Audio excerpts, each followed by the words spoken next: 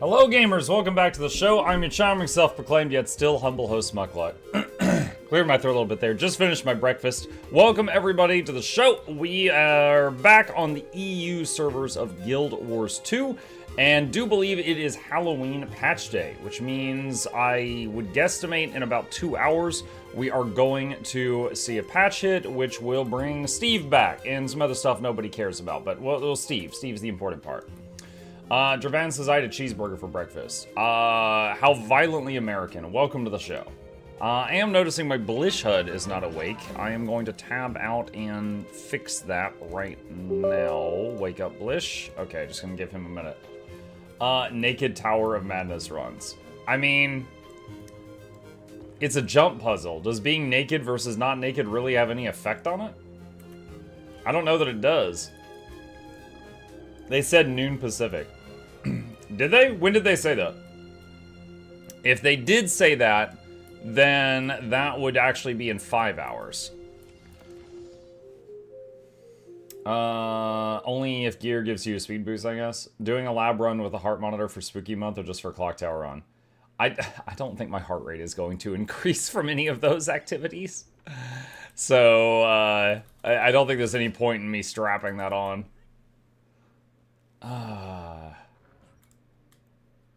On the wiki page? I mean, which wiki? Do you have a link? Like, I don't want to be giving out wrong information, right? If you prove me wrong, I will completely accept that, and I'll start giving out the new corrected information.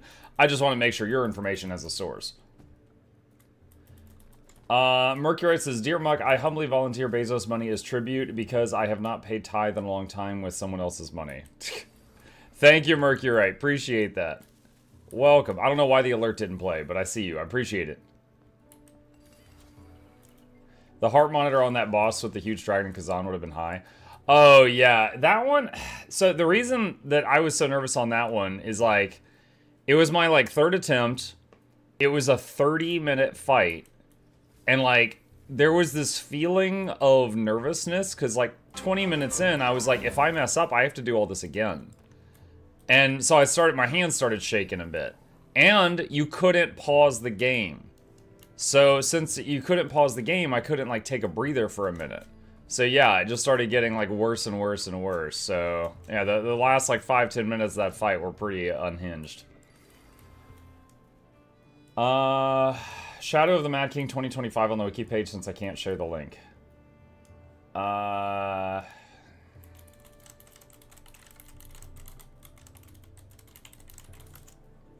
Hang on. Game says Fractal Incursion still active for 4 hours.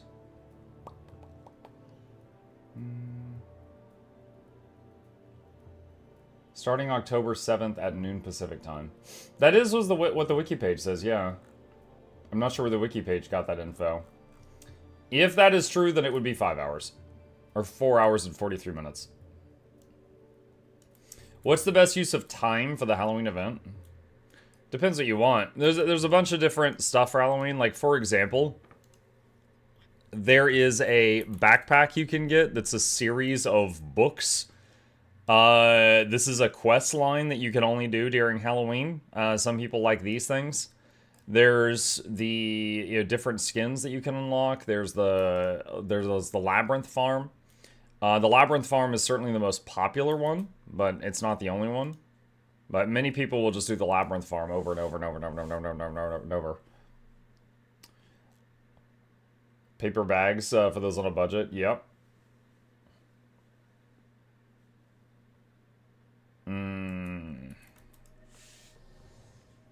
That would be like the first time it starts at noon. Well, all I'm saying is that is indeed what the wiki page says. But whether or not that is true, because the wiki page is not run by ArenaNet. The wiki page is run by another content creator. However, whether or not it's true will depend on if the wiki page people got that information accurate. But I guess we'll find out soon enough.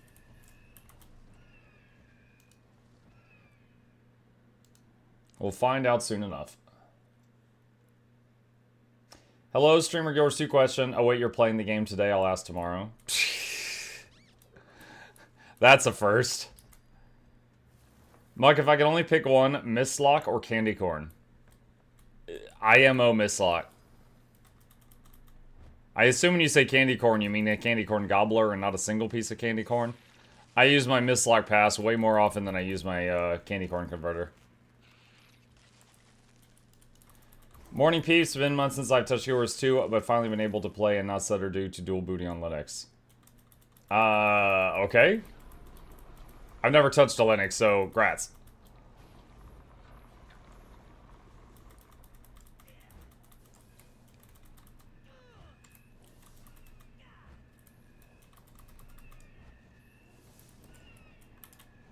Let's see, number 3. Swap over to that one. According to that PC Gamer article, I don't know if Conduit is going to get enough love to make it good. Yeah, I'm going to read that article during this morning's stream. Don't have an exact time, but we will be reading that soon. I skimmed part of it, but the gist of it is they talked about each of the classes, the new elite specs, and briefly touched on changes they're going to make, but they didn't do details. They just like broad descriptions of what they're going to do.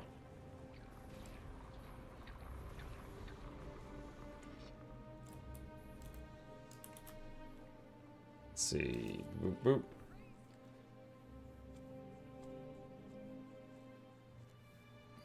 What is Mistlock?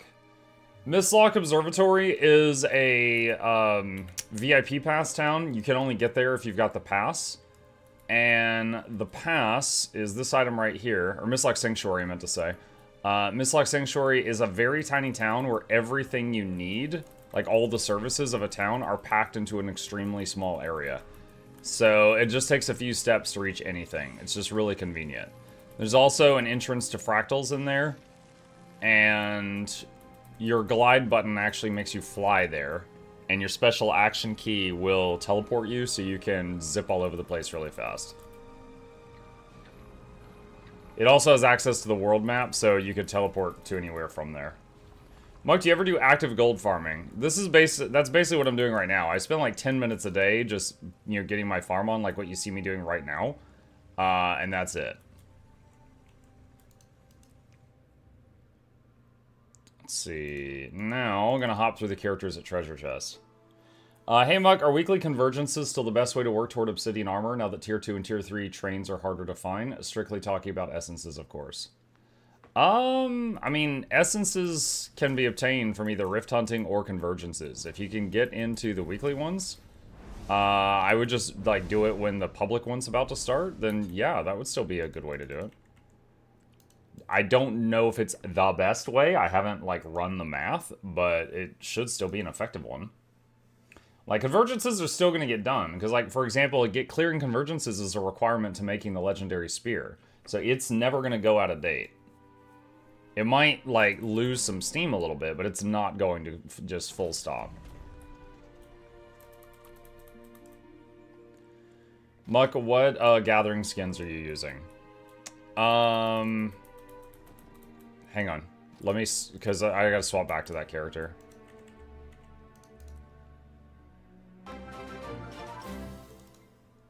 Part of the reason it was so fast is I was using quickness. The quickness boon increases gather speed by 50%. But I am using the tools with the fastest animations I could find.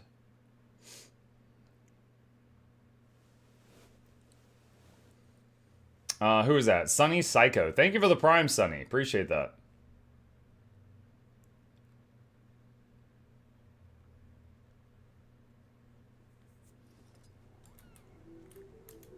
Okay, so gathering tools, fused molten sickle, frost wasp logging tool, and unbound magic mining beam. According to the nerds who've run the numbers, those are the fastest of the ones I own, and then quickness speeds it up another 50%.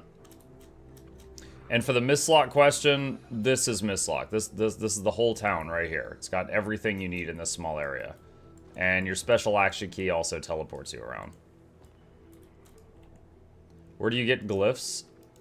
When you pre-order, is it pre-order or deluxe? One of the ways of getting the new Guild Wars 2 expansion gives you a set of glyphs. You can use those. You can also get glyphs off of the TP. You can get them off of the, from Blackline Chest if you're really lucky. Gem store if you want. There's a few ways.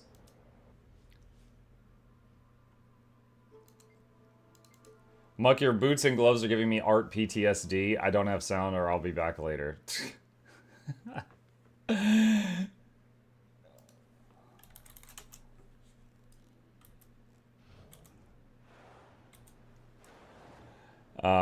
That guy once drew pictures of my character, chat, and he later said that he hated drawing my gloves because of all the spikes on them. Spaghetto says, Muck, what are your thoughts on quick play and the upcoming raid changes next year? Weirdly, I've been hearing a lot of doom saying, but I fail to see how adding quick play or intro fractals will ruin the game long term. Doom saying. I'm guessing you've been talking to folks on Reddit. Alright, so they said they are going to add quick play to the easiest raids and strikes. So, first off, they didn't say all of them. What is the easiest raid or strike? Easiest strike is Shiver Peaks Pass.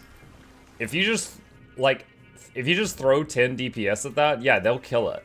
Like, that's not difficult. So, that one would be fine. The easiest raid, in my opinion, is Cairn or Mursot Overseer.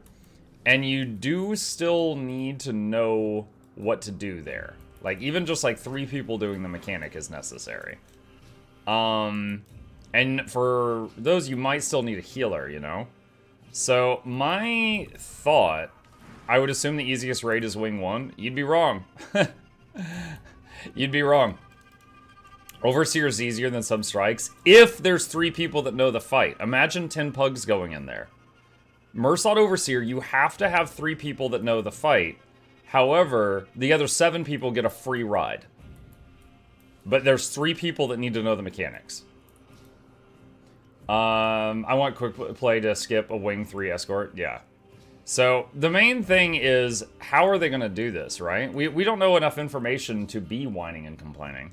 The queue system for it. Is it going to get, 2 healers, 2 quickness, 2 alack, and then the rest DPS? Like, what is it going to do?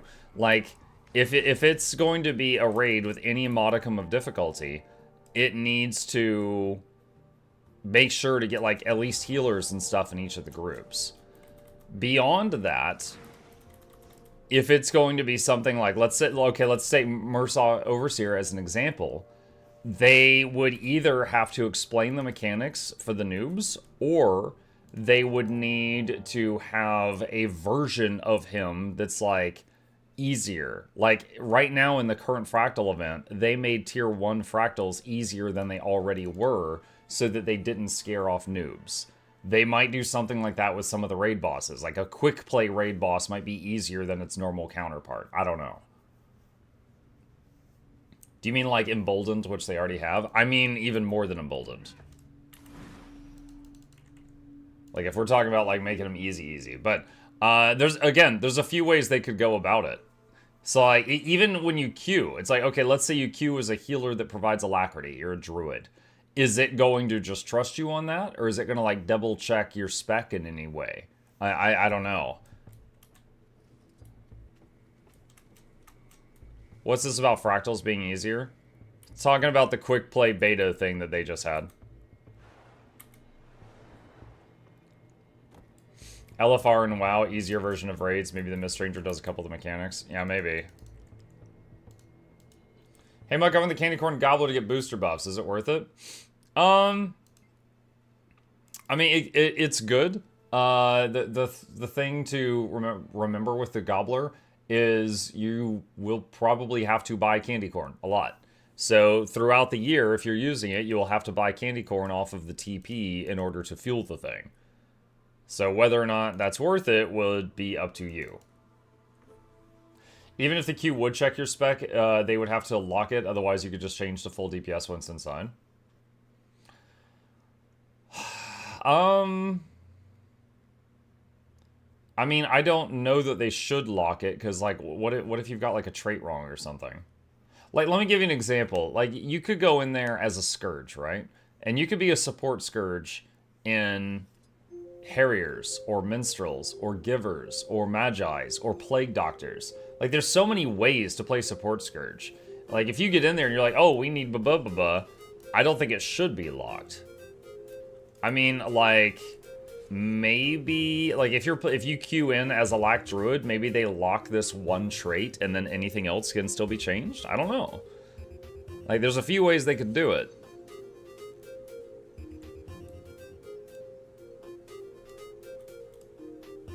Ivan says, I put 3 alts on those chests for passive legendary PvE armor currency. The static charge, calcify stuff, etc. Is there a better way to farm it? I miss a lot. Okay, so that way will get you, you know, a trickle of it every day. However, if you want to speed it up, you just got to do the metas. Doing the metas in those 3 zones in Soto will get you that stuff much faster. I think... Oh god, I don't remember the math, but like every meta you do there would be like doing the lazy daily farm a couple of days worth per meta. I've also queued with some very new healers. They're new to the raid. Might be a smart idea to switch healers, so locking specs would be bad. Yeah. Hello again, I now have sound. Hello, Roxy. Glad you missed my gloves.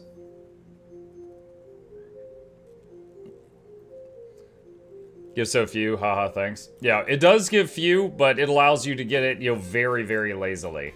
But if you wanted to speed that up, then yeah, active playing. Yep.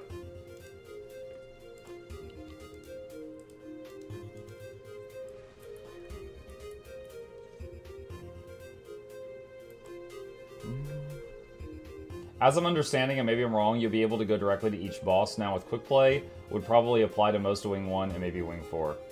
Yeah, but again, it depends. Like, 'cause like, if you... Okay, I'm trying to imagine this in the most likely scenario. And if they convince a whole bunch of people to try this, you're going to get groups of 10 DPS that are new that end up at fights. Could 10 DPS that were suddenly dropped in front of X raid boss kill it? And in most cases, I think no. Cairn is really easy, but if you don't understand the agony mechanic, you will wipe the raid. Mursaud Overseer is really easy, but that's because 3 people do all the mechanics and 7 of the people are just lazy deadbeat DPS and they get a free ride. You still need the 3 intelligent people there. Veil Guardian. Imagine not knowing that red is immune to power damage. You know, there's like there's a lot of little things there that you know, they would need to address, because there's different possibilities. Like they could make the raids, like a version of the raids easier, like the Mist Stranger is doing stuff, or B, they could make it to where when you queue, like it will do a roll check. You know, you have to have a healer for this fight, or you know, we recommend a mentor, or maybe it's got the mechanics in the top right corner of the screen written out, something like that. Like even all the easy fights, there is someone doing something that, you know, requires thought. It's just easy for the people that are DPS because they don't do anything. Like assigning 4 shrooms for Slothosaur, which isn't actually required. It's... yeah, the Slothosaur thing, like, you could ignore all the mushrooms if you have a very large amount of healing. I saw a funny video once of, like, 10 Necros, and they were mostly Scourges, and they just barriered through all of the poison on the ground and just stood in it the whole fight. Easiest nowadays might be Gorseval because of power creep.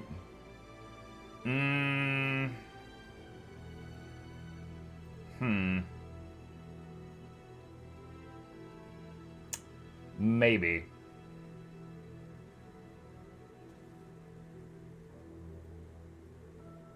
Maybe. Like, because, like, if I'm assuming the group is doing really high damage, they would definitely be skipping a lot of his mechanics. Maybe make sure a veteran player is grouped with the new players to raise the odds. That brings up an interesting dynamic. What if when you queued, you could queue as a mentor?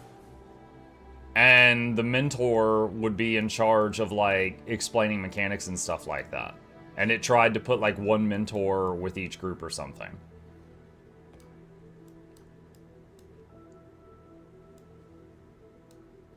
I don't know. It's a thought. Give mentors more rewards? Maybe.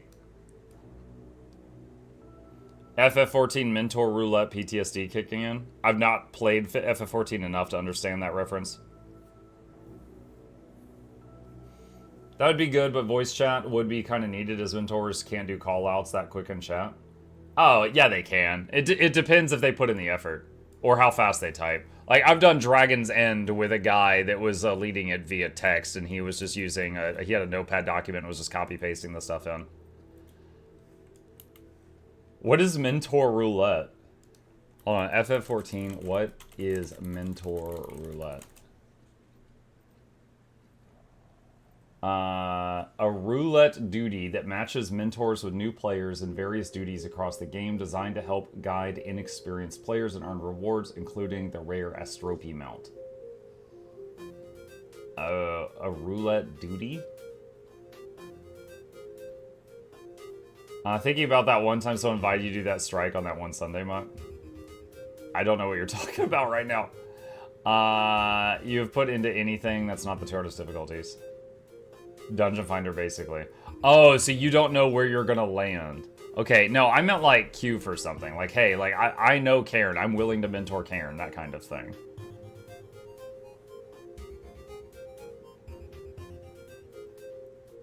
Guess what, chicken butt? What's up, JG? Today I can watch the stream since it's not first-person gameplay. Are you sure about that? Ha ha ha ha ha ha. I'm just kidding. Roulettes are basically random group finder with mentor roulette containing any duty in the entire game that could be done via group finder. Got it. No, that's not what I meant.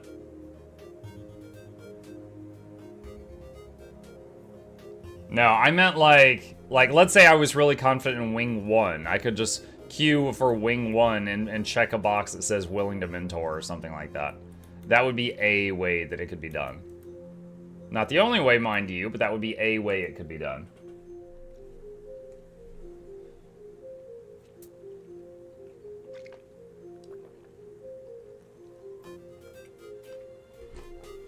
An achievement could work, one that requires you to have killed said boss 20 times.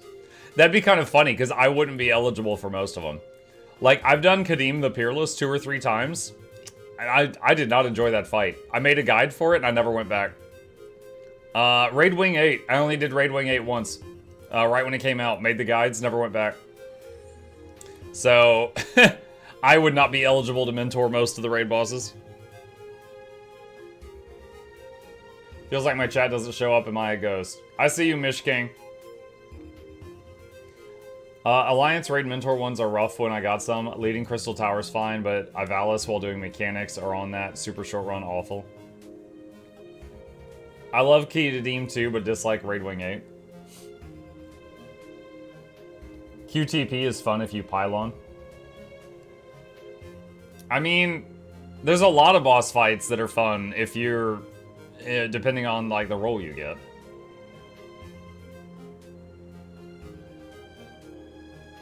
Mm, 12 o'clock or 8 EST for Mad King. Mad King might start in 82 minutes, or it might start in 4 hours. I'm not sure which one. There's 2 timers ticking down. I think it's more likely the 82 minutes thing, but I'm not 100%. Press 3 AFK until Shadow Step back to AFK. That's what I mean. It's kind of like being not one of the 3 important people on Mersat Overseer. You're just beating on a target dummy. Very easy. In any case, the Quick Play Fractals event was a success for me. I'm now addicted to daily fractals and consider doing ad infinitum. Yeah, I would say it was a success. Like, that was one hell of a carrot on a stick, right?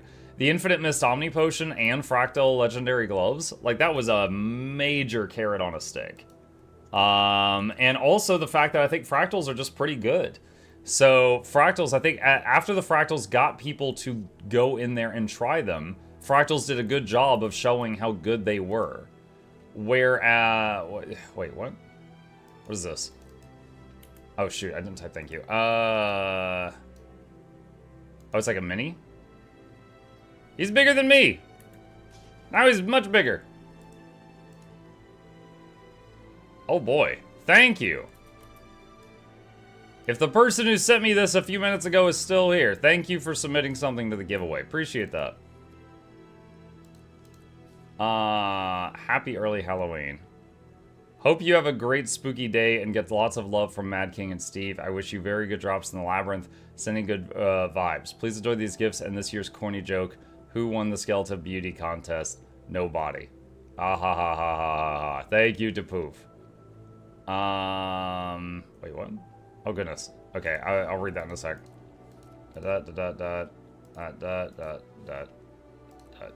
Okay.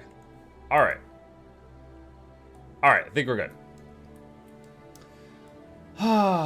Let's see. Carrot on a stick with 2 accounts. Got both gloves, Omnis, and Gen 1 keys. There you go. That's crazy. That's like, you did like 50 fractals on 2 accounts? Honestly, looking at a list of all the bosses, I think the only ones a complete group of randoms that have no experience could complete are Cairn and Gorseville and Quick Play. Yeah, maybe. What are your thoughts on Guild Wars 3, and are there things you want to see specifically? Do I still have that Guild Wars 3 command?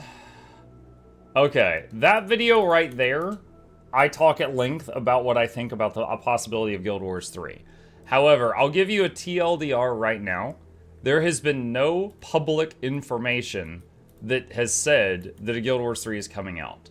So, I don't know that that's even a thing.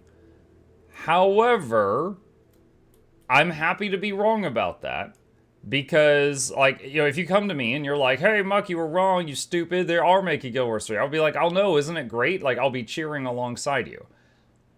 But we haven't even been, it hasn't even been announced yet. Do you remember when Silksong was announced? Over 6 years ago. And it just came out. So let's pretend they announce Guild Wars 3 tomorrow. We wouldn't probably see it for many years to come. So even if they are working on it, which I don't even know if they are, it's pretty far away because we haven't heard a single thing about it.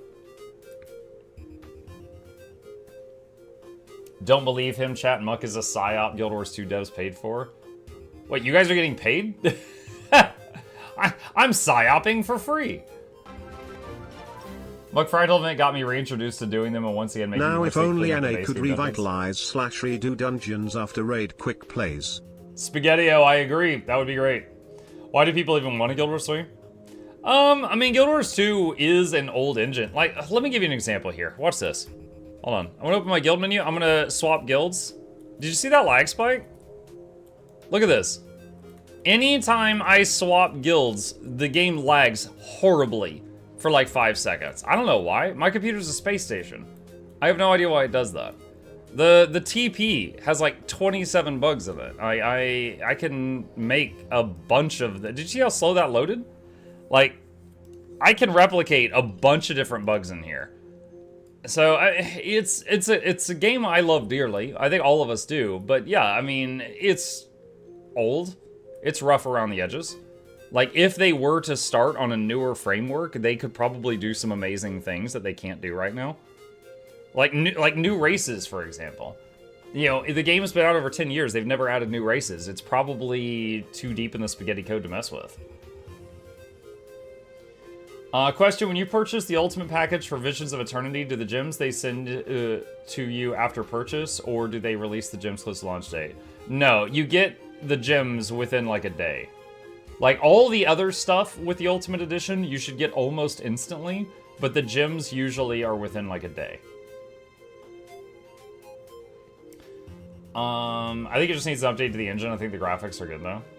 Yeah, I'm fine with the graphics, but I'm saying if they did allow themselves to use a newer engine, they could probably do a lot of amazing stuff. But no, there's nothing that really that I'm like, oh man, I want Guild Wars 3 because I want them to add blank. I don't have blank there. I mean, the most important thing for me is fun gameplay and customization of my character. Like, you know, Guild Wars 1 dual class system? Sure, let's do that again. Or just this again with specializations? Yeah, that's fine. But I would want them to use the Hall of Monuments again. The Hall of Monuments was a great success in getting Guild Wars 1 people and Guild Wars 2 people interested in each other's game. Definitely connect them to Guild Wars 3 if a Guild Wars 3 ever appears.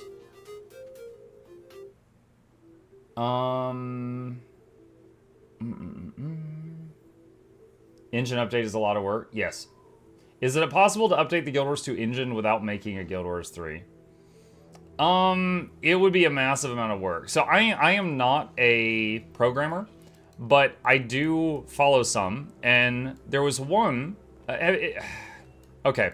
There's another game I've enjoyed in the past called Dungeon Defenders. I don't know if any of you are familiar with it. Dungeon Defenders 2 is on a very old engine. However, it's their most popular product, even more than Dungeon Defenders Awakened and some other versions of the game that are on newer engines. And they're trying to get, on the these newer engines with newer games. And some people have asked them in interviews, have been like, why don't you just put DD2, the most popular one, on a new engine? And what they have said... Muck. Hold on, I'll replay that in a minute. What they have said is that it's not starting from 0, it's starting from -1,000.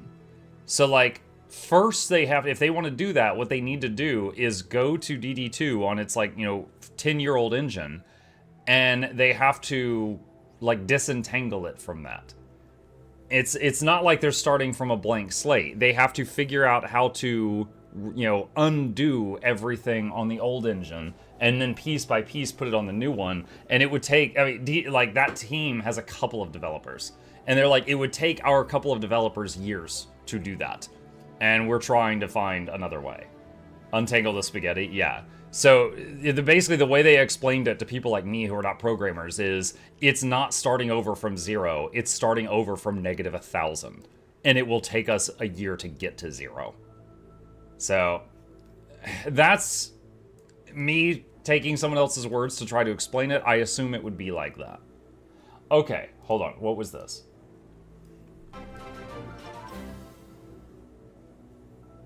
Muck. I have important job for you. Scream when update for festival comes online. I will be playing Cyberpunk and have you in background. Okay. Alright. It's like a swole man getting out of a small t-shirt he swolled into. What? He swolled into? Let me just flex my way into this shirt. And engine optimizations some engine optimizations can be made, but some just can't be done without making a hard cut. I want Guild Wars 1 prequel single player RPG. Yeah, the other day, or not the other day, but a month ago, when I went to Seattle, and I talked about my trip out there, and I told people, I was like, yeah, they told us no pictures when we were walking through ArenaNet. So anyway, we passed a door that said Guild Wars 3, another that said Guild Wars 4, another that said Tyrion Fight Tactics. I was saying all that as a joke, but the more I think about it, chat, I'm like, they could totally make a Tyrion Fight Tactics. I would dabble. I'd be like, oh... The enemy has filled his board with Brams. This will be the easiest fight ever. What time does the Halloween event start? We don't know. I'm getting conflicting information. One website says an hour, another website says 4 hours. Guild Wars 2 XCOM. He confirms it now. He's a PSYOP. Not a PSYOP. Usually patch time is 72 minutes from now. But occasionally, it's 4 hours and then 12 minutes from now. Make a horror game called Bram's World. Tyrion StarCraft. Tyrion StarCraft? I mean, I think you just mean, like, an RTS. Send all the little char units to die. DevOps here, with some programming knowledge. Guild Wars 2 Remaster would be harder than a fresh Guild Wars 3, but in today's climate would be a safer bet. Think Oblivion Remastered, fresh skin over the same old bones. That's basically what a normal MMO client is anyway.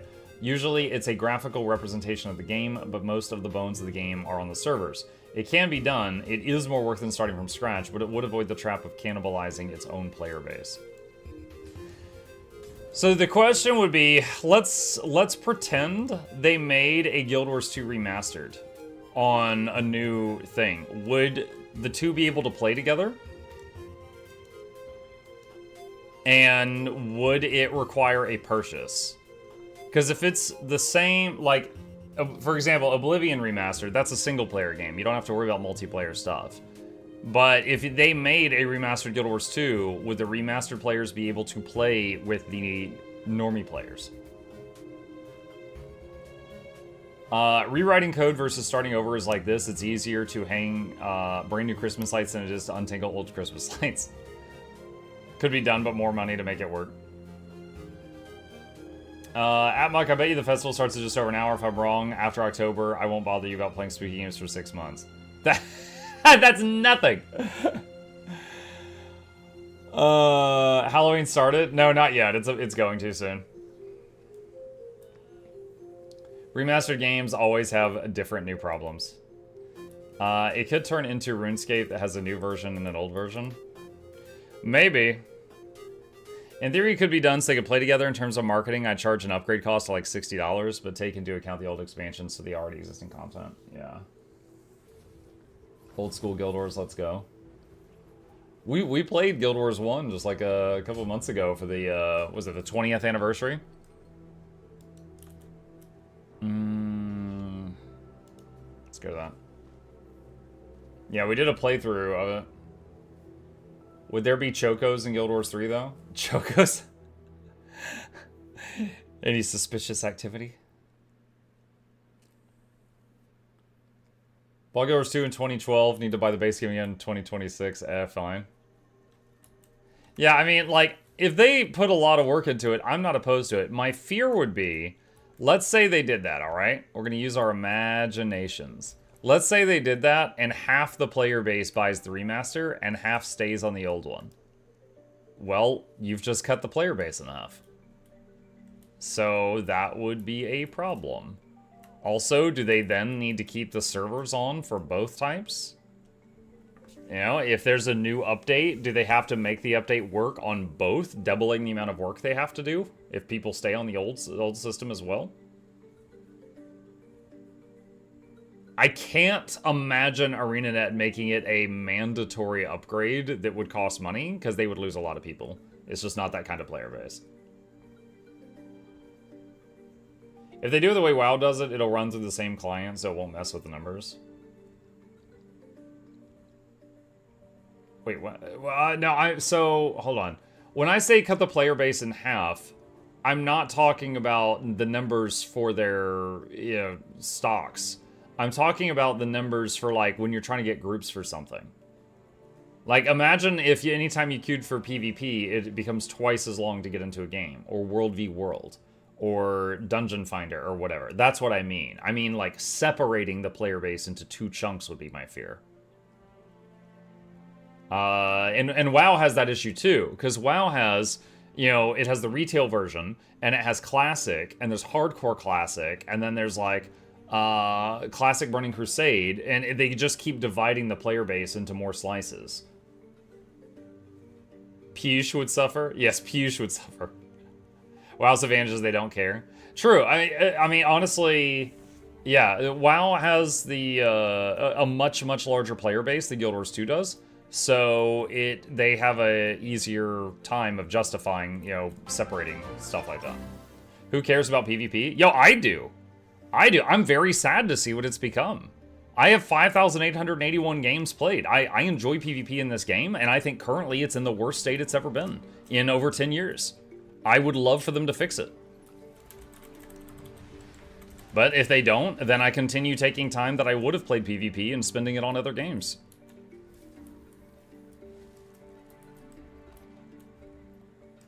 Like, I still fondly remember, a lot of the time that I spent in PvP in this game, but right now it's like Counter-Strike in there. I go in there and then something just kills me instantly. It's just everyone's glass cannon. You should make a video showcasing PvP issues. I have.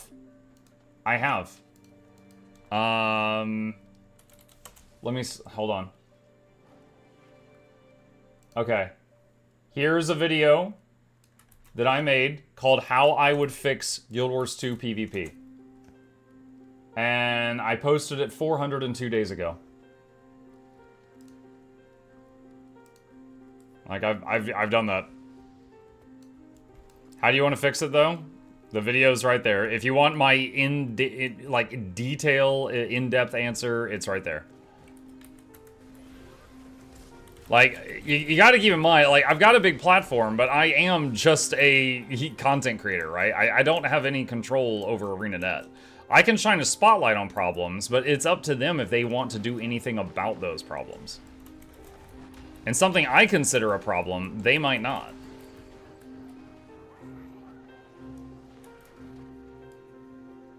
Can you send the video? That's it right there. I just linked it under your message.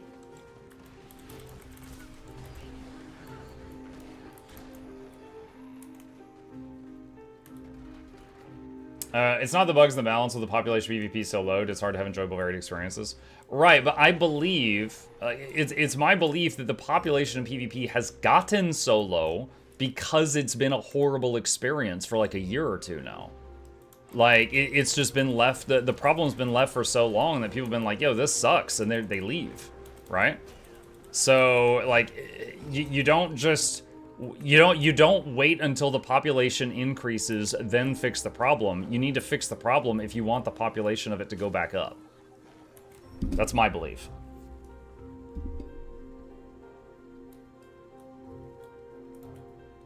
I just joined your video now, so I don't know what you just said, but I think dividing the player base would be a major problem with Guild Wars 3 if they don't add in the same world as in Guild Wars 2.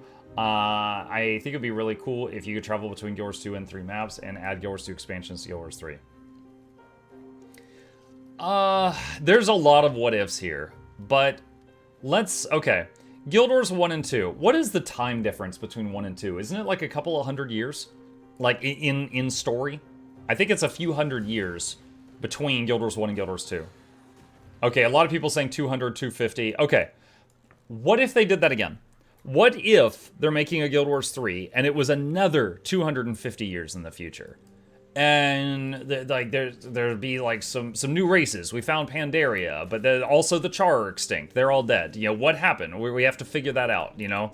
It's like Fallout. There's a nuclear winter and stuff like that. I don't know. The point is that if they did something like that, where there's like another time skip, you wouldn't just have the same expansions. You'd have the same lands, right? Like, we might visit Alona and maybe it's shattered into pieces, like after World of Warcraft Cataclysm.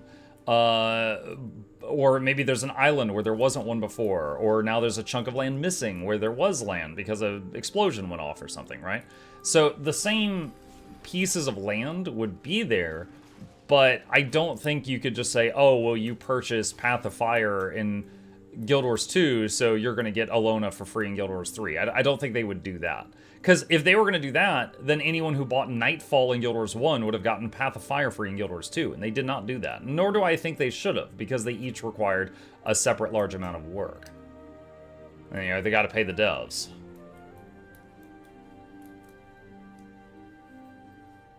But there's 2 games I think I've played that did that. World of Warcraft after Cataclysm, and EverQuest to EverQuest 2. EverQuest 1 and 2 are both still active games. EverQuest 2 is a few hundred years in the future, and the world has basically undergone like a end of the world scenario.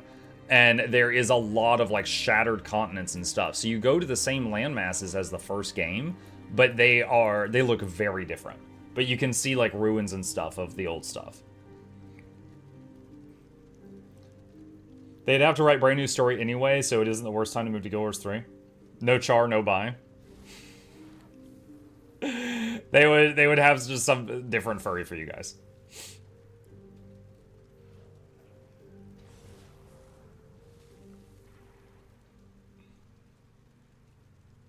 What if there's Char 2? What is Char 2? Okay, I immediately imagine it's got 6 ears and 5 horns. And 2 tails. They just keep adding more of those. Broader, fluffier Aurora. Or Tengu. Tengu are commonly asked. Cat girls. I mean, we've got female Char already. It's just not usually what people mean when they say cat girls. Quaggins. Thing is, Quaggins are always naked. They wear, like, maybe a necklace. So inventory would be rough for Quaggins.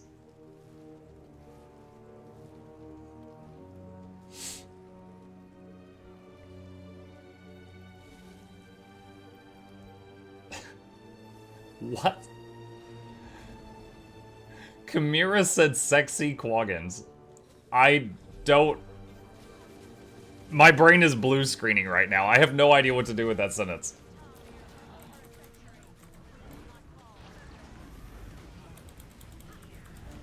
Every MMO needs cat girls. We technically have cat girls.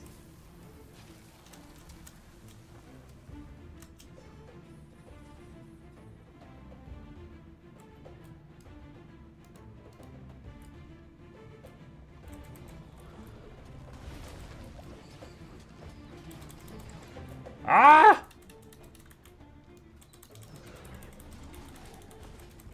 Ow. Every MMO needs a short, cute race, but we got Asura. I'm fine with my Asura. I would say it is a common thing that MMOs have a short race. For example, like dwarves and gnomes, things like that.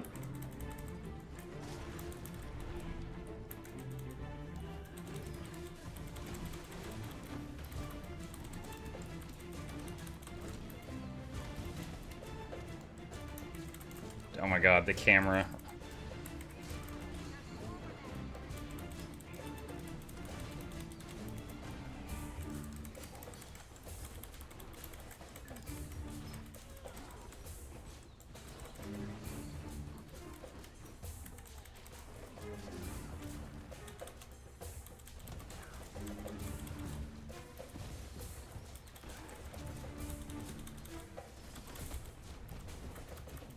No, who pushed that over here?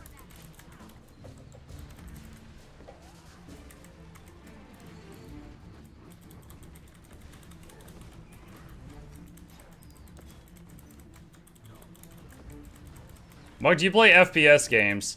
Not often. I have played many, but it's not my favorite genre. I would say the FPS games I enjoyed the most were like the Borderlands franchise, because they were still like leveling up and designing your character and skill trees and stuff like that. Dang, that was unfortunate. Boom! Rezzed myself. Muck you.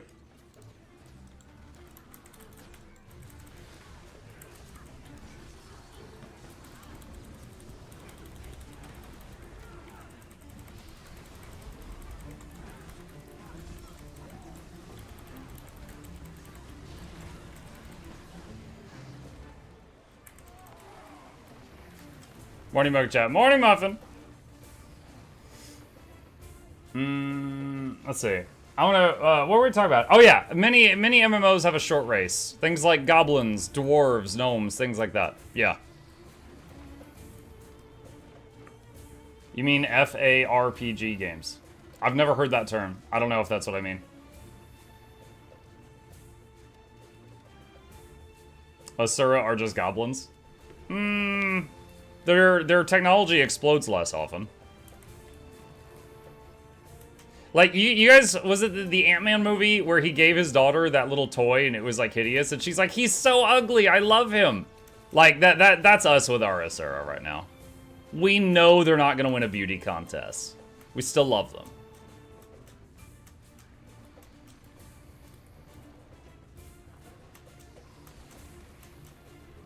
They're competent goblins? There you go. Aren't they rats?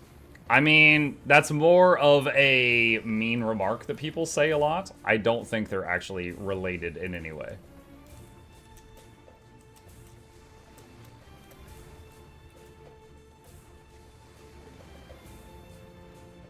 Science goblins?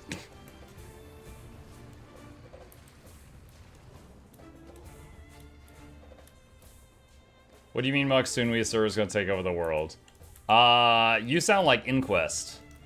Which means you're probably going to enjoy the next expansion where we are dealing with Inquest.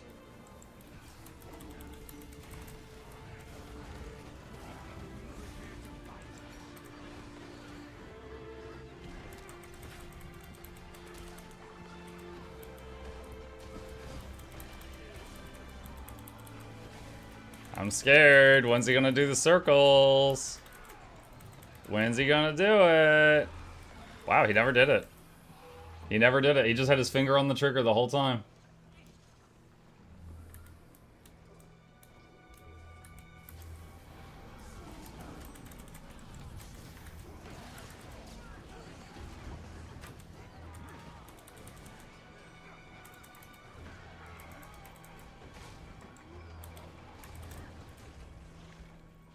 Noise.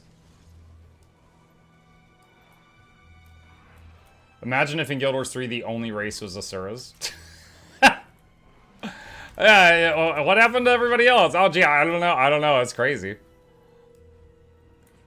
That would be really sus. I mean, with any race, if there was just only one left. Like, what did you do to the others? I don't know what you mean. Did the article react already happen? No, I haven't yet. So I'm waiting to see if there's patch notes in an hour. Because if I'm going to do a video today about the article, I want to do a video on the patch notes at the same time. Just so I don't need to make two videos that are competing with each other. So, going to be going over the article minimum an hour from now.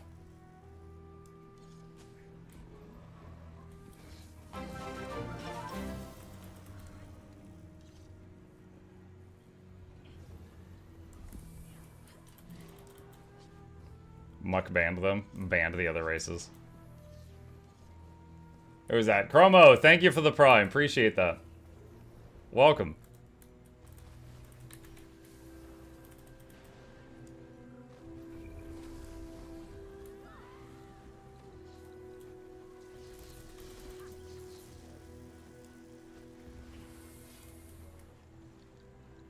Greetings all. Hey Corwin. Hey chat. Hi Santiago. Trailer had Inquest and they were mentioned in post, so they are there or not sure in what capacity yet. They're the closest thing to an antagonist that we know of for the new thing, yeah. Is that the article and the beta changes? Yeah, the one from PC Gamer. I was going to read it for the first time in like an hour. Maybe a little bit more. That way, if there's also stuff from the new Halloween event, I can go over that at the same time. Do you know the Fractal Incursion event has any lore connection to new XP, like Inquest is messing around with the Mist and the Mist Ranger's helping us with something? None I know of. I mean, I won't say it because if any of you are really into lore, it's really satisfying finding out yourself. But when you finish the Legendary Gloves, you find out who the Mist Ranger is, which is a pretty cool reveal. So it might not have been the Inquest at all. It could have just been the Mist Ranger on their own.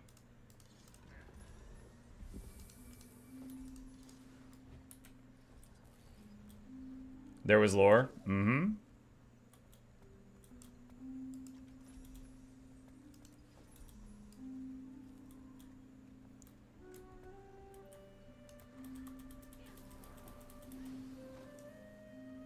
Muck, do you still have the articular link? The articular link? Yeah, I got it. Hang on. It's a doozy.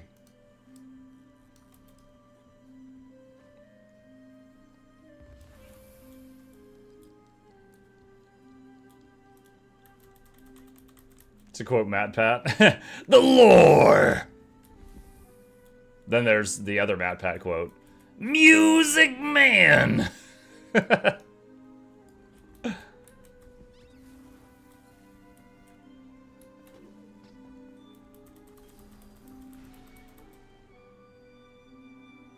What time's the Halloween event start? I'm not sure. I'm seeing conflicting information on that. It's possible it starts in an hour.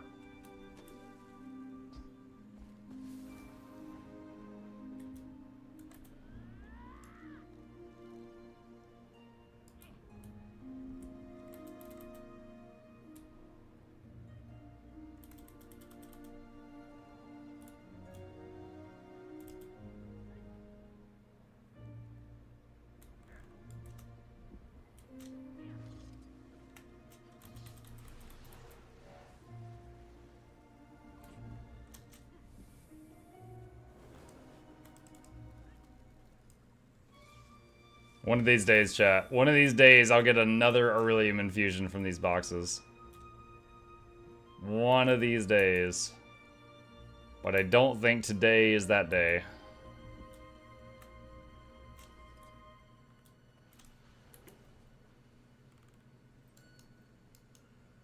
Bias Muck sending particularly articular link of Ritualist. Good job.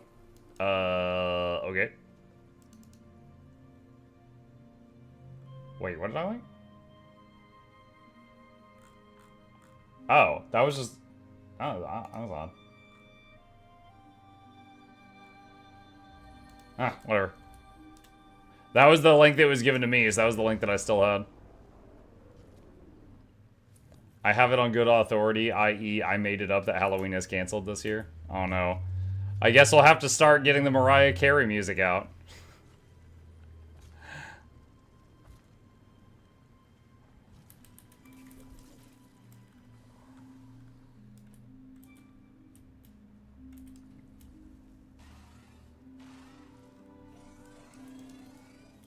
Mutt, question. If you could only get one of either Visions, Janthier, or Secrets, which expansion would you get and why? I don't know enough about Visions of Eternity to be able to recommend it to you over or under something else, so I'm just going to pretend that doesn't exist for this question. If I have to pick between Janthier and Soto, I would pick Soto, because the expanded weapon proficiency and the weapon master training are... I use those, or at least one of those, in, like, every build I play. So, the way that I play the game, no matter where I'm at and no matter what I'm fighting, is influenced by Soto on a constant basis.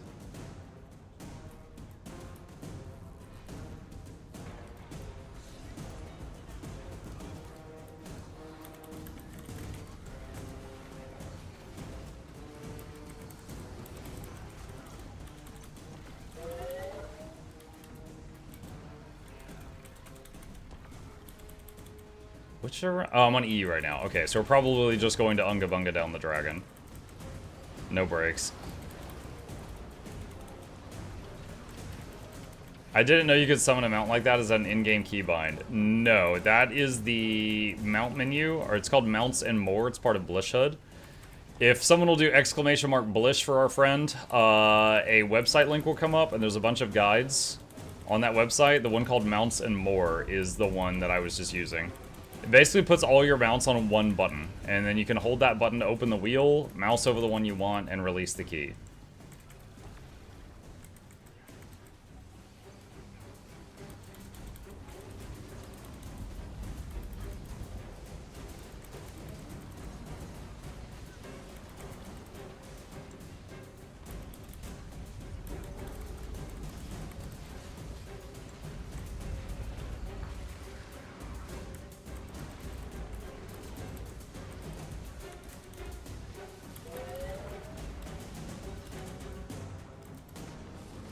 Easy. Bye, Felicia.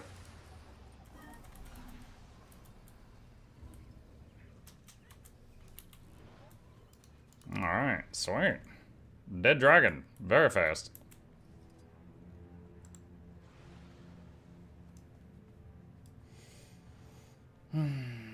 Is anyone else having problems with Blishhood dying mid-game?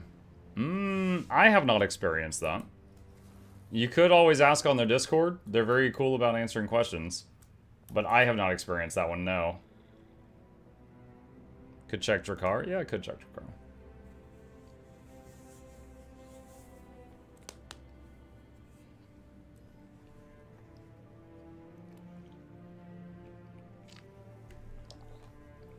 Your current hammer is too annoying to draw, so I'm gonna draw the old one.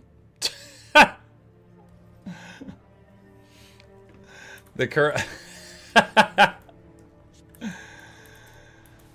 I think my old one was the Sledge of the Red Witch. Hang on. This is the one I was using for a long time. I don't know if you want that or not.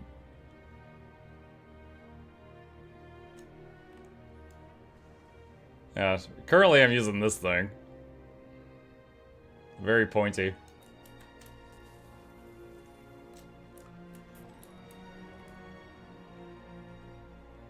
Where does the sledge come from? Raid Wing 5 first boss, I think.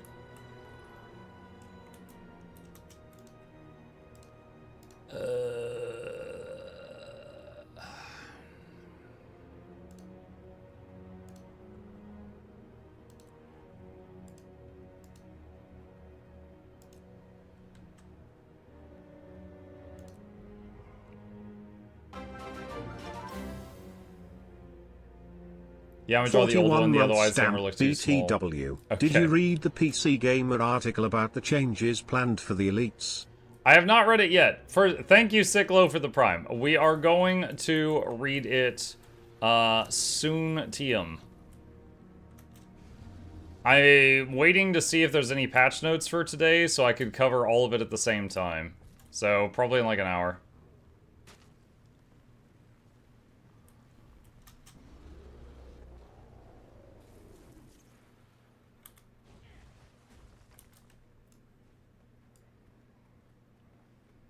What's the Elite Specs Changes article?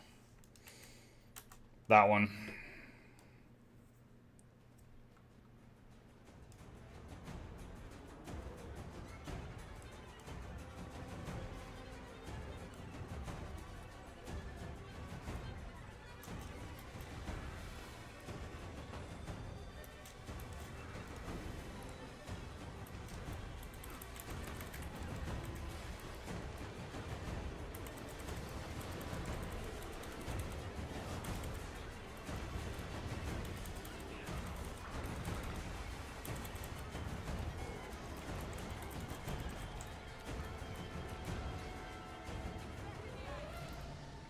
Buy an EMP.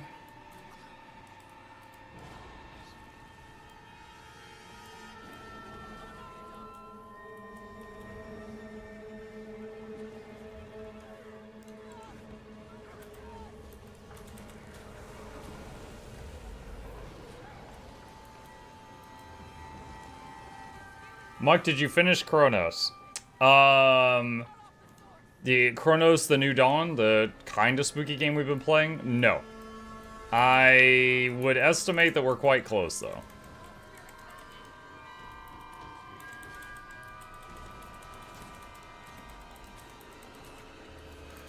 I always like to clarify that because Hades 2, the whole point of the game is kill Chronos, or death to Chronos. So, I always try to clarify that I'm not talking about Hades 2 when we have a discussion about that.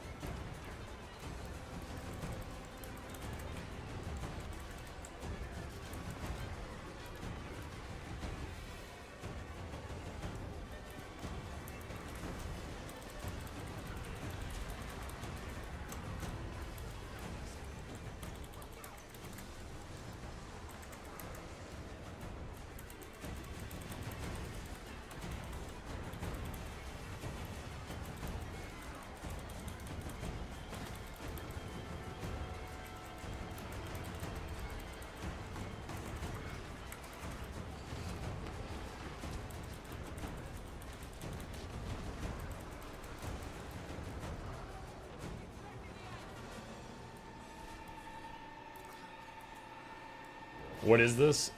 This is Drakkar. He's a world boss event in Icebrood Saga. Specifically in the Biora Marches. It's a thingy that is a servant of Jormag, the Ice Dragon.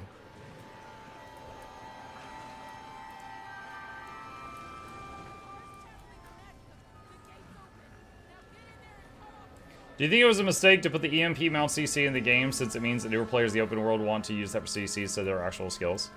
Little bit. Like, I don't know. It's hard to put my finger on it, but I do kind of dislike that every time there's a big meta, we slam down that little table, and we all grab an EMP and ignore every other option at that table, and then just all blast the boss with it. Like, I don't know, it's become too strong at that one thing it does, and all the other things it does is, like, are terrible.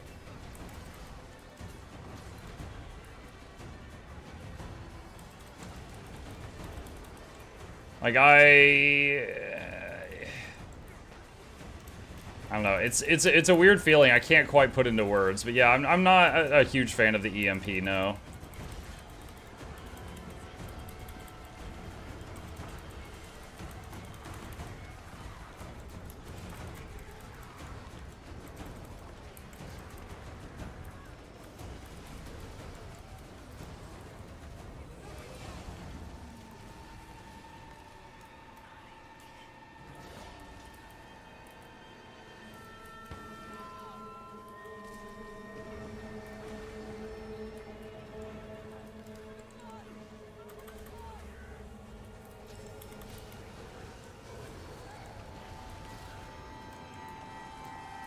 I'm gonna have to take a Mesmer portal for this one.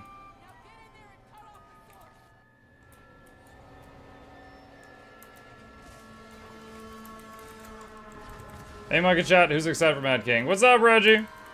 So excited.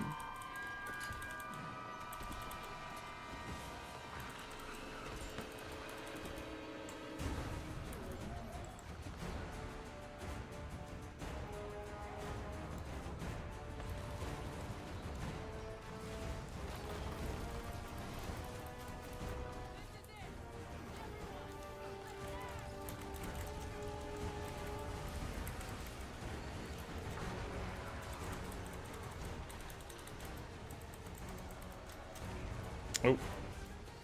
Missed jumping one.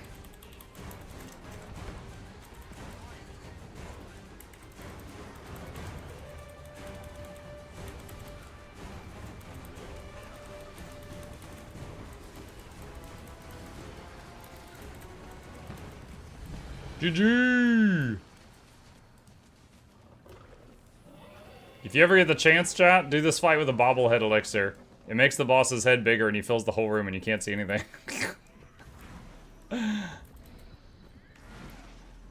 Just reminding everyone in Muck, we're also getting the clock tower. Mm-hmm. Muck is gonna do clock tower backwards this time, no debate. Backwards? No, I don't see a need for that. I don't see a need for that.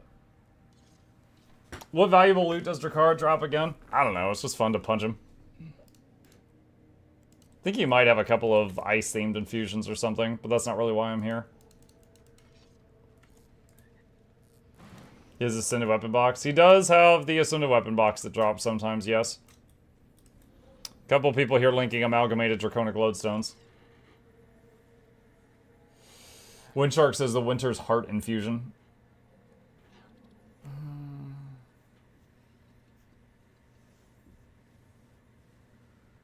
I feel like ANET is putting in more ways to CC to make sure metas and such don't fail, especially the amount of CC that the Warclaw can do, but it makes it so that newer players don't actually learn what their skills do when they get to endgame content. Don't know if that's true or not, but maybe. Drakkar has some home stuff. I got a 40 gold item the first time I did him, and then nothing for 3 years. Yeah, I remember the first time I ever did Shiver Peaks Pass, the easiest strike mission. There was the seat of the Chili Chase dropped. Hang on. This thing. And at the time it was worth over 100 gold. So the easiest strike mission actually drops this chair that's still worth like almost 40 gold to this day. Just because it's quite rare.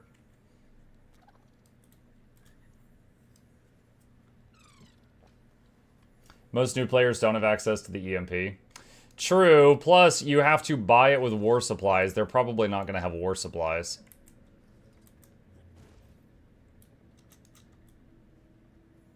Yeah, it's just like, the remote charge is never used. The Medizuka got nerfed once upon a time, so it's hardly ever used now. I used to really enjoy the Medizuka.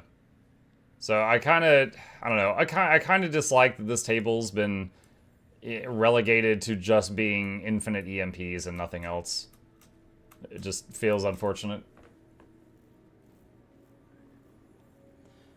Has he talked about the Elite Spec stuff yet? I have not, no. I'm waiting until the patch hits for the today, so that if there's anything to cover for that, I'll do both at the same time.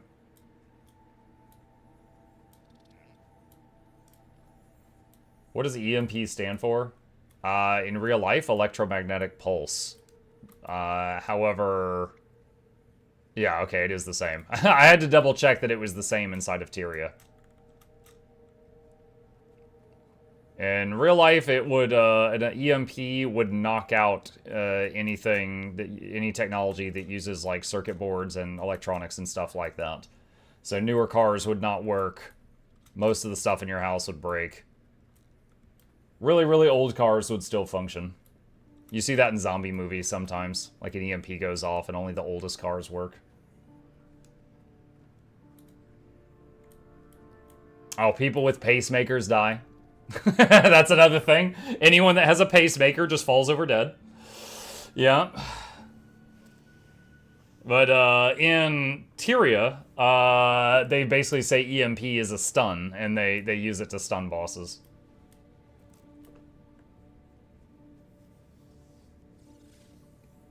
Is that real? Yeah, it's a real thing. It's in movies and in history, you often hear it as like a side effect of a nuke. Like, you know, if you do a nuke, if there are survivors, it's basically like an EMP has also hit the area, and it's knocked out like, you know, anything electronic, plus, you know, radiation and stuff like that. It's electromagical in game. Oh, is it? Oh yeah, it is. It's electromagical pulse, not electromagnetic pulse. You're right. It is slightly different. The M is different.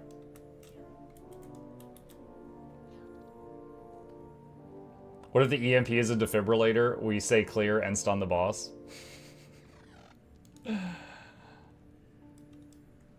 Yeah, hold on. You made me want to show you something. This is a very small animation that a lot of people don't know is in the game. Give me a sec. I'm swapping to my engineer.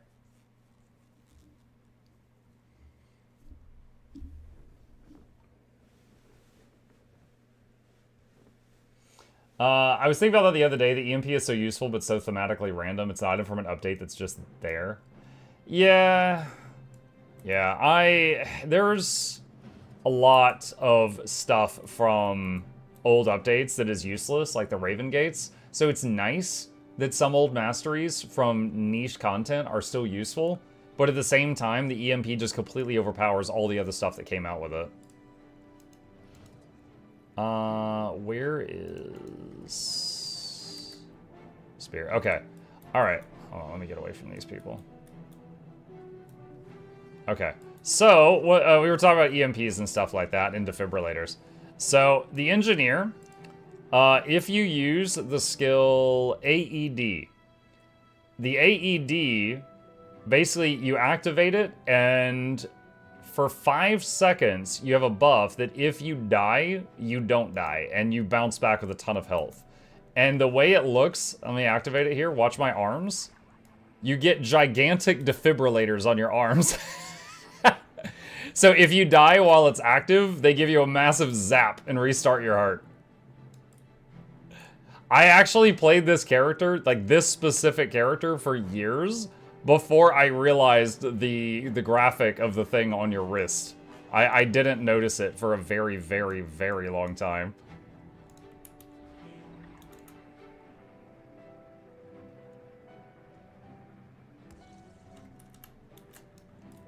They pew-pew heart. Yep. That's it. Related to the conversation. The toolkit skill for AED is also just literally sending that shock out to hurt someone. My only main is NG, and I use AED for 7 years, and I've never noticed that's what it was. Does he have a Sans Undertale eye? Yeah. So, it wasn't really meant to be Saiyans, but of course, you know, it looks like that now. There's an infusion you can get from Dragon Storm that lets you pick to have one of your eyes glow blue or one of your eyes glow red, and I picked blue. And then you can get it as a drop, and if you could sell it, which is really expensive, You can also do a list of achievements in-game and get a account-bound non-tradable version. And I got two, one the account-bound and one the drop, and I picked the same thing for both. So what you're seeing on that character is a double intensity, because the graphic stacks. So he's got 2 blue flames in his eye, so it's twice as strong. Is Halloween started? I think in like 30 minutes, but no, it has not. Is there a skill on your Ranger or NG that you never find any use for? Oh god, yes. Everything up here. All the that stuff. I don't think I've ever used Guard in any serious content. Sun Spirit, ever since they reworked Spirits. Muddy Terrain, I've played with it in PvP before, but it's been a very long time.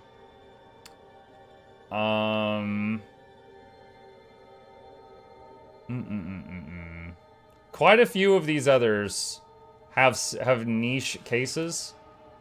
Technobabble has some uses. I disagree, because all the serious content in the game, you can't use it. You can't use racial stuff in serious content.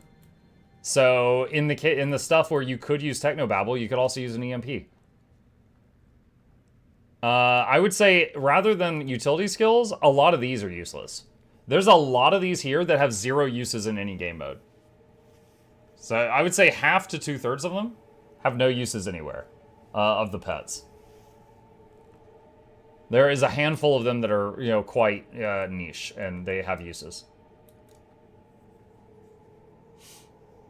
Nixter, I don't think Muck cares. Wait, what? Muck, do you remember how you bought the invisible infusion for the Leggy gloves? Yes. Did you ever try to contact ANET to swap them? No, I wasn't really worried about it. Do you swap between Soul Beasts? No, I never really play Soul Beast. Occasionally in PvP. In PvE, I find it boring, because in PvE, a Soul Beast is usually merged with their animal like 99% of the time, and then it just plays like a green warrior. What's the most useful pet? Depends on build. So, like, the Rock Gazelle and the Electric Wyvern have the highest CC. Smoke Scale can make smoke fields, good in PvP to go invisible. Fanged Boga has a pull, good in World v World to pull people off walls. Spine Gazer has Boon Corrupt, only one that has that. Jungle Stalker gives Might, good for a healer if you need to keep boons on people. Tiger has Fury, if you're struggling with that. White Tiger gives Aegis. Siege Turtle has a projectile block. So you notice there's a lot of these that have like one specific thing. And if you're in a scenario where your group needs that specific thing, you can pull that out. But likewise, there's many others in here that, like, a lot of the spiders and devourers don't have any use anywhere in the game. Some of the bears have no use anywhere. Some of the drakes have no use anywhere. The hyena has a cool ability where it summons another hyena, so you actually have 2 pets, but they each only do 100 DPS. And I do mean 100, I've checked. So, whereas, like, the hawk does, like, 3,000, the hyenas do, like, 100 each, so there's no point in having them anywhere.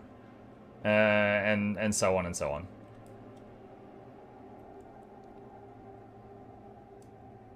Hmm. 100? Yeah. Ranger rework 1-day pet system has it is, and the one pet that is good kind of useless. Adstrike, I don't know what that sentence was. Where do you keep the pets? Magical stable, I guess.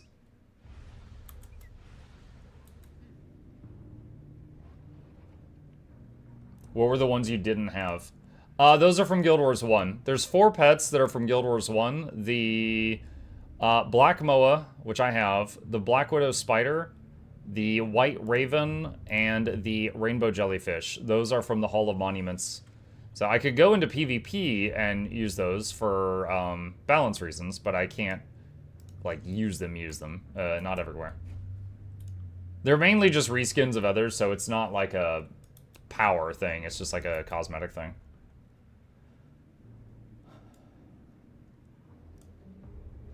Really do hope we get a version of the new Skimmer skin as a ranger pet.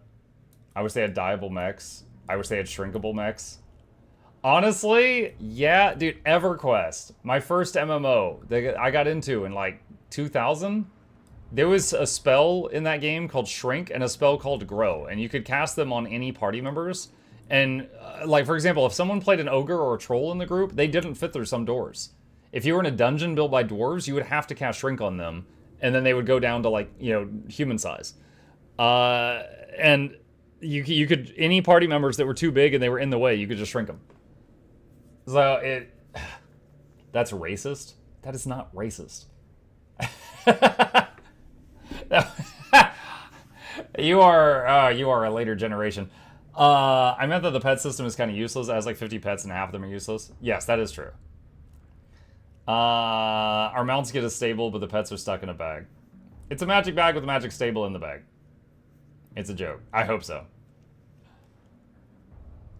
Is there a way to collect the Guild Wars 1 pets without playing Guild Wars 1? Not really. You use the Hall of Monument website to connect your Guild Wars 1 and your Guild Wars 2 together.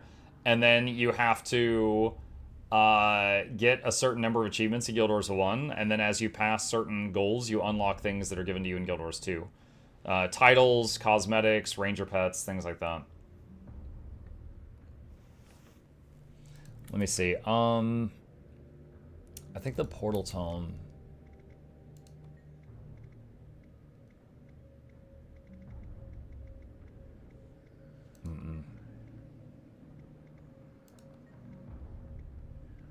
Ruins of the Hall of Monuments. Alright, hang on a sec. Okay, so here's the Hall of Monuments before they fixed it up. So for me, because I've unlocked it, here's the Black Moa, so I could tame that on any future Ranger characters. And then in here, give me a second to get over there.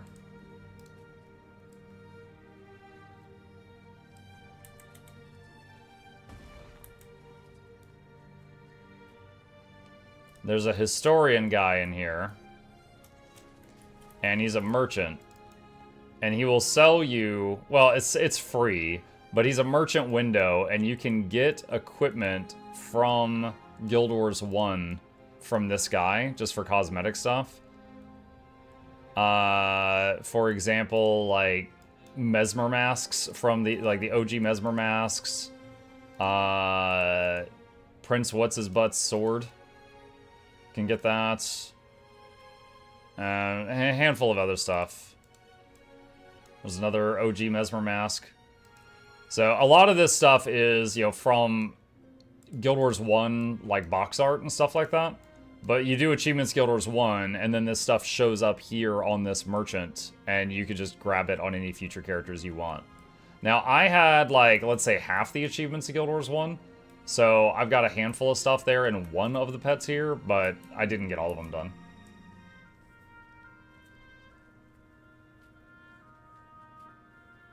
Give Mimuk a pumpkin jack-o'-lantern helmet, please. Yeah, the artist Eclipse that drew Mimuk is, I've actually had an emote waiting on them to make it for like a month and a half. So I don't know what's going on. They are very behind on stuff, and I can't commission anything more from them right now. Prince What's-His-Butt's sword? I think you mean Ritlock's sword. I don't even know if that's the prince's sword, because there was multiple flaming swords.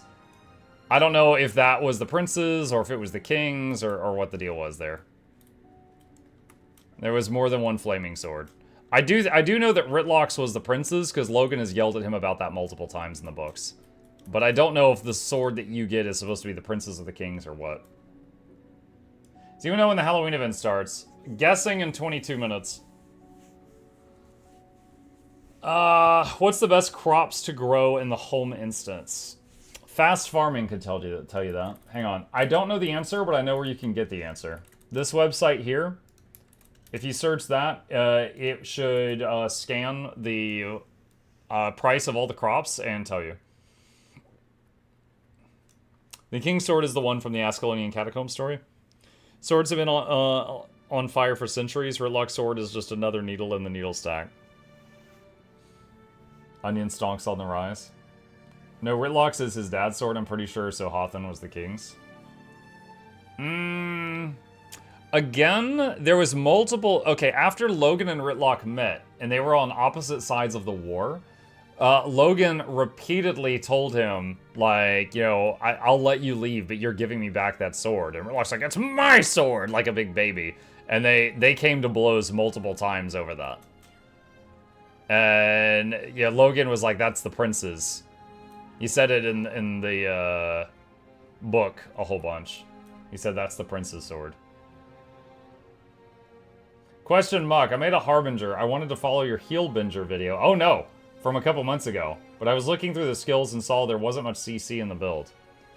Yeah. There was not. I think most of the CC came from weapon skills on that one.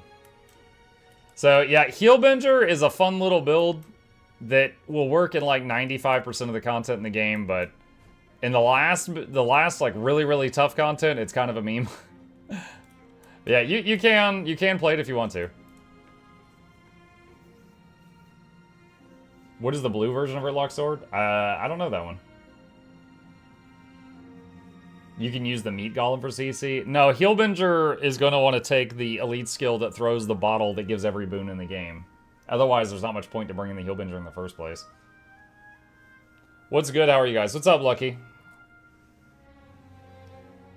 Icy Fiery Sword.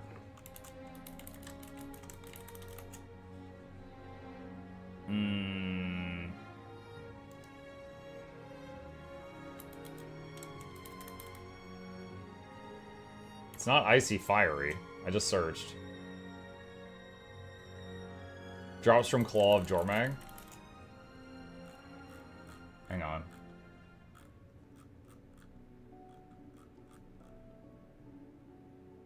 Try Icy Dragon Sword.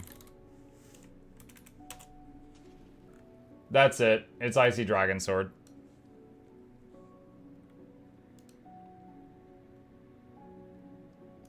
There you go.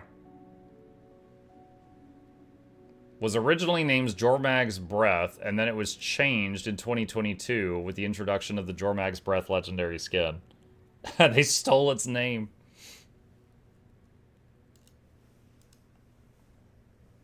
I think he had a brother, which is what Air got an AC maker. Rifle, Healer, Chrono, or Troubadour? I skipped on buying Soto just to see how the player base will react to VOE as a whole. David, I played Rifle, Heal, Troubadour during the beta. It was very good. It was very solid. I have a video on it if you want to see it. But one thing that is important to remember is it is completely possible that they will make changes to it. And we're going to be reading about that in a bit, actually. So there's a link to the video where I was trying out the Rifle Troubadour if you want it. And in about 20 plus minutes, we're going to go over article that they released that has got some of the changes they're going to make to the upcoming classes. When's Halloween? I think 20 minutes. Is Halloween about to drop? I think 20 minutes. Thanks, man. Sure. Do you have a favorite silly weapon skin? I do, actually. Are you familiar with a set of weapons called the Improvised Weapon Set? It looks so silly. It looks like people just duct tape stuff together in the apocalypse. So this is the Improvised Weapon Set. The sword is a broken window pane. The hammer is an anvil on a stick. The longbow is a fishing pole. The short bow is a bent handsaw. The axe is this thing, a wrench and a gear tied together. The dagger is a broken bottle. The greatsword is a bunch of saw blades welded to something. A mace is like a piece of rhubarb and some bricks. The pistol is a water faucet with a single round in it and a fuse. The rifle is some kind of redneck invention. Scepter is a voodoo doll on a piece of a fence. Staff is a lamppost if you ever want to be Jax from League of Legends. Focus is a clock. Torch is a whisk, I think, with burning paper in it. The warhorn is an oil funnel. And the shield is a broken stool. Yeah, that's my favorite silly weapon set.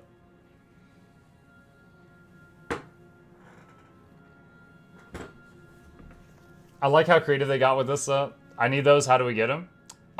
Easiest way is the trading post. They drop randomly and rarely from Black Lion chests and other methods like that. So people that get them that don't need them, throw them on the trading post and you can buy them from other players. Just remember the word improvised.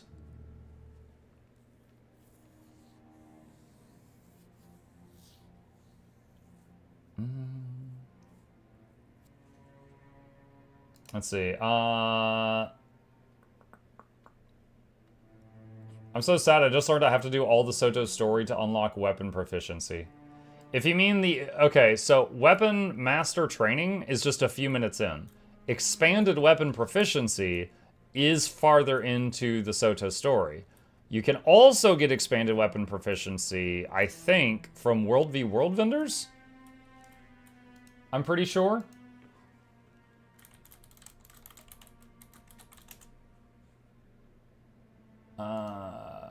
I had a guide on this. I'm trying to remember.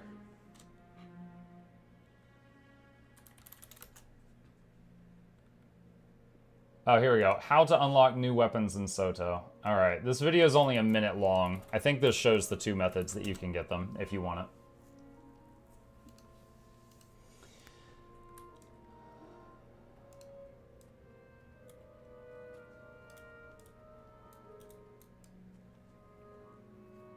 Expanded weapon proficiency is at Chapter 16 Soto. As long as you own the expansion, you can get it in about an hour if you don't care about spoilers. According to Ethan. Yeah. It's 15 minutes in. No.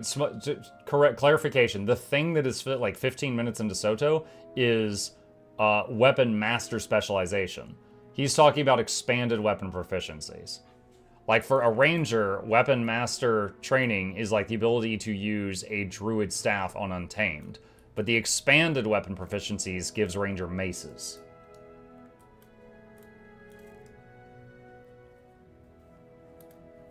Isn't that talk to Frody first map?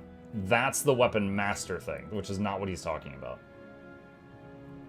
Froga? No, Frody, not Froga. Mug, I'm trying to decide my alacrity healer of choice. I'm unsure what to play. What do you think is the most useful besides Chrono? Alacrity healer of choice. Okay. Willbender's the easiest to learn. I wouldn't say it's the most useful. Blade Swarm? No. Alacrigade? I mean, Druid is solid. Druid has the biggest, like, band-aids, you know? They can, like, peel people off the floor a lot, so it's very friendly for pugging. Scourge is great because the barriers, you effectively are increasing the max health of everybody in the group, making it more unlikely they'll go down in the first place. That's really solid. Is Ham still a thing? Heal-a-lack Mechanist? Yeah. Heal-a-lack Mechanist is great, and it's pretty easy to play, and it does some good damage while you're playing it. My beef with Heal-a-lack Mechanist is it only has one source of stability and one source of Aegis, and they're the same button. So if you use that button, it has nothing else for stability or Aegis until that button comes off cooldown again. That's the downside to it. But it is still a great build. It is still a great build. Does anyone know when Mad King starts? I'm guessing 12 minutes. I could be wrong, though.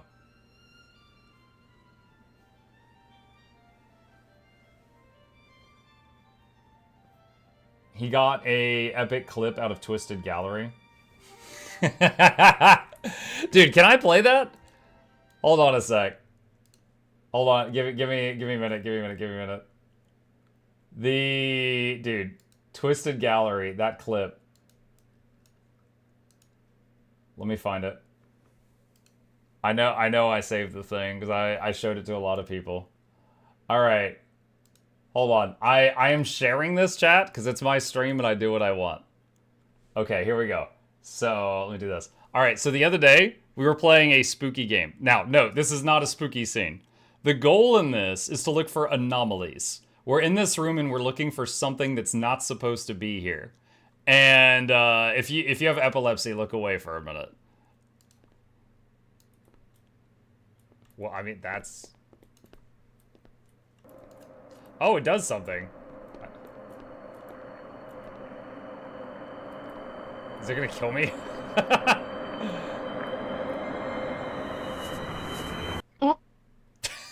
Cats?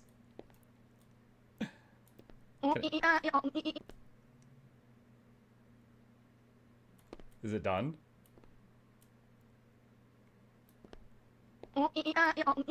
Wait, oh, is it like distance based? What?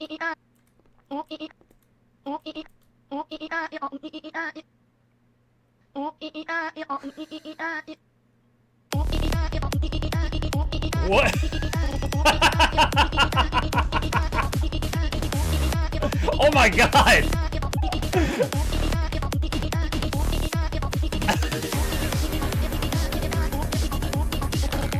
Oh my god!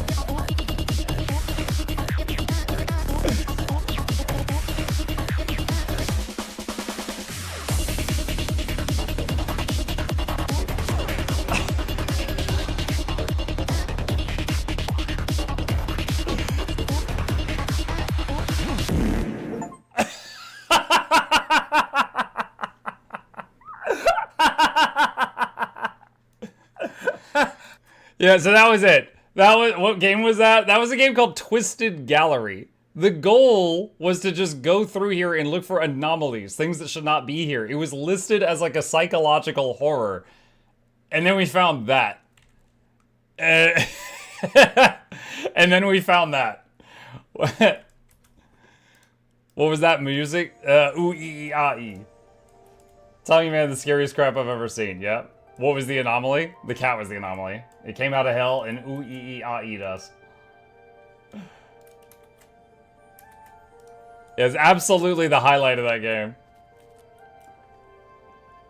The only thing that made his heart rate spike above 100? Yeah, I was laughing really hard at it. Chat loved it too. The dev remembered he's the dev? Yeah, exactly.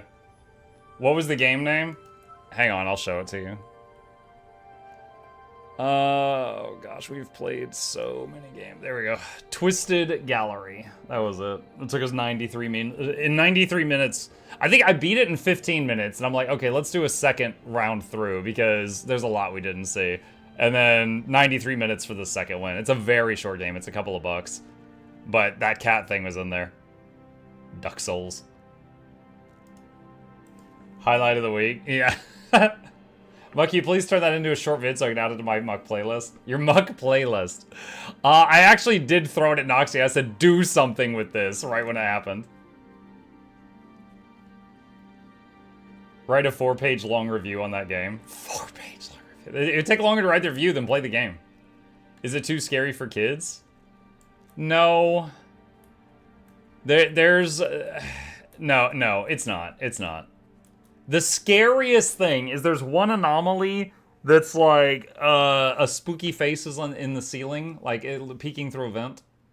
And there's one anomaly where like there's a TV in the room and the lady from The Ring reaches out from it, but then she just like is just like a plastic figure, right? She's like, "Wah," and then she's just completely still. She's not chasing you or anything.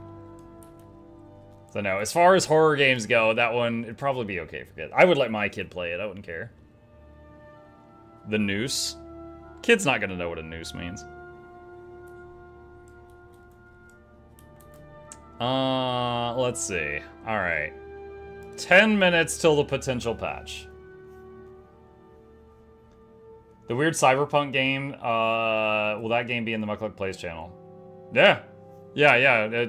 Any game we play where there's like a story, we put it on Mukluk Plays. Yeah, there's over 10,000 videos there. Chat, did you guys know I have 2 YouTube channels? You can binge watch me play any game you want on that second channel. Get you some of that.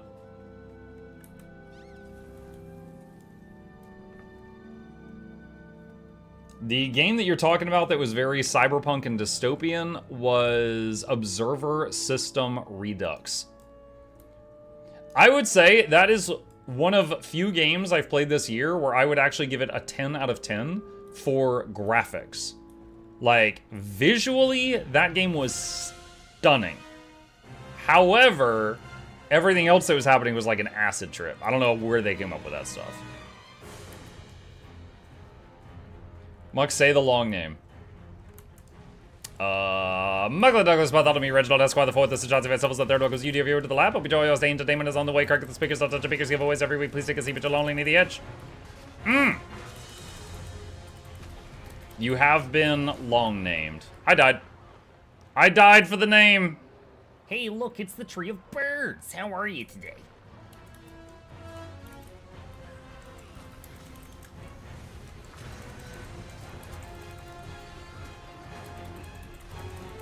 Hello, Birdtree. What's up? I love Muck's war face. Oh! My wife upstairs probably just rolled her eyes.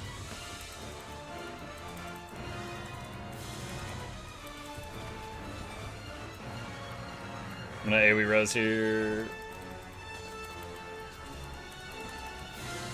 Currently watching your V-Rising Brutal playthrough and annoyed at how long you kept saving the spell points. It's been too long since that happened, so I don't have any excuse. I'm just gonna say you're probably right.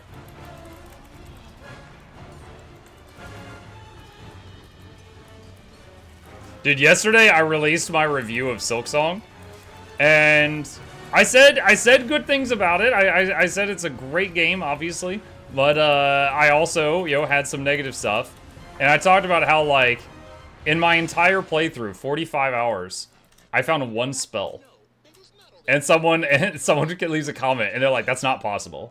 I'm like, "Do you want to watch my playthrough?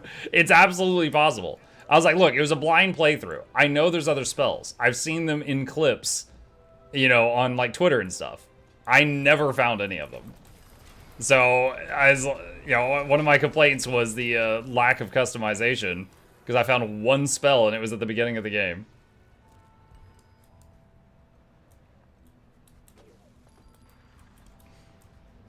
Patch notes. Patch notes!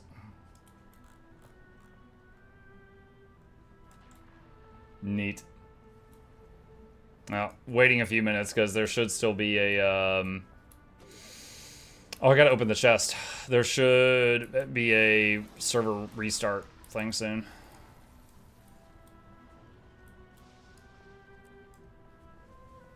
Just got back into the game after a long break. Your videos on YouTube have been a big help. Appreciate what you do. Respect your work ethic. Hey, thank you, Woody. You are my target audience. Wizard's Gobbler Exchanges vendor panel now includes Gobbler items purchased from the gem store. Yo, that's fantastic. I've got the Snowflake and the Candy Corn one. Is that a mod with this thing? That is Event Table. It is a overlay from Blishhood, if you want it.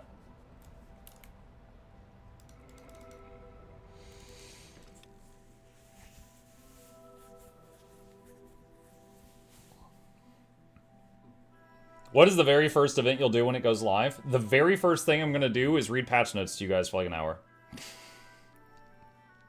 I can't wait.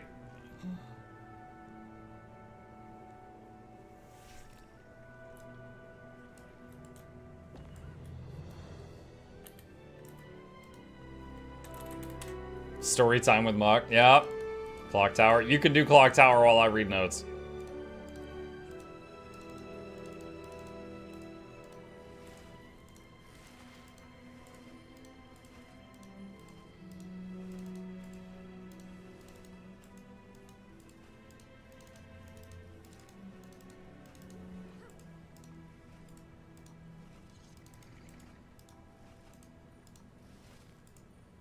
Oh boy.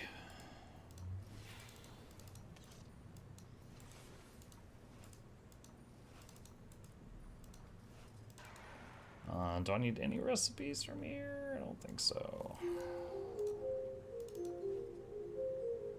Nope.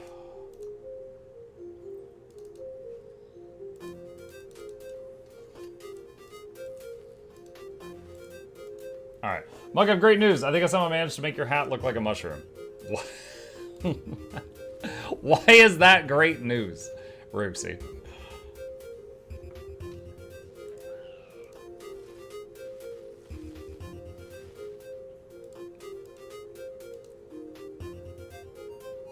Are there drops during the event? I kind of hope not. Which might be weird for me to say, but they've been very generous with drops. And every time they do drops, I usually stream for like 7 days without sleeping. And I could use a break from them right now. They've done a lot of drops lately. Honestly, with VOE coming out in a couple of weeks, I would guess they might be doing drops with VOE. But I do not know that. They don't tell me these things.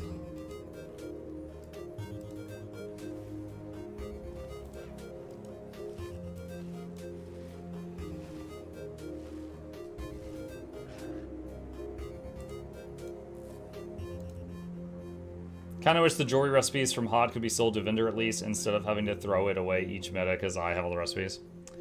Yeah, I also wish when you mouse over recipe book, it would tell you if you have all the recipes in the book. That would be good too.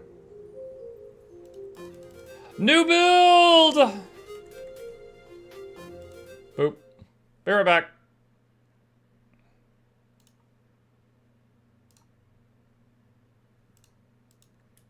So that means that shaman was right, and the wiki was wrong. The wiki says it's at 12 PST, which is 3 hours from now. All right, my launcher is downloading stuff.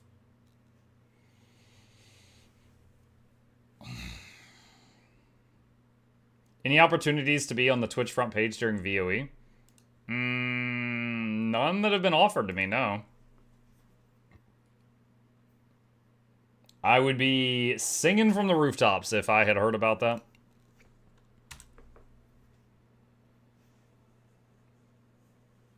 Was that shaman ever wrong? Not that I can think of. I mean, he usually does, what is it called? Data mining? So usually he's just like, oh, hey, they just uploaded this asset of an item for the gem store. I would guess this is going to come out soon, you know? So he does that kind of thing. However, I usually can't talk about it. The whole thing is it's like either A, it's it's kind of like a spoiler for a release of something, and ArenaNet would get mad if I put that on blast with my platform. Or B, they might change their mind and not release it, and then I'm giving out false information, and they're going to be mad about that either. So, typically if something seems to be a leak or data mined, I have to just la and pretend I don't see it until it's out for real.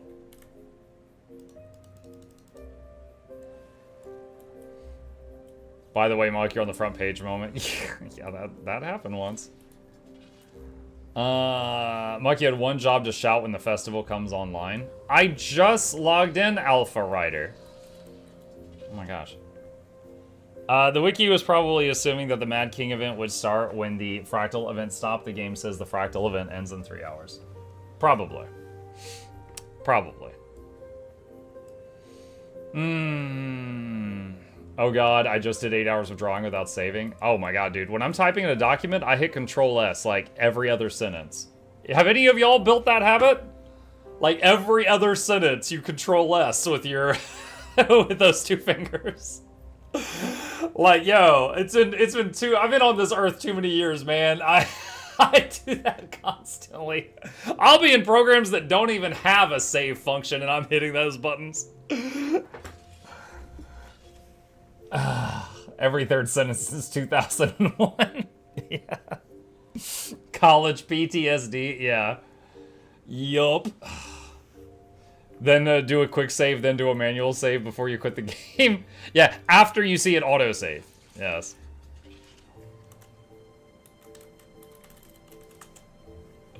Okay. I've lost hours of artwork many times and I do not learn. I like to live dangerously. You know about the edge. I use Google Docs, so I don't need to remember to Control-S. Yeah, then you find out that your internet was down and it wasn't saving to the dock. Okay. Alright. So pretty sure Halloween is going right now. So let me check the usual stuff, chat. First off, Blackline Specialist. Still Shade Touch stuff. The ticket vendor stuff is still the same. Okay. Next thing. Whoa, whoa, whoa, whoa, whoa. Black Lion chest. Which cauldron chair? Toil, bubbling trouble. Alright. Which cauldron chair is new? Store. Graveyard Homestead Pack.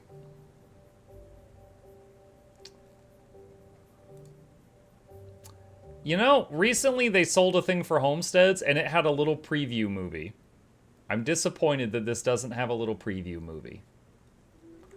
Do they have one online?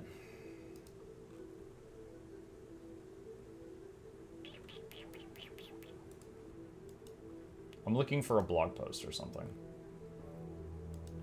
Guild Wars 2 blog post. Ah, I found one.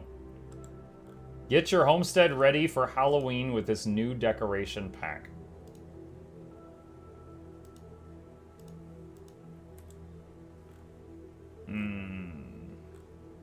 Shadow the Mad Kid. Wait, what?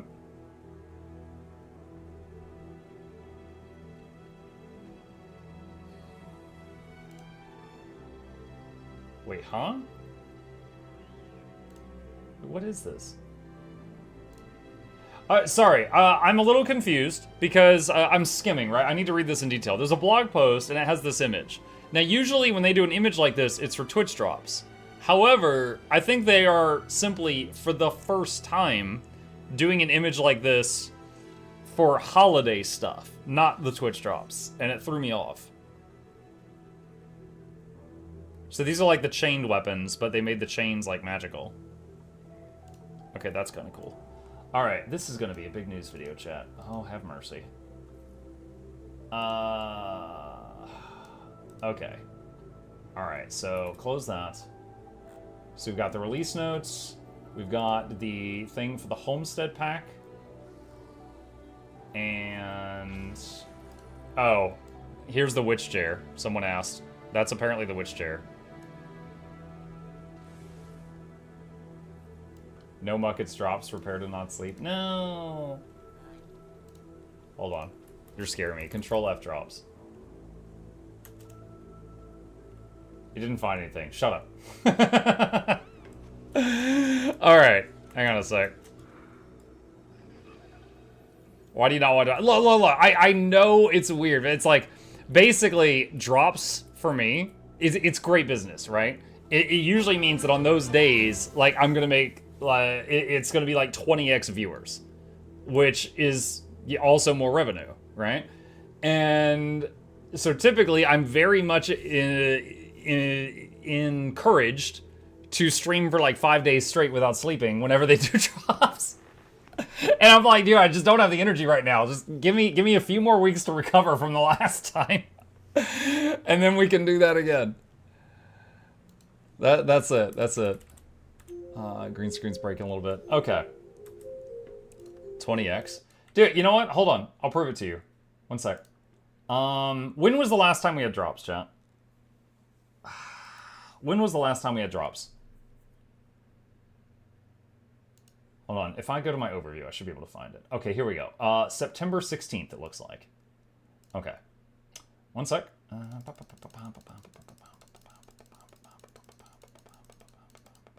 on. I have to click per day. Oh, can I not go back to that specific day? Oh, Twitch is being dumb. Okay. Okay, fine. Fine. We'll do something else here. I need to... I'm gonna hide... Okay. I'm hiding the revenue on this page because it makes my wife uncomfortable. I'm gonna show you something, okay? We are showing average viewership for the last month.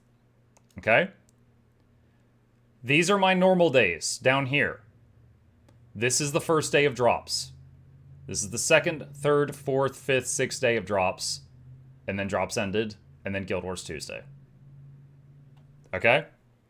So, when I say drops days are good for business, I mean that drops days are good for business. Alright? That's the day before drops, and that's the day after. That's the first day of. Like, now obviously it depends on the streamer, right? I'm one of the larger content creators in Guild Wars 2, so it always goes crazy for me. Like, if you were Zizaran and a Path of Exile was doing drops, his channel blows up, you know, stuff like that. So for me, these days are insane.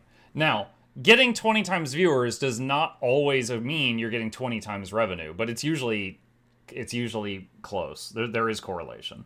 But so I'm very much encouraged whenever they do this to break myself. Like, just stay awake until I die, because it's just insane. It's like, imagine if you're at work one day and your boss is like, hey, we're really busy. Can you do some overtime? I'll pay you 20 times your salary. And you're like, yeah, how much do you need? And they're like, as much as you're willing to give. You might be willing to do some unhealthy choices. It's the same for us. It's the same for us on those days. You make unhealthy choices. PoE mentioned, yeah. What did it cost? Everything, yeah. There's recovery time after that. Okay, hold on. Let me get some stuff here. Nice to see some stick around after drops. Yeah, that's how it usually is for folks in my position. You usually are just hoping that for every 100 people that come in just because they want drops, you're hoping that one of, you know, if for every 100 that come in, maybe 1 or 10 of them are like, oh, this is nice, I'll come back. Okay, hold on. I'm trying to get dark mode on all these pages. Okay. Whew. All right, chat. This is going to take a little while. Buckle up.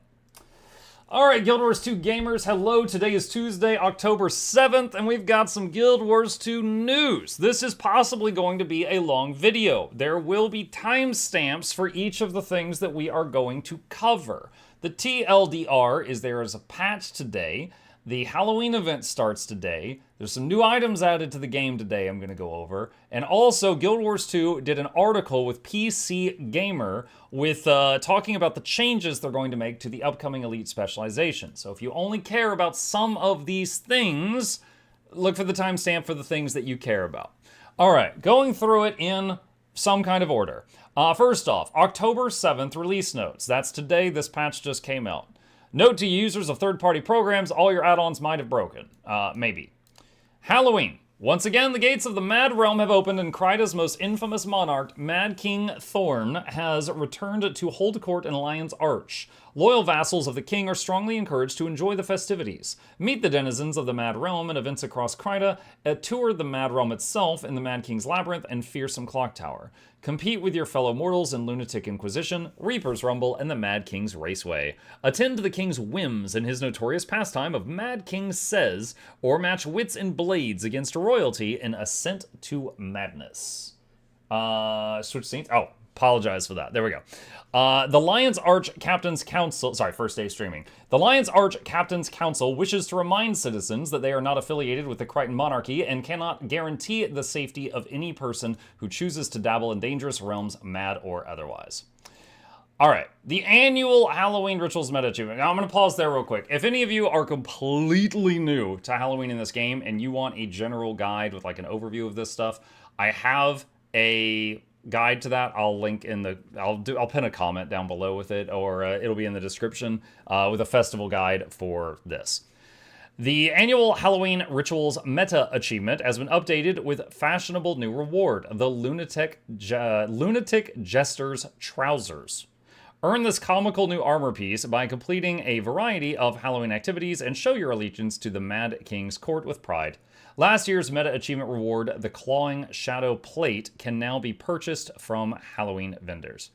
Lunatic Jester's Trousers. Okay, hold on a second here. Let me go here, go to wardrobe. I'll do heavy so it shows nothing else on me. Search Lunatic Jester. All right. That's them. With diamonds all over your booty. Okay, that's what they look like. All right. The new Unchained weapon set is now available, based on the classic chained weapon set of Halloween's past. I love that set. You'll receive your choice of weapon by progressing the annual Halloween Rituals meta achievement or weekly Halloween festivities achievement. Okay, so clear that. Let's see, weapons and Unchained, and let's check out this new set. All right, sword and hammer. And longbow, shortbow. Okay, so this is the same as the chained one, except the chains are like ghostly instead of normal. Axe, dagger, greatsword, mace, pistol, rifle, scepter, staff, focus, torch, warhorn. I don't know how that's a warhorn. Shield. I like that shield. Any shield enjoyer will tell you that if they get the option, they want one the size of a door. Spear. There we go. That is the Unchained weapon set. The Candy Core weapon set is now available from the weekly Halloween vendors. All right, Candy... Is it this one? All right, here we go. Scepter, staff. This existed in the game before now, so I'm going to go through this pretty quick. Torch, warhorn, shield, rifle, pistol, mace, greatsword, dagger, axe, bow, longbow, hammer, sword. All right. Have you read the dev comments on the post-beta feedback on the new specs? We're getting there. No, we're getting there. Everyone's other favorite stuffed dragon friend, plush Zaya, is now available in backpack form from Halloween vendors. And there's more. Collect all 6 plush dragon backpacks from upcoming festivals to receive a special title. What? Plush Zaya? Who's Zaya? Okay, hang on. Armor... medium, plush Zaya. What? Okay. Oh, it's like, oh, it's Zaitan? Oh, it's like baby Zaitan. So goofy. Like, all right, so it's got like, it's like pear-shaped. It's got a few tentacles coming out of its bottom, 2 little arms, 2 wings, and a bunch of snakes coming out of its mouth. I was like, who is Zaya? Okay. All right. And let's see. Collect all 6 plush dragon backpacks from upcoming festivals. I might have to do that. The new Mini Candy Core Golem is available from Halloween vendors. Mini Candy Corn Golem. So let's see. Miniatures. Core. That's him. That's what he looks like. Okay. New Halloween-themed guild decorations have been added. Festive Fall Tent, Ominous Fortress Ruins right and left, and Ominous Fortress Buttress. The Wizard's Vault has been updated with several special objectives for participating in Halloween activities. Wizard's Vault.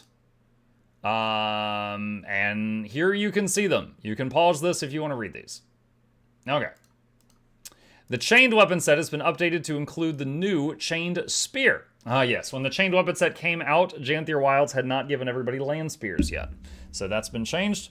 Enemy health per player has been adjusted upward on non-champion door events in the Mad King's Labyrinth. Added a meta event to track the time remaining until Mad King Thorn graces Lion's Arch with his presence for Mad King Says. Many small issues have been fixed to ensure a fun festival for all visitors to the Mad Realm. The gates of the Mad Realm will be open for 4 weeks from October 7th to November 4th. Have a happy Halloween. General, fixed an issue that prevented Synergetic Cyberscale from displaying an animation for the Skyscale Mount's Fireball skill. Items. Wizard's Gobbler. The Gobbler Exchanges vendor panel now includes Gobbler items purchased from the gem store. Oh, baby. That is a good change. The Black Lion Gobbler's Collector achievement tracks which gem store gobblers you've unlocked in order to show their respective items in the Wizard's Gobbler. Oh, that is huge. So if you've got the candy corn gobbler, the snowflake gobbler, the Zytaffy gobbler, and maybe any I'm forgetting, all of those now go in the wizard's gobbler. That is fantastic. That is a late game quality of life. New players, you're not going to have any of these, so this won't affect you at all until you're later on in the game. But this is basically, for people that have been playing the game for a long time, this is taking maybe 4 items in your bag and making it 1. So it's freeing up bag space. That's wonderful. Acquisition text has been updated for weapon skins obtained with Black Lion tickets. You know, I want to check something here. Hang on a sec. If I... let's see. Where's the gobbler? There's a gobbler. Show me my gobblers. Candy corn gobbler. Right there. Where's my snowflake one?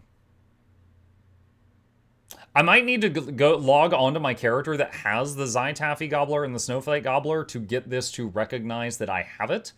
But the candy corn one immediately showed up. Okay. Back to this. Acquisition text displayed when viewing locked minis in the hero panel has been updated for minis obtained with Black Lion miniature claim tickets. Added 3 new account-bound Halloween shoulder skins to the Black Lion statuette vendor for all weights. The box of Deathly shoulder skins, the box of Deathly avian shoulder skins, and the box of Deathly bull's shoulder skins.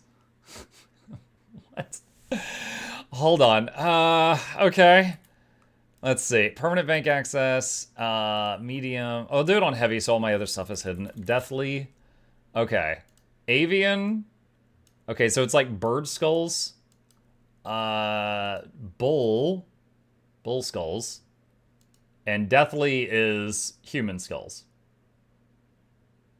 Is it weird if non-human characters walk around wearing human skulls? Do you think they're bothered by that? Fixed an issue that prevented fishing rods from being displayed properly.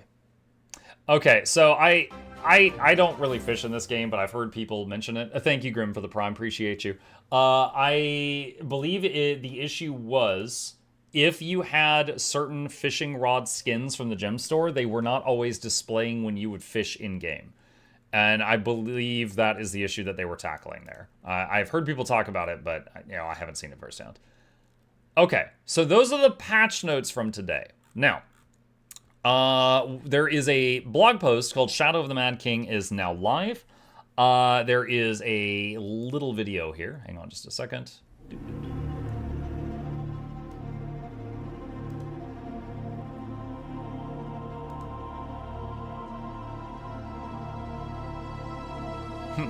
The Jester pants. The Zyta backpack. Oh, it's dyeable. The Unchained weapons. One person with the paper bag on his head for the... Yeah, you can get paper bag hat skins if you want.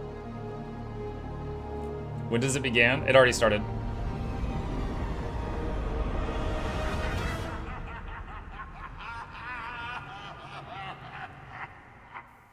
Okay, so that is their little trailer. Pretty sure... Alright, this is the Guildhall new decorations, I believe. The rest of this I showed in-game.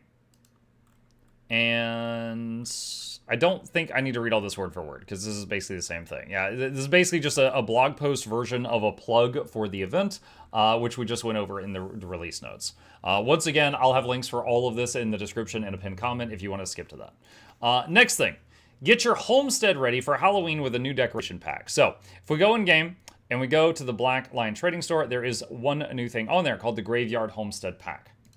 Now, if we go to the blog post, it's supposed to show us what it looks like if you want to buy it, and this is it.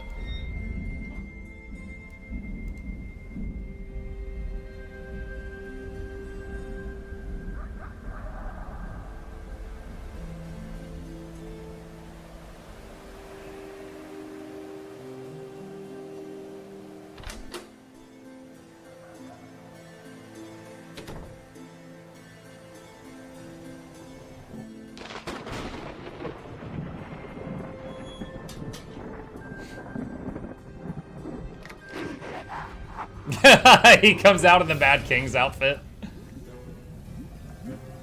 I was going to get to this soon. I didn't realize it was in this video. This is a chair that is in the new Black Lion chest. If I go to here and go to preview, it is there. Witch Cauldron chair. So apparently you telekinetically... Wait, he just threw toilet paper in. Mushrooms. A bomb. The toilet paper, what? Okay, so that's a new chair you can get from the Black Lion chest. Specifically for homestead enjoyers, it gives a chargoyle, fog, fence, gate, column, tombstone, stone paths, and curved paths. Oh, the fog is actually a thing. That's interesting. And then the chair. Okay. So that is all of that. So, a couple things really quick on the festival I want to touch on.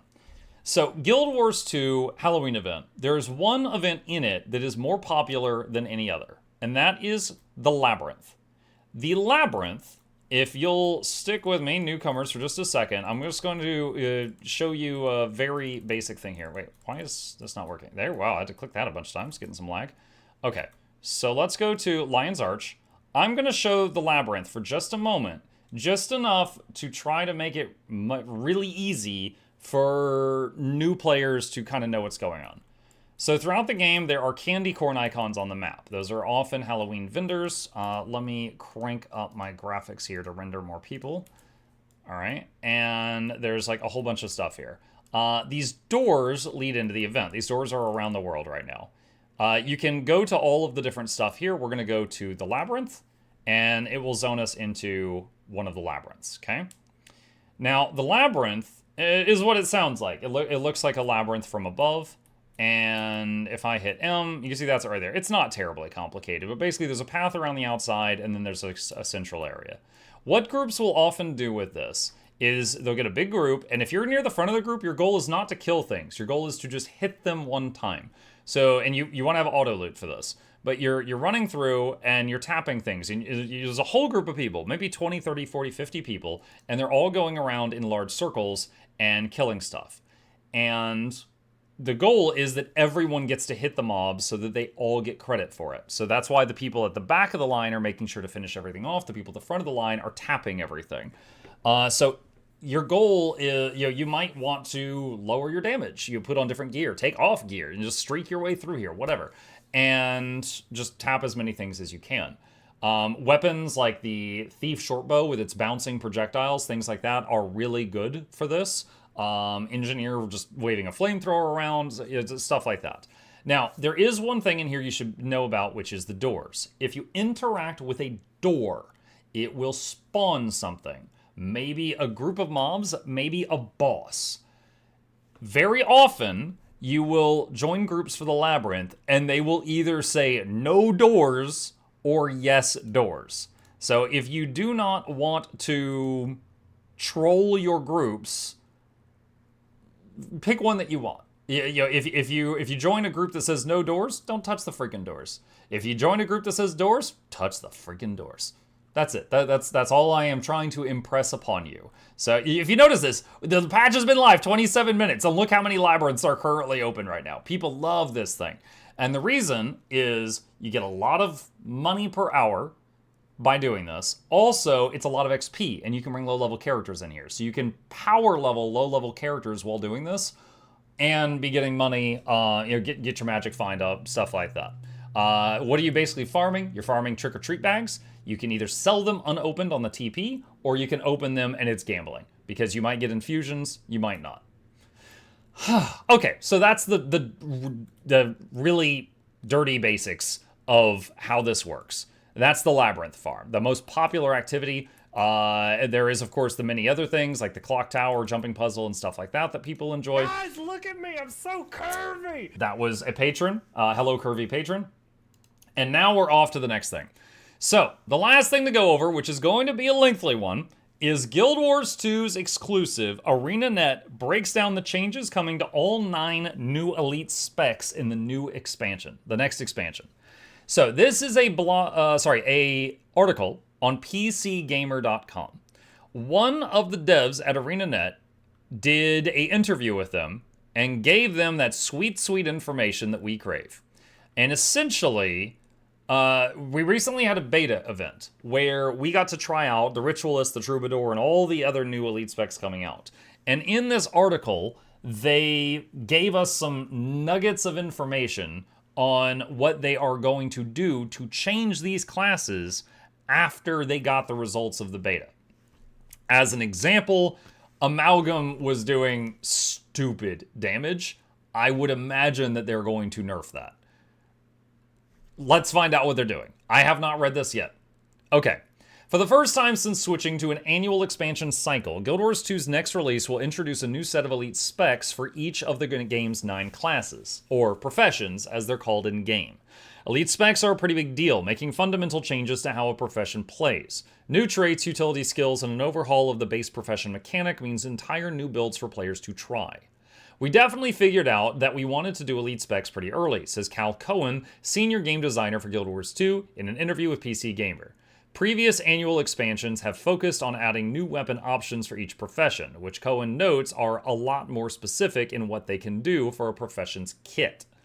New elite specs, meanwhile, give ArenaNet a lot more options in what they can pursue. When we look at elite specs, we really try to shift the profession mechanic into something more radical, so that the gameplay is significantly changed, and usually elite specs can also fill a couple of different roles. So whenever we can do elite specs, I think we want to do elite specs. So really quick bit of background here. For the new bloods to the game, Heart of Thorns, the first expansion, Path of Fire, the second, End of Dragons, the third, all added elite specs. At that point in time, there was 27 elite specializations in the game, quite a few. They were trying to balance all of them, not doing the best job at it, but they were trying, and they were like, look, we can't add any more right now. So Secrets of the Obscure and Janthir Wilds came out. Smaller expansions. They had different features, still affected build diversity. Soto added expanded weapon proficiencies and weapon master training, and Janthir added land spears, both of which unlocked many new builds and new ways to play when you are in combat, no matter where you're playing in the game. World v World, PvP rating, open world, whatever. So this will be the first time since End of Dragons that they had added elite specs. Okay. The new set of elite specs, which are launching later this month, are all themed around the recently introduced Tyrian Alliance, an international group of characters from around the game's existing world, representing the countries that players have traveled to across the last decade. This makes it a more varied bunch than previous sets of elite specs, which were more closely themed around a specific expansion. Here we have elite specs that cover everything from Alona and Cantha to Lion's Arch, with more than a few that take direct inspiration from Guild Wars 1. Back in late August, a beta test gave players a chance to try out the new specs. Overall, the reception's really good, says Cohen. Obviously, none of the specs are perfect. We knew that going in, and we know that as players get their hands on them, we're going to get so much more feedback than we could ever generate internally. There's going to be things that we missed or things that don't necessarily land as well with the players that maybe people internally didn't have as strong feelings about. So I want to talk about this for a second because, although I used to work in tech support, and although my experience in tech support is going to vary, with other people's in tech support, I did spend time in QA, and sometimes when new players see a bug, or new gamers see a bug, or young gamers see a bug, they will be like, didn't they test this internally? And I always feel the need to kind of stress this following point. ArenaNet is a few hundred people. Their player base is tens of thousands, hundreds of thousands of people. It's a lot. It's a big number. So if you've got a bug or a glitch or something that only happens 1 in 1,000 times, they might not ever see it, even if they tested a bunch, because of just the numbers. And then, we find it, and then, one guy sees it, and he puts out a tweet, and it goes on blast. Everyone's like, oh my god, did they even do anything? Blah, blah, blah, blah, blah. That kind of thing happens every time. And as someone who used to work in QA, I have strong feelings about that. So I just want to try to paint a picture of how it actually is. Additionally, there is the thing about didn't have strong feelings about, There's also, Guild Wars 2 has an insanely flexible trait system, right? Like, you could come up with stuff like, change specialization, pick a certain trait, and combine that with a certain skill, with a specific rune and relic, and Lord Hyzen, and suddenly it's 150,000 damage per second, and we've got a freaking problem. Okay? By the way, there's an undo button there. Does everybody know that? So, they will not be able to predict every possibility of things that people can combine in the game. So, when they do these tests, they often see combinations that they never came up with internally. And that's just how it is. All right, that's good. We want to make these specs even better. Seeing a lot of the pain points that players are hitting as they're playing these specs more and more is really valuable to us. I think maybe some of the crazy ideas we tried ended up going pretty well. And maybe some of them didn't land quite as well. Antiquary. And that's fine, excuse me. We have some time to go back and iterate on things that didn't necessarily work. Shortly after the test concluded, I got to chat to Cohen about the new specs. Running through each, I could keep a straight face. Running through each in turn to get a sense of not just the themes and ideas behind it, but also the feedback coming out of the beta that ArenaNet plans to address. The Ritualist is one of a handful of new elite specs that call back to the original Guild Wars, finally tying the spirit summoning profession to Guild Wars 2's Necro. As with most other Necromancer specs, the central mechanic is about building up life force to enter the Shroud, gaining temporary access to new skills for as long as you have enough life force to maintain it. It's the Shroud that grants the ability to summon the Ritualist's 3 spirits, which I think is a mistake: Anguish, Wanderlust, and Preservation. Each spirit has a different flavor. Anguish is about damage, Wanderlust is crowd control and conditions, and Preservation is healing and boons. Once placed, you can choose to rupture these spirits for additional effects. Its setup lends itself to power DPS builds or to support builds focused on quickness, boons, and healing. Okay, my feedback for this spec was it was very fun, very unique utilities and powers, and I loved them. I hated the rupture thing. It was like they just tried to shoehorn Mesmer Shatterns in here. Like, they even had a bit of lore where they were like, oh, the spirits you summon are not all chained up like they were in Guild Wars 1, because these spirits aren't enslaved, these are your friends, and they work with you. Then why am I exploding them? Like, lore-wise it doesn't make sense, and mechanically I don't like it, okay? So I don't like shattering them. Like, because either you go into the Shroud, you summon them, and you hit the button to shatter them, and then they're gone immediately. Or you leave Shroud, and then they auto-shatter when you leave the Shroud. And then they're gone again. Unless you're taking a certain trait. And it's just like, ugh. Anyway, I loved Ritualist. This ain't Ritualist if they're keeping the shatter thing. Alright. While that's my opinion. While there was a positive reception to Writ in the beta, the main point of feedback was once you summon your spirits, there was little else to actually do while in Shroud. The Shroud skills are maybe not quite impactful enough, agrees Cohen. The longer cooldown of spirits means that, once summoned, there was little left beyond the auto attack. And for players taking the Grandmaster trait that keeps spirits active after you leave the Shroud, you can feel penalized for actually using your skills, because you need to instead preserve your life force to sustain them. For that build in particular, the best way to play it seems to just pop into Shroud, press Anguish again, don't even necessarily press Wanderlust because the damage is maybe too low, and then exit out again, because then that's maximizing your life force, your spirit uptime. ArenaNet is now looking at how to make your Shroud matter more. In addition to making the summons more potent, possible options also include a rework of the Shroud's 5th skill, which currently shadow steps you and your spirits to a target location. This is very much a utility-focused skill that doesn't have as much of an impact as some of the other Shroud 5s we see, like the big CC with Harbinger or the giant Scythe with the Reaper, says Cohen, referencing the Necromancer's other Shroud-based elite specs. The team is also looking at making the attacks that trigger alongside Spirit Summon more potent, making it more worthwhile to stay in Shroud and cast multiple skills. So, I don't have all the data they have. They're saying that that is the thing that they got the most feedback on. And I can't argue that because I don't have that data. If it is, okay. That's certainly not what I personally wanted done. So, kind of wait and see. We will see. Alright, Evoker. Evoker, what did I say about Evoker? Evoker, I tried playing Water Otter heal support, and it was impossible... Yeah. Hello. It was impossible to keep the boons up. You could either use Staff and really struggle to keep boons up, but you have access to stability, or use Warhorn, and it was possible to keep boons up, but it felt awful to play, but then you really didn't have access to stability or Aegis for your team. So that was the support version. The DPS version if you just went pure fire, was fine, but it honestly didn't seem that different from just pure fire Tempest, you know?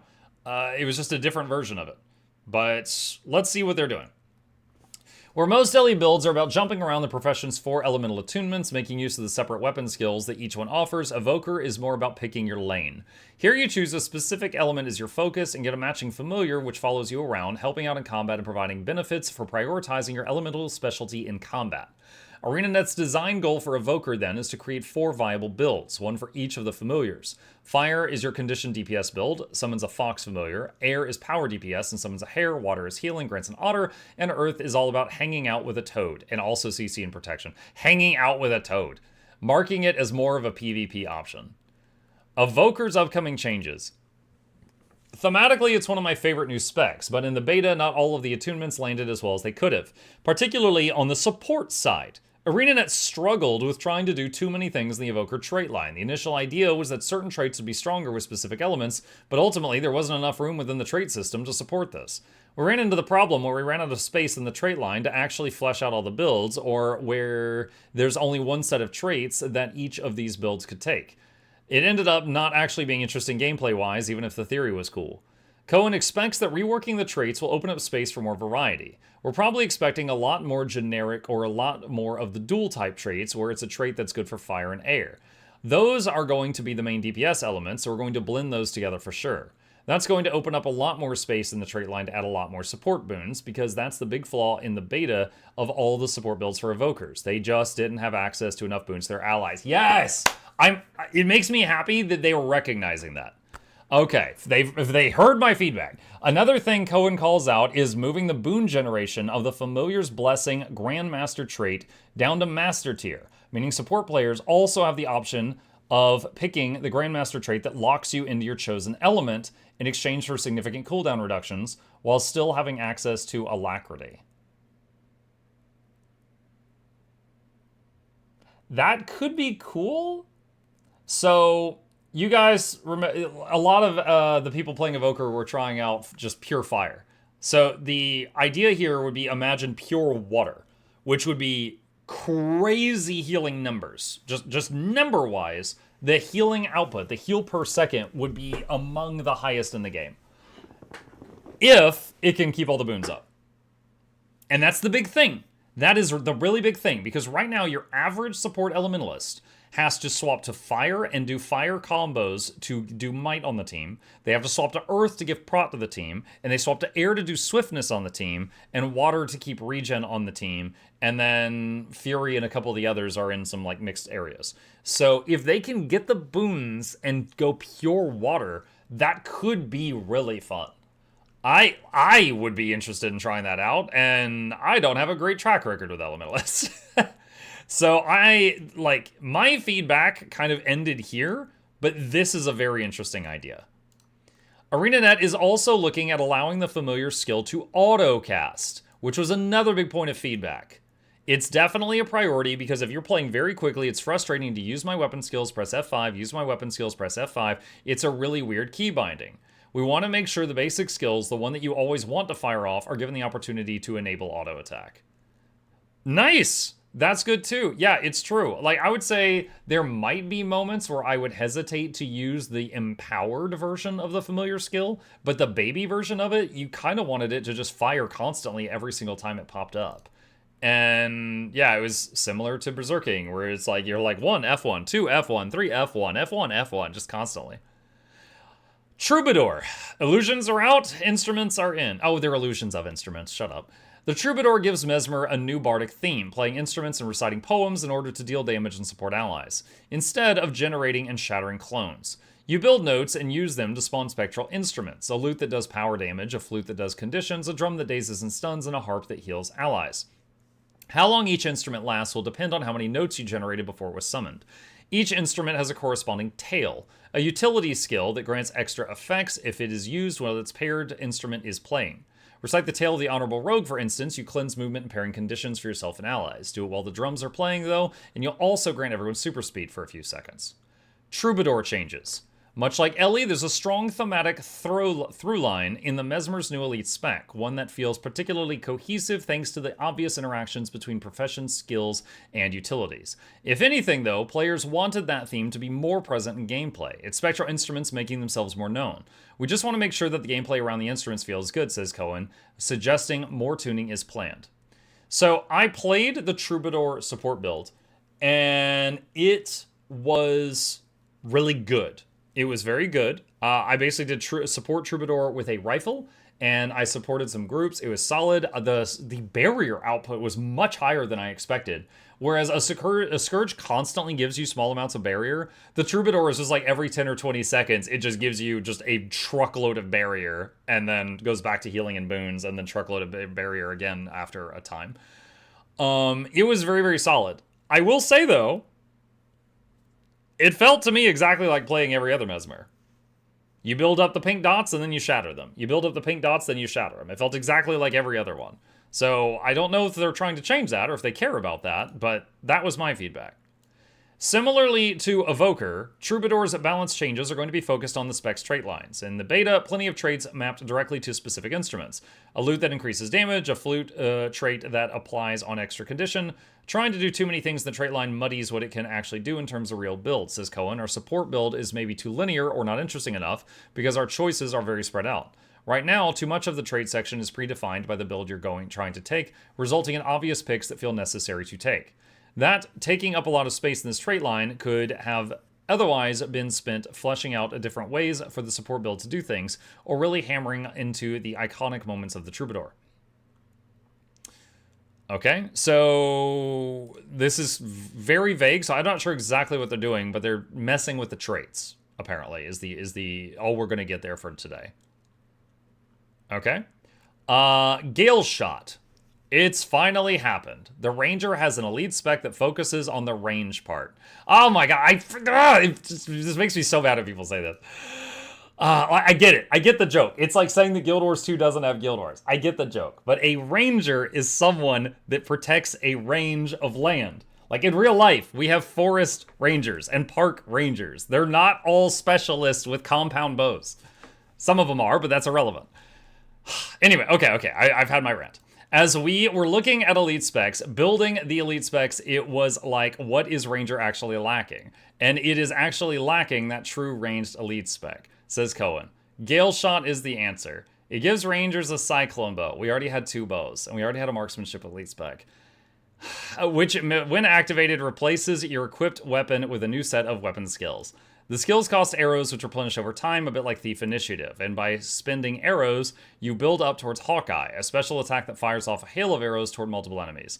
The utility skills are all wind-themed too. Damage, knockback, swiftness, launches. It's simple, a heavy DPS focus with quickness generation if you want a slightly less selfish build, but nails the execution of the core fantasy it's trying to unlock. Gale Shot changes. Okay, honestly, although I am not happy with what Ranger got, I will say that when I tried it, it is solid at what it does. Before I even read this, I can't imagine they're changing much. I would say, if I had any bit of feedback, I think too much of the damage came from the, what was it called, Mistral? It was like the wind wall. You would summon that wall and shoot through it, and it buffed your projectiles, and I felt like too much of your damage came from that.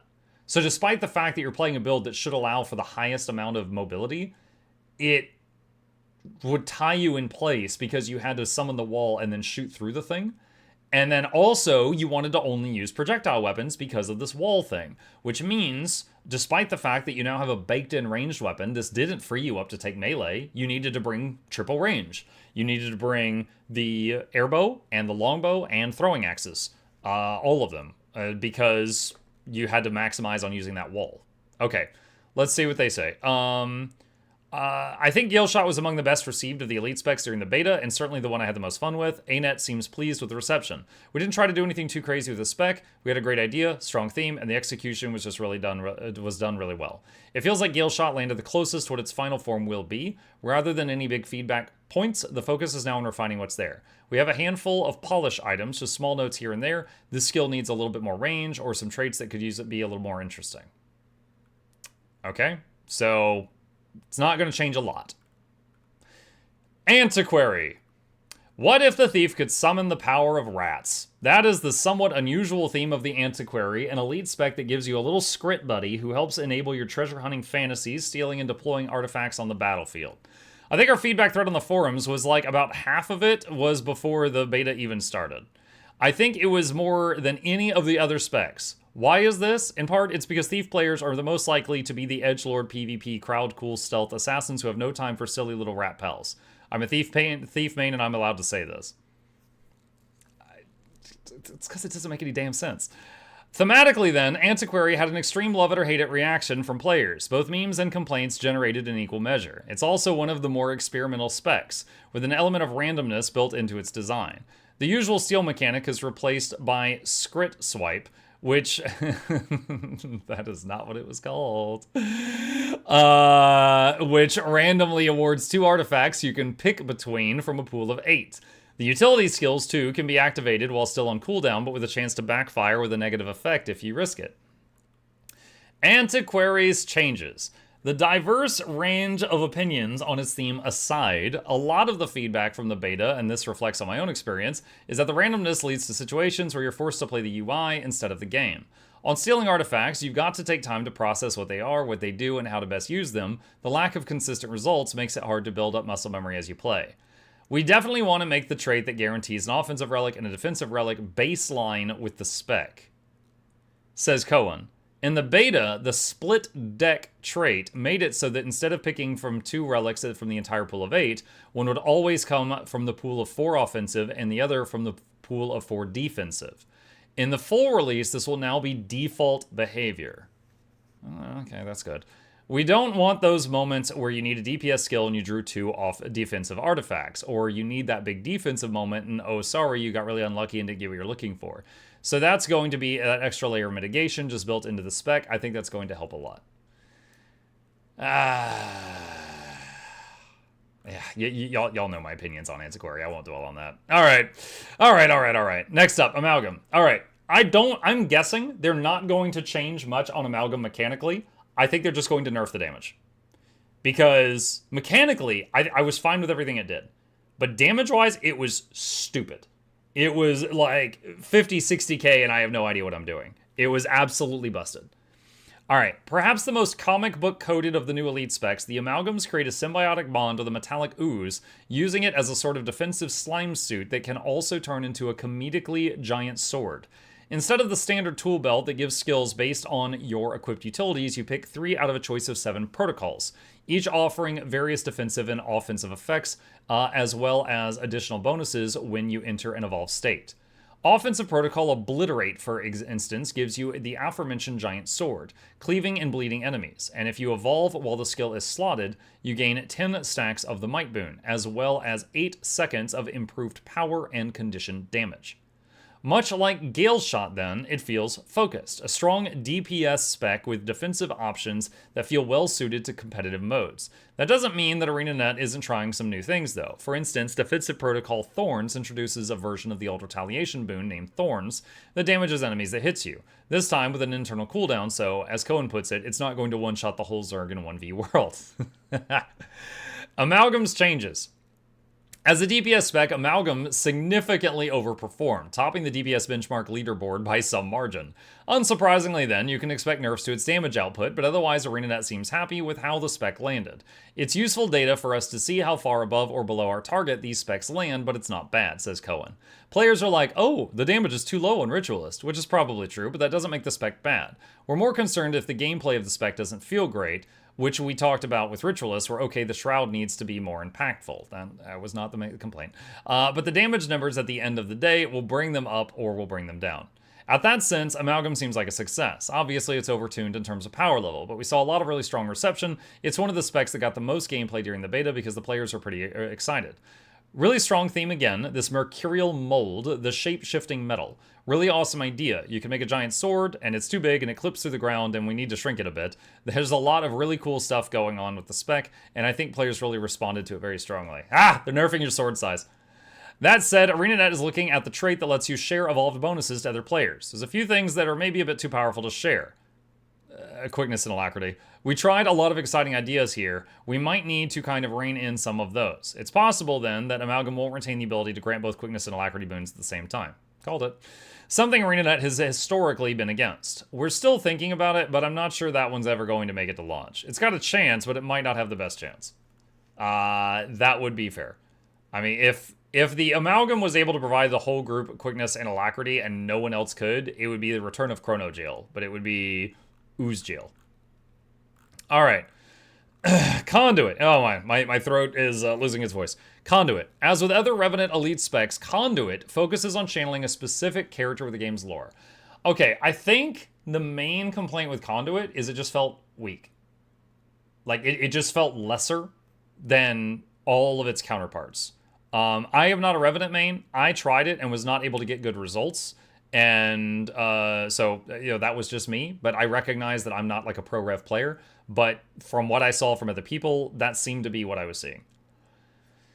As with other Rev specs, Conduit focuses on channeling a specific character from the game's lore. This time it's Rizah, a Guild Wars 1 character recently revealed to have been hiding in his Guild Wars... Oh, wow, they're just going to put the spoiler right there. I'm not finishing that sentence out loud. Muck you, PC gamer. Yeah, I mean, I've been avoiding saying that in videos because there might be some people that want to find that out for themselves. The hook is that, as an entity formed from the mist, Rizah is something of a mimic, utilizing skills from multiple professions. For Conduit, this manifests as a new F2 skill called Cosmic Wisdom, which lets you invoke the power of a different profession, depending on which legend you're channeling. Flashback to when they said Mesmer would be demon because they're both purple. With the Demon Malix channeled, for instance, you gain Cosmic Wisdom Mesmer, which grants bonus condition damage and expertise and inflicts random conditions when you hit an enemy. The length of the invocation is based on your affinity with your chosen legend, which you build by using utility skills while they're channeled. The higher your affinity, the longer the Cosmic Wind lasts. Let's see. Conduit's upcoming changes. The idea behind Conduit feels strong, but players found it was lacking in execution. I think Conduit is a pretty good example of one where we felt that the profession mechanic didn't have quite enough going on. Muck giving Noxxi work. Noxxi doesn't edit these videos. It's just too mucking bad. I blame PC Gamer. Didn't have quite enough going on, says Cohen. We had the idea of the new F2 skill, Cosmic Wisdom, where you could channel the form of these different professions to draw inspiration and play into a lot of different builds.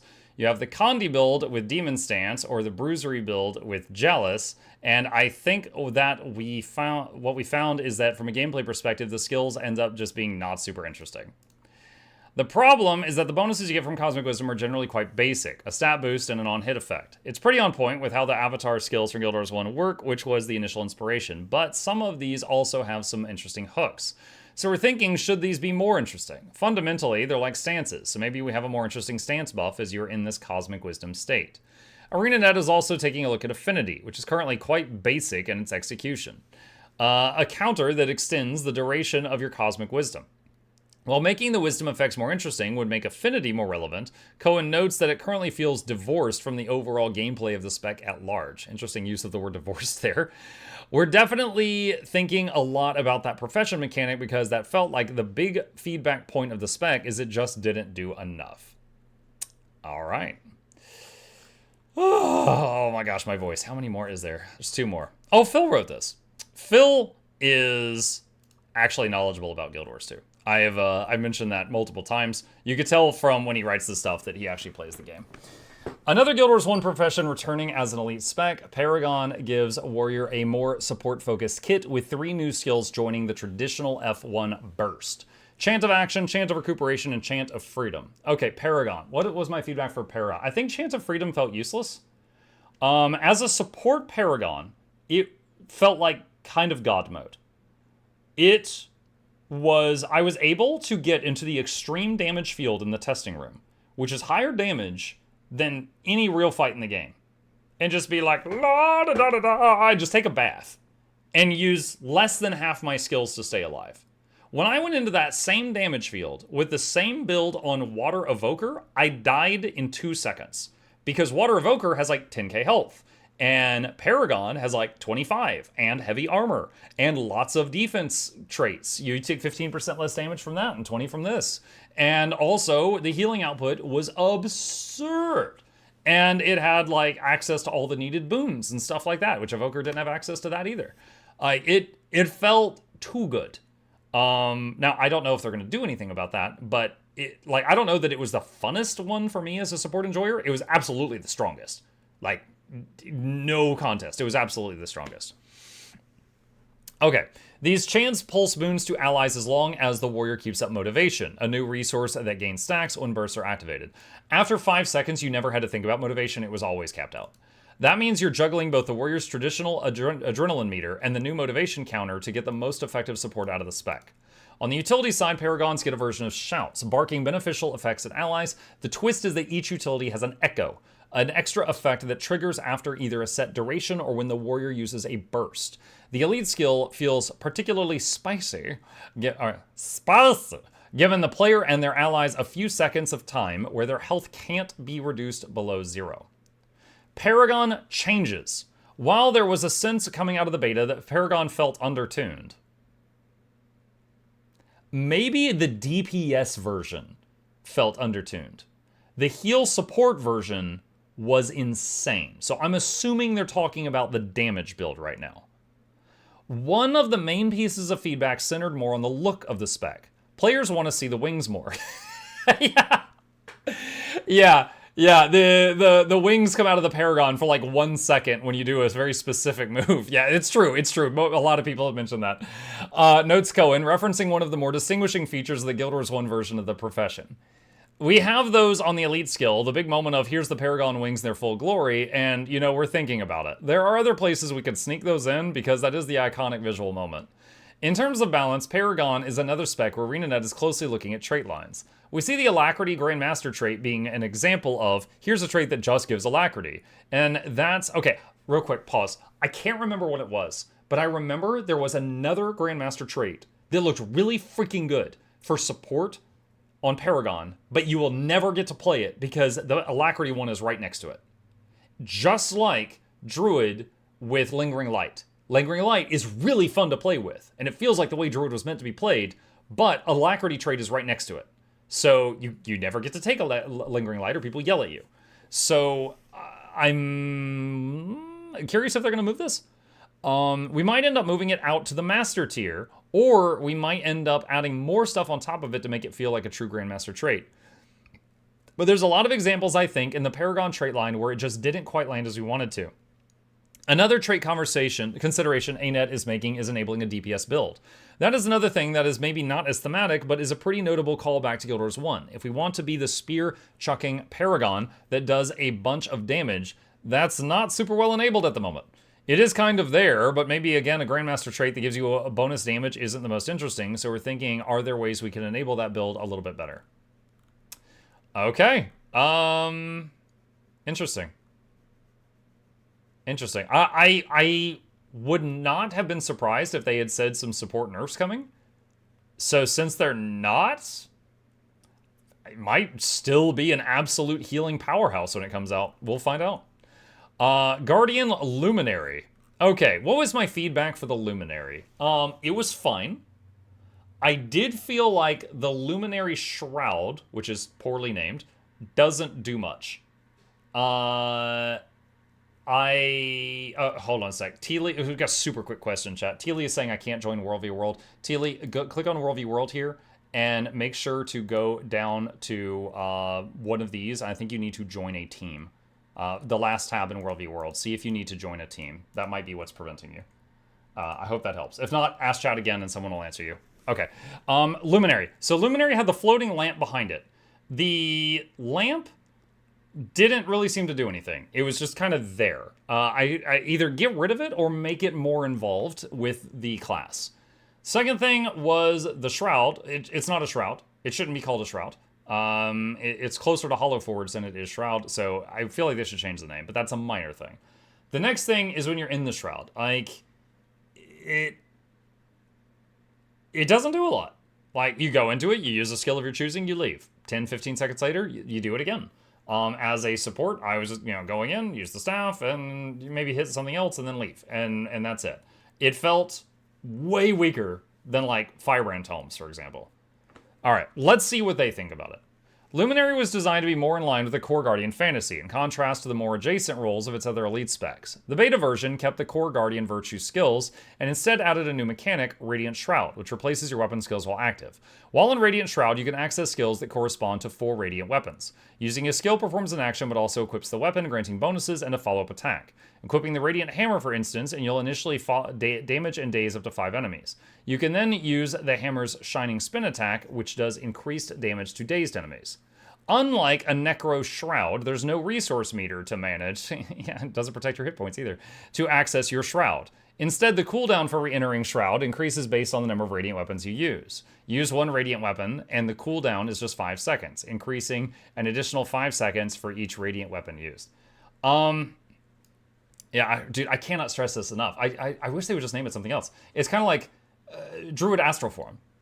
It's like if they called it Astral Shroud, it doesn't make any sense. Like, I mean, honestly, Astral Form is closer to Shroud because it has a power meter you have to fill up. Like, you don't have to fill a power bar to enter this. It doesn't, like, protect your hit points. It's, like, not a Shroud. It's a weapon. It's a timed weapon swap.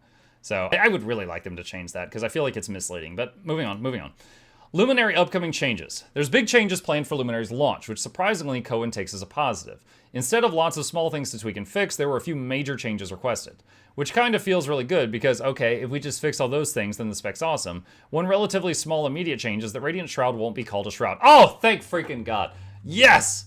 Alright, internally we use the word Shroud to talk about a lot of mechanics that are maybe not Shrouds. Harbinger has a fairly loose interpretation of Shroud in that it doesn't even protect you. But I think we're going to rename the Radiant Shroud. Maybe Radiant Forge. What did I just say? I swear I didn't read this. We'll brainstorm it a little bit internally. As for the major feedback, ArenaNet is addressing the flow of combat in Shroud. We see a lot of feedback around some of these skills being a bit too slow. You know, the hammer you float above the air for, 10 years and then you slam down? Maybe it should be sped up a bit. More generally, players were frustrated with the Shroud's cooldown scaling, seeing it as a penalty for wanting to use all the skills while in Shroud. I don't want to say it's surprising, but it's the opposite of how we envisioned it. It was more of like a reward for just popping in and doing one thing. It's like, okay, if I need my shield block, I could just go in Shroud, use my shield block, and then come out, and then I have less time until I can go into it again if I need to get my sword leap or my hammer slam. Nevertheless, that's not how players saw it, so it's being changed. ArenaNet now looking at ways to remove the penalty for using the full potency of the Shroud's kit. ArenaNet is also looking at the Shroud's auto attack, which changes based on the weapon, Radiant weapon you equip. A neat idea, but one that felt underwhelming in the moment. It's just the same kind of spell-casty burst of magic around you all the time. And we saw a lot of players say, I have a giant hammer in my hands, why am I not swinging this hammer? So we're probably going to retool how the basic attack works a little and try to give a little more incentive to be in that Shroud a little longer. The other big, because right now we're given encouragement to leave the Shroud as soon as possible. The other big change will focus on virtues. The Guardian's F1 to F3, which for Luminary are the same as those used by the core profession. That's another thing players called out, like, why are they the core virtues? Which again, understandable. New players might be like, why is that surprising? And it is surprising because for every other Guardian Elite spec, those changed. The Dragon Hunter has its own virtues, the Willbender has its own virtues, and the Firebrand has the tomes which replace the virtues. So the Luminary was the only one that didn't get new virtues. So that's why the confusion. And so now ArenaNet is looking at making Luminary-specific virtues that better tie into the specific themes of the spec. We do want to keep them as more of those instant cast, immediate value type of skills. We just want to give them a little bit more Luminary flavor, maybe some interaction with the profession mechanics. But the idea is that these are supposed to be more immediate value as opposed to the big animations of Dragon Hunter or Willbender, because we have those big animations in the Radiant Shroud. By Phil Savage. And that's the end of the article. Woo! Okay, so that is all of it. Very interesting. I know Lord Heisen, who's one of the most busted players I know, he couldn't get any damage out of Luminary. He could not get good damage out of it. I played it as a healer, and it was adequate. I was able to get the job done, but it was certainly nowhere near the strength of, like, Paragon or many of the ones that already exist in the game. But that's it. That is all we've got for now. That is all we've got for now. So, a couple of other minor things like that they didn't talk about. You guys remember the musical note user interface for the Troubadour? I find myself thinking about that again. I hope they tweak that. There was a lot of people that I spoke with in my chat that were confused by that. they were like, why is it showing 5 notes? You know, or 6 notes or whatever it was. And I'm like, oh, it's supposed to represent 3. But it was like, just visually, it was kind of confusing. Unless you were already, like, you know, adept at music in real life, which a lot of us are not. A lot of us are just stupid. So there was a lot of folks that were confused by the Troubadour UI until they had played it for a while. I think it would be good if they redid that UI thing, and just had like 3 individual notes.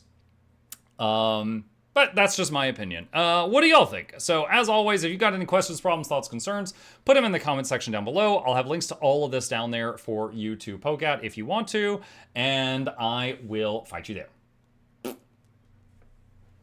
Oh my god. Thank you for waiting on that. Oh my god.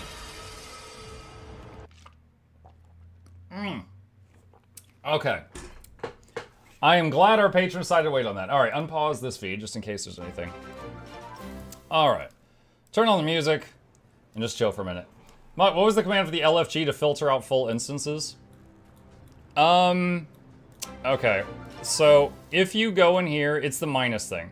Beep All boop, right. it's Tuesday. So, you need, like, the IP. You gotta, okay. Lab Gren doors only. Okay, so this... Did they bring the candy corn gobbler back this year, Tohihi? I don't know yet. So, let's say that this one is full. I can do minus Gren, and now it won't show that. And then let's say I don't want to do doors. I could do minus all. And now all of them... I did a typo there, 1 second. All of the ones that had the word all are now gone. But basically, minus anything removes that from what you see. That's it. That's the whole trick. Now, you can do that with, like, IP numbers. You could do that with a word. Minus muck. Shut up, Emily. Bam. Didn't work. Because I'm not in the group finder. All right. Hope this isn't cold. Hang on.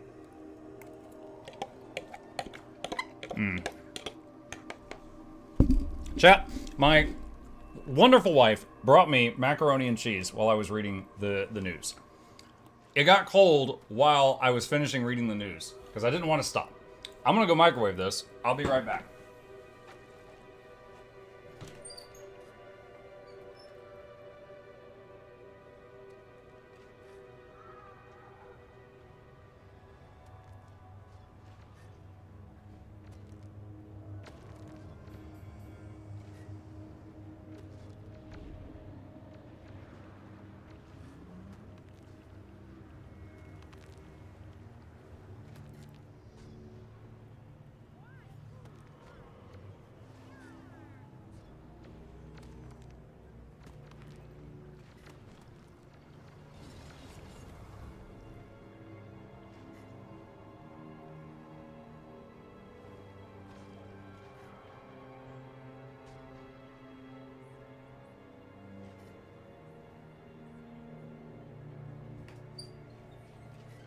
Okay.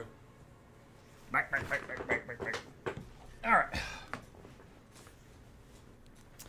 I wonder if Ada has a pool when doing design. The beta of these things will definitely be said about the beta. Like a bingo card or something? Possibly. Let's see. Put on the wizard. I'm not putting on the wizard out right now. Okay, hold on a sec. There's some stuff that I missed. Cheer for the snails. Yeah, he can do that. There you go. Okay. All right. Is it bacon mac and cheese? No, it's just Kraft mac and cheese.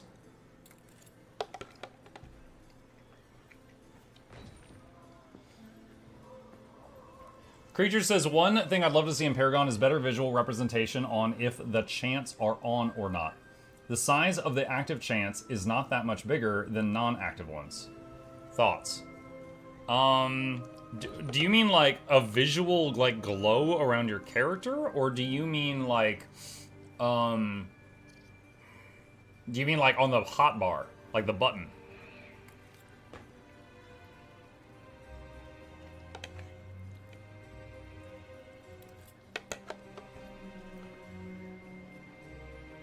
All right.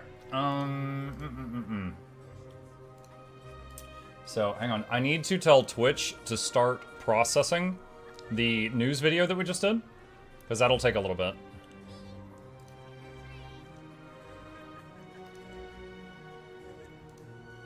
going to take a little while. Buckle up. Alright, Guild Wars 2 gamers, hello. Today is if you want to, and I will fight you down. Okay. How long is it? 58 minutes! Oh my freaking god. Alright.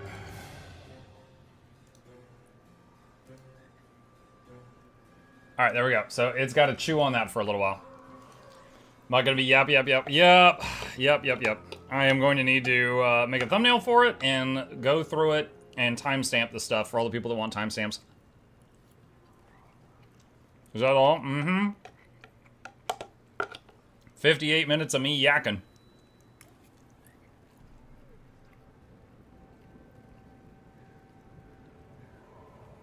Shane says, I can't log in at the moment. I'm at work. Are shared slots on sale? Shared slots?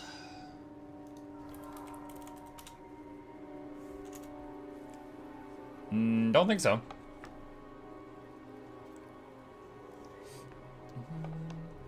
Video editing with Mukluk? Kind of. What you just saw, for anyone who's not a streamer, is basically, it was just the whole VOD, and you just do a start and an end, and it'll cut that part out. Or copy it, I should say. That's just a thing you can do on Twitch. And I tried to do the whole thing in one take, so that I don't have to edit it at all.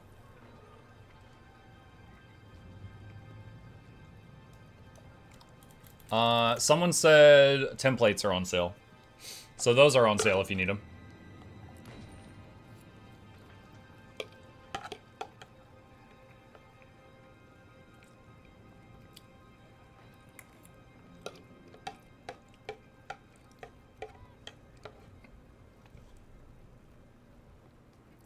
My sweetie says you reading news is super helpful, allows work on something else.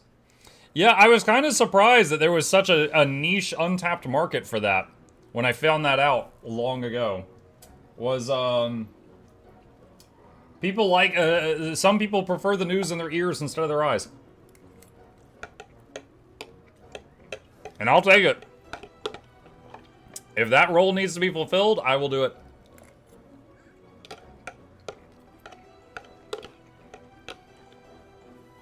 I always assumed that they were, like, at work, and they're not allowed to go home and play yet. Or they are, like, driving home or something like that. But yeah, those videos do very well, so I've got incentive to keep making them.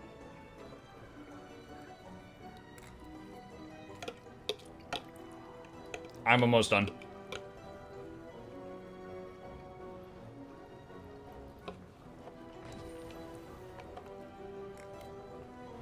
For me, it's more of, I don't know where would you get all this info from.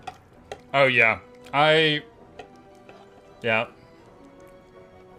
I've learned over time, basically any Tuesday, around noon, I check their forum, their blog post, their Twitter, their Facebook, their Blue Sky, and then occasionally I don't find it. Like that PC Gamer article, I don't check theirs. Someone sent me that.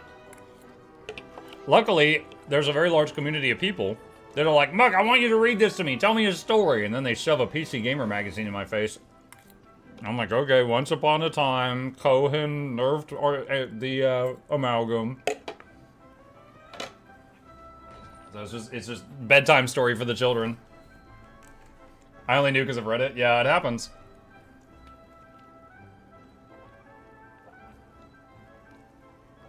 Muk, tell us a bedtime story in the morning in October? Yeah. Wait, you don't have bedtime in October? Alright.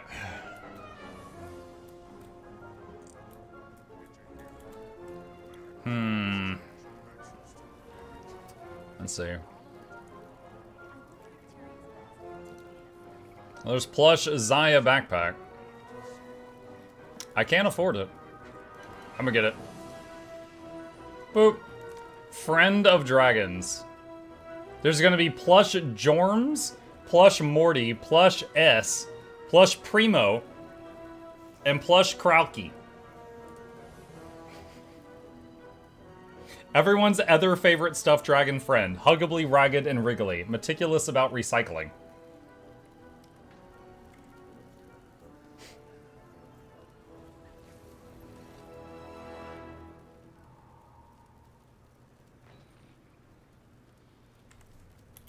I need the Bordy backpack for my salad. For your salad? Oh, Mad King says countdown. Yeah, that's right. They said they were doing that. Fractal incursion 1 hour for 1 hour. Too small on my phone screen. How much was the backpack? 5 gibbering skulls, 5 high quality plastic fangs, 5 Tyria's best nougat center, 5 candy corn cobs. Okay, let's see. Boop, boop, boop, boop, boop, boop. Opening GIMP, aka poor person's Photoshop. I bought the Zaya backpack immediately. Yeah, me too.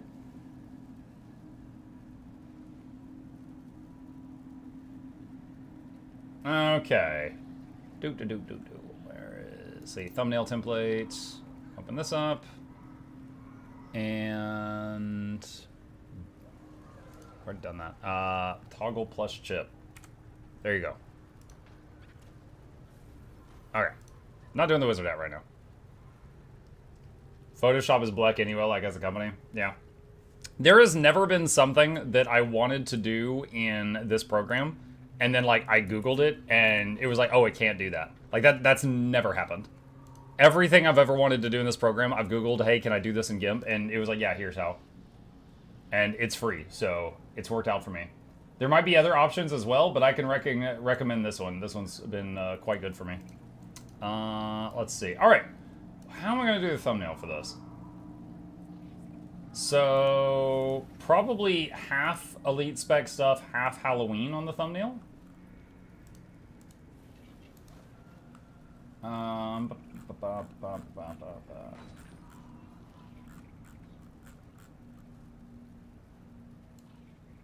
Hold on. I'm looking at all the pictures that was included in this stuff. All right, let's take this one. Oh, that is a tiny picture. Hang on a sec. I think I've got a good one. Where's my assets folder? Dat asset. Where is it at?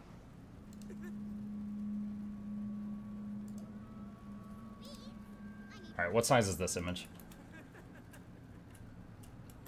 Better?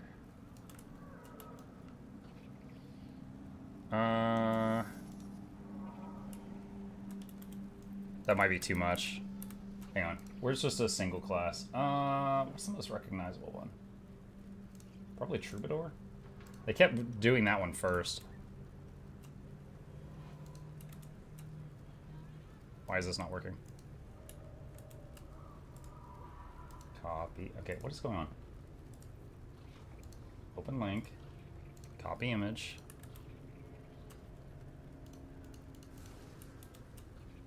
Okay, I think GIMP is being weird. Hang on. Let me close and open this file. Ritualist fits Halloween theme the best. Yeah, I'm going to have Halloween stuff on, like, the right side of the thumbnail, and then have, like, one of the new classes on the left side of the thumbnail. It's just being really slow right now. We'll figure it out. Alright. Close that. Alright. Open thumbnail template.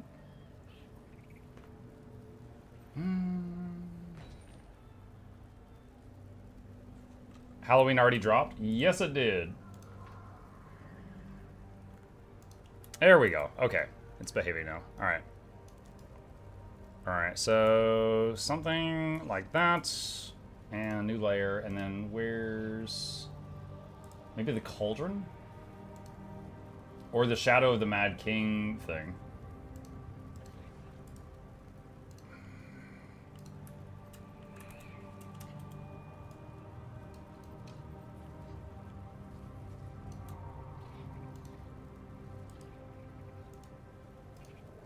Let's see.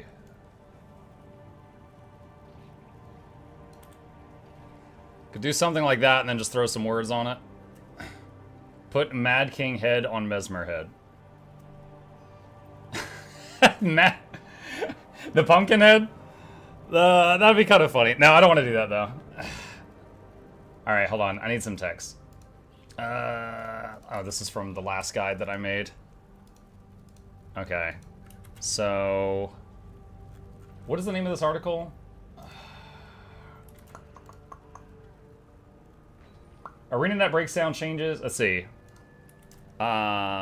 Upcoming Elite Spec changes. And then over here we'll have Halloween. Let's see, select, grow, 10. Boop. Okay. And merge that group. Alright. And then this one, that. And do Halloween begins. Turn that off for a sec. Probably have to change the color of these.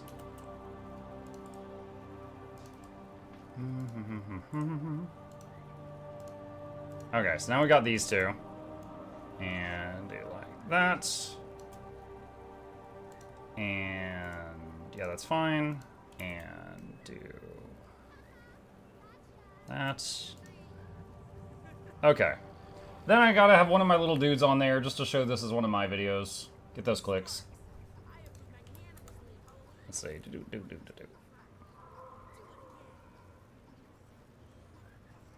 Maybe have him coming out of the cauldron. She's like, whoa! I summoned a Mukluk. Hold on. Let's see. Duplicate. And where's the lasso tool?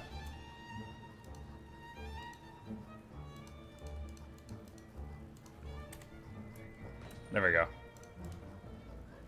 Perfect. Okay. Where shall we hide the mini? He's right there. It's fine. So now we gotta throw it cooking the Asura. Oh yeah, you guys are monsters. You would do that. Okay. Now.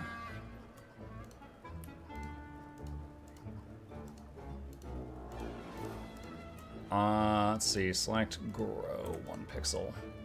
Okay.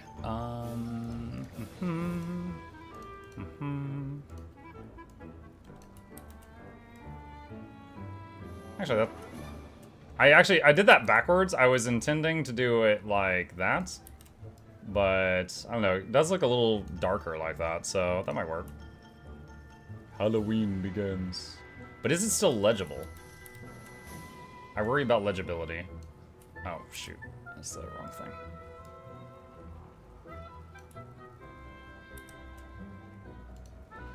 Has to be able to be read on tiny phone screens.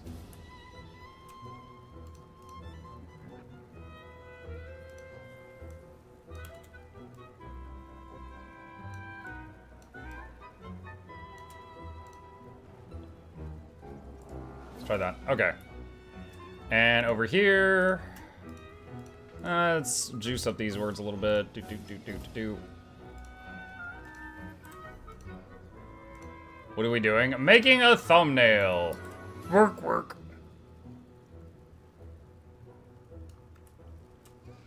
You're the king. I didn't vote for you.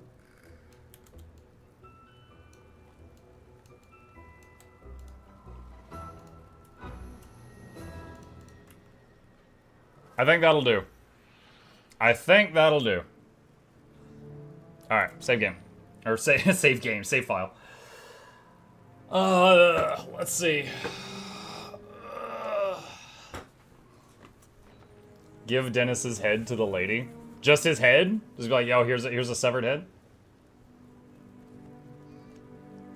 Mad King is actually an antiquary. Secret interview inside. Have it look like the National Enquirer.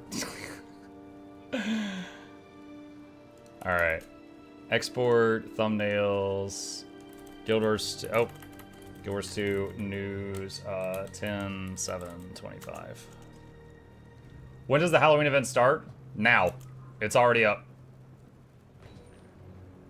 Going insane, I redrew your character in the Majestic Flying Eagle drawing hand, and I can see how I've improved. How long has it been? 7 years? It's been a bit. I still have it. Anytime someone sends me fan art, I treasure it. And I try to save it. And I do have a folder for you, Roopsie.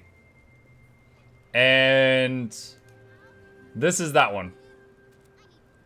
So really quickly, chat, I once took this guy raid training, and on Samarog, I was like, chase the booty, and he did not chase the booty. And he got sent flying across the arena some insane number of times. I remember at the end, we looked at the logs, and he got hit with knockbacks like 27 times. And I was like, one, it's impressive that you got hit 26 times without dying. And two, what the heck, 27? And I called him a majestic flying eagle that day. And he sent me this the next day. That's apparently his character sobbing. And me like, what are you doing?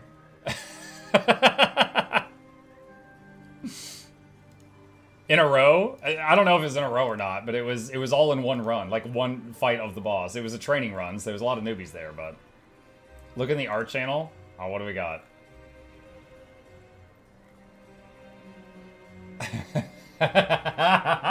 Yo, he's doing work. Okay, oh my god, I gotta save all of this. Okay, hold on a sec, hold on. I'm saving all of these. Alright, one sec.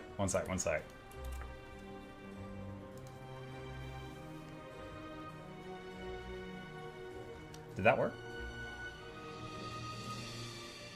Why is it misbehaving?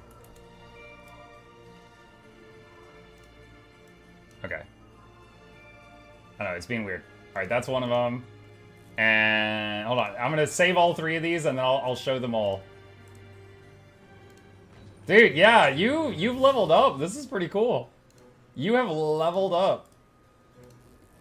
Yeah, I do not immediately remember.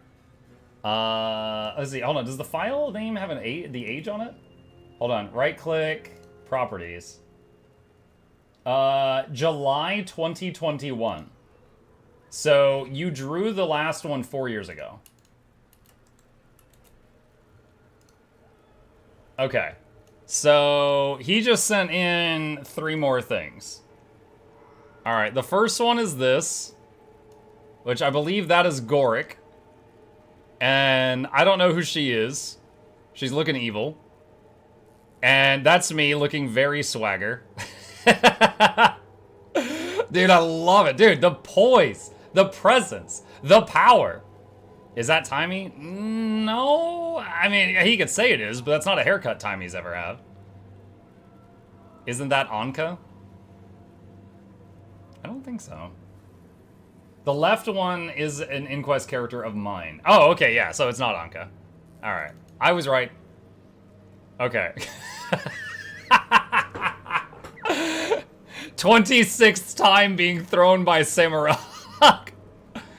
Ruxy, stay in the group. You're the healer. Oh God, were you healing that day? I don't even remember that. I didn't even remember you were the other healer.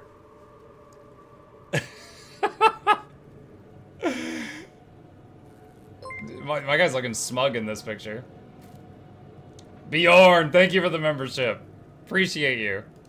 And this is the other file he sent me. Wait, did that work? Oh, there it is. Oh, this is like an in progress of that that first one that we showed. Wait, is it? Hold on, it's really similar.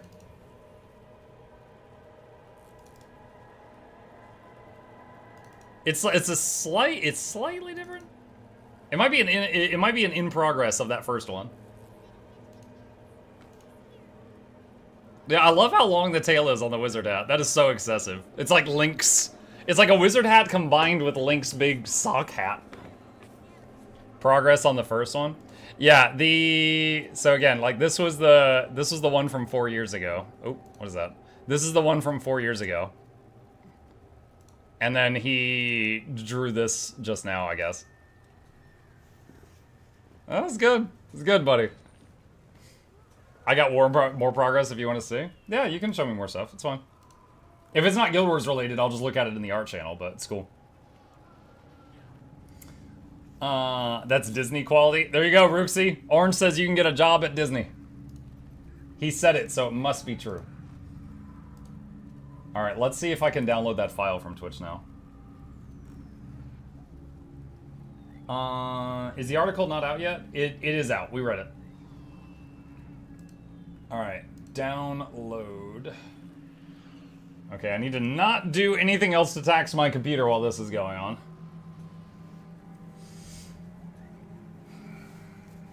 Does someone have a link to the article? Yeah, hang on.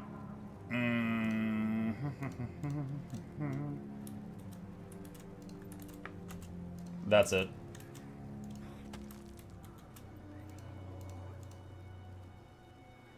All right. And let's go back over here. Just progress your character drawing in the art channel. I'm happy I draw Sarah's again. Loves. Oh my god! Wait. Did you just color this? Like just now? Dude, that is insane color. Okay, hold on a sec, chat. I gotta do this guy justice here. Hold on. All right. So, yo, that is impressive. One sec. All right, what is the biggest thing you... Okay. This is all some fan art this guy has sent me over the years, right? So just look at coloring, okay? It's like here, mostly flat colors, no shading. Still really freaking good. This one he spent a lot of time on. Me looking like main character energy, all right? Really good. Also, Bifrost aura there. Pretty nice. So he apparently just did this. Like just now.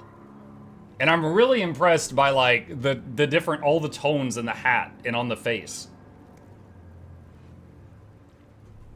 That is really good, my guy. Glow up? Yeah. That is really good. I can tell you've done like a lot of shading up at the top already. And like on the scarf. That's nice. You still hate my gloves?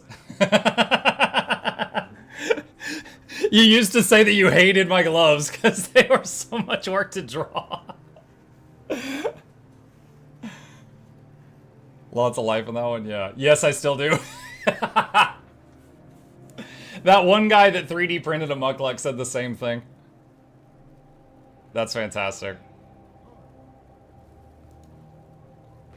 Well, it's all still accurate. I haven't changed my guy's fashion in ages. Let's see. Oh, hang on. Did it finish the download? It did finish the download. Okay, so I'm just opening this to double check this is the right file. All right, that spelled yes, it is.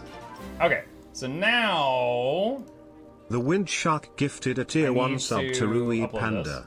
They have given 162 gift subs in the channel. Yo, thank you, Windshark. Appreciate that. Welcome. Okay. So, now.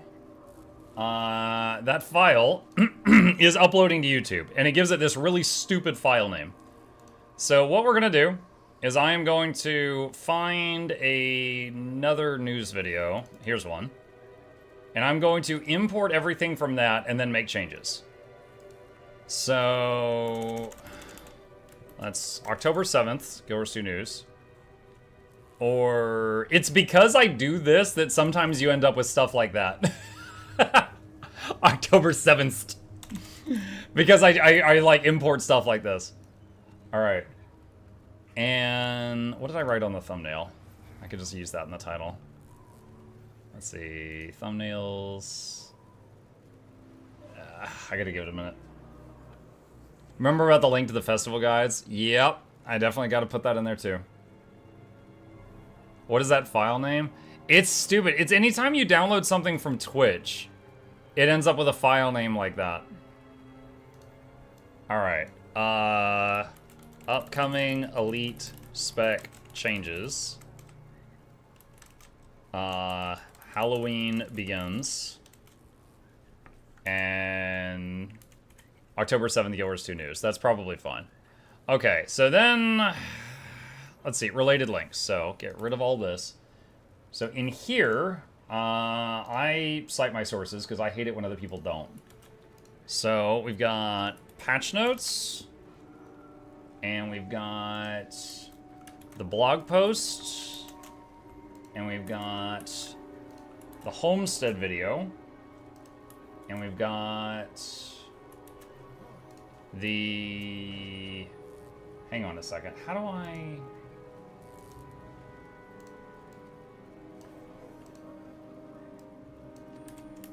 one second. I'm trying to see if I can shorten the URL for this. Nope, that's not working. Fine. Whatever. Okay.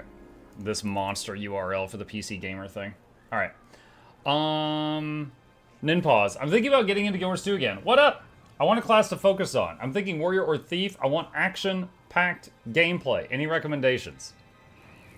Action-packed gameplay. I'm not a warrior or a thief main, so if I had to choose between the two, I like being more passively durable, which would be warrior. But they are both pretty button mashy. Ellie. He did not ask for Ellie. He did not ask for that. Okay. Now to basically give up a minute of my life to save lots of other people lots of time in their lives, chat. So what we're gonna do now is timestamps. So what do we got here? Da-da-da. So I need to go through here. Going through it in compete with your fellow mortals in lunatic inquisition. Oh, that's where I started reading without having the stuff on screen. All right, going through it in some kind of order. First off, October 7th release notes. That's today. Okay, so at 40 seconds was the release notes. That's when I forgot to have it on screen for a minute. All right, so 000 is intro. 040 is patch notes. Okay. Let's see. Note to users to pause the pins. They want one the size of life human skulls. Do you think that they're both? So those. Okay. All right. What is this? Those are the patch notes from today. Now.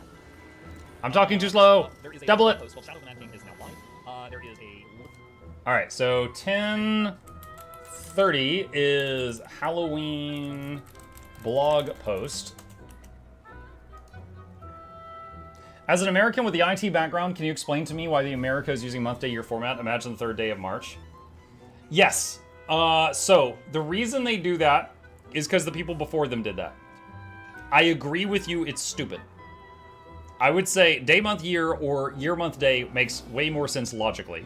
But those of us that are here that are using it, it's because everyone else is using it.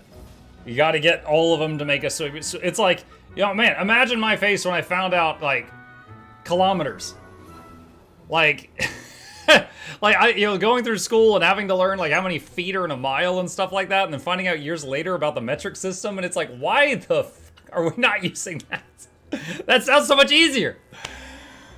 Yeah, no, I agree with you. It's dumb, but we're using it because everyone around us is using it, so if we change and they don't change, then they get confused.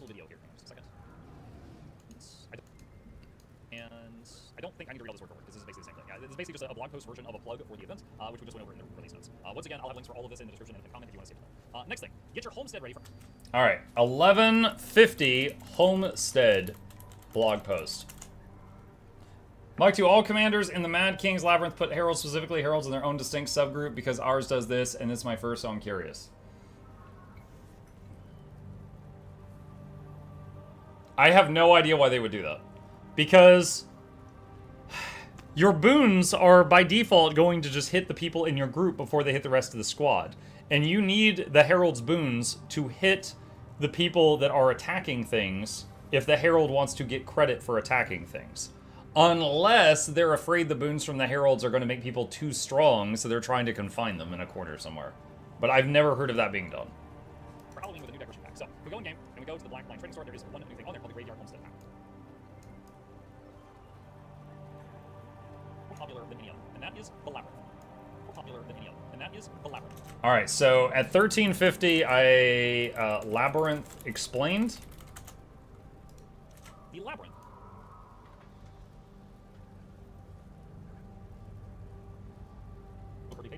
And now we're off to the next thing. So, the last thing to go over, which is going to be a lengthy one, is Guild Wars 2's exclusive ArenaNet breaks down the changes. 30 elite spec changes. And then I'm going to do a timestamp for each of the 9 classes. Did an interview with them and gave them that sweet information that we crave. And essentially, we recently had a beta event where we got to try out the Ritualist and set up specs for each of the game's 9 classes, or professions as they're called in game. Elite specs are a pretty big deal, making fundamental changes now.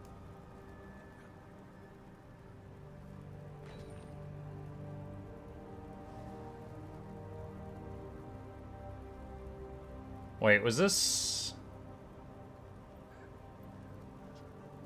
As they're playing these specs more and more, Okay, I think Ritualist was the first one. The Ritualist is one of a handful All of right, elite so specs. 2350. As with most other necromancers, Ritualist.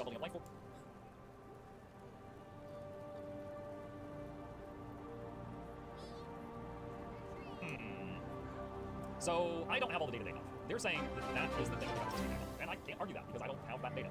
Hello, Jerry. Hi, Leggy. Okay, that's certainly not what I personally Strifey, thank you for the tier 1 sub. Appreciate you. Welcome. We will see. All right, Evoker. Evoker. All right, 2707 is Evoker. 7 more. It was impossible to keep the booms up. You could eat. Just heard the oh yeah again.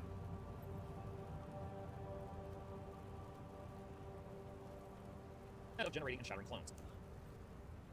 Nice, that's good too. Yeah, it's true. Like, I would say there might be moments where I would hesitate to use the empowered version of the familiar skill, but the baby version of it, you kind of wanted it to just fire constantly every single time it popped up. And yeah, it was similar to Berserking, where it's like you're like 1 F1, 2 F1, 3 F1, F1, F1, just constantly. Troubadour. Illusions are out, instruments are right. out with their illusions. 3145 Troubadour changes. 6 more. The Troubadour gives Mesmer one that protects a range of land. Orbally hammer. One that protects orbally hammering into the iconic moments of the Troubadour. Okay, so this is very vague, so I'm not sure exactly what they're doing, but they're messing with the traits, apparently, is the all we're gonna get there for today. Okay. Gale Shot. Okay. And Gale Shot is 3435. Gale Shot?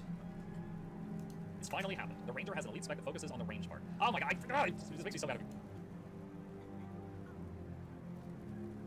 There. We have a handful of polish items with small notes here and there. This skill needs a little bit more range or some traits that could use it to be a little more interesting. And Antiquary okay, is... Antiquary. What if the thief... 3722. Antiquary. Could summon the power of rats. That is the somewhat unusual theme of the What is he doing? Getting timestamps. This is something we just recorded, and there's so many people that just want to click straight to the section they care about, so this is what's involved in doing that. I gotta get the exact time, minute, and second that we started each section. That extra layer of mitigation just built into the spec, I think that's going to help a lot. Y'all know my opinions on this, I won't go on that. Alright. Next up, Amalgam. Alright, I don't... Alright, 3940 is Amalgam. I'm guessing they're not going to change much on Amalgam mechanically. I think they're just going to nerf the damage. Is Antiquary still RNG? They're going to make one trait baseline where whenever you would steal something and you would get random artifacts, your first artifact will always be an offensive one, and your second artifact will always be a defensive one. I was fine with everything it did, but damage-wise, it was stupid. It was like... So it's slightly less RNG than it was. Alright, perhaps the most comic book coded of the new elite specs, the Amalgam's create a symbiotic bond with the metallic ooze, using it as a sort of defensive slime suit that can also... Okay, I think the main complaint with... Okay, so next is Conduit. We're still thinking about it, but I'm not sure that one's ever going to make the launch. It's got a chance, but it might not have the best chance. That would be fair. I mean, if the Amalgam was able to ride the whole group with quickness and alacrity and no one else could, it would be the return of Chrono Jail, but it would be Ooze Jail. Alright. Conduit. Oh, my throat is losing its voice. Conduit. Alright, so 4250 is Conduit. There's that. As with other Revenant elite specs, Conduit focuses on channel... And I think Paragon was next? Or support focus. That currently feels divorced from the overall gameplay of the spec at large. Just use the word divorce there. We're definitely thinking a lot about that profession mechanic because that felt like the big feedback point of the spec is it just didn't do enough. Alright. Oh my gosh, my voice. How many more is there? There's 2 more. Oh, Phil wrote this. Phil is actually knowledgeable about Pursuit. I mentioned that multiple times. You can tell from when he writes this stuff. Another Go one profession. Okay, so 46... Mukluk Bobble. 22 is Paragon, and then we got one more, which is Luminary. Hey, Airwiz, thank you. Warrior, a more support point in the best. Absolutely, just a burst of here's a with this. There are ways we can doesn't do much. There are ways we can enable that build a little bit better. Okay, interesting. I would not have been surprised if they had said some support nerfs coming. So since they're not, note if you use Candy Corn Gobbler in World v World, you get better. Yeah, there's some useless things that won't land on you while you're in World v World, so some people like to go into World v World to use their Candy Corn Gobbler. Luminary. Okay, what was my feedback for the Luminary? Alright, so 50-55 Luminary. And let's see. I need a link to my Halloween guide. Where is that? Give me just a second. Going through my YouTube channel. We can close this. And what is it called? Mad King. There we go. Get to the point, Mad King. Alright, and then we're going to put that there. Okay. So, now we've got all these timestamps. And we got all of this stuff here. So we're going to copy all this for a minute. And it's in the playlist. It's on all this. It's in the right game. All right, next. And yes, I need ramen. And submit.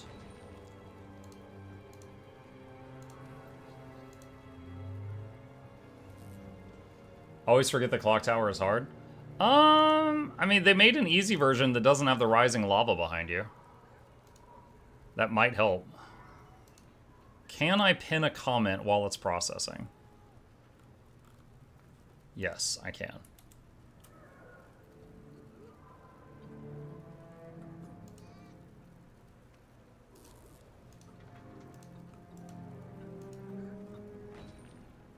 Okay. And end screen. Usual stuff at the end. Alright. At this point, because that video is almost an hour long, YouTube still needs time to process it. So we just leave that right there. And now it just needs time. That's why I don't like starting that process after the stream is over. Because then the video doesn't get out for some hours after that. Because it's like, your stream ends at like 2 p.m. and then maybe at 4 p.m. it's ready to go. So by starting this process now, some of you have shown me that you're interested in watching content creation, so there's that. And then I can get it up afterward. Wait, what is this? Wait, what? Someone just whispered me the words, "After all, you are real." He's trying to break me out of the Matrix or something. Alright, so I got about 9 minutes, and then there's Mad King Says. Probably just chill here until that, and then I'll wrap it up, because usually in 10 minutes I end the stream. My glider is causing me much trouble. I stopped the time version, so I ended up finding the normal clock tower more fun myself. Muck is real. I met some of you in Seattle. To be honest, the content creating is interesting. I'm glad to hear it. It's, I've actually told Lorenity that. Lorenity's like, oh, I'm never making any progress on my projects. I'm like, just do it live. Some people are still interested in watching that, and you can carry on conversations while you're doing it.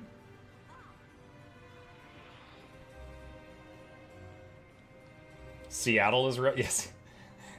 Dude, my feet still hurt. I legitimately might have to go to a doctor or something. What is it called? A podiatrist? The foot doctor? I might have to visit one.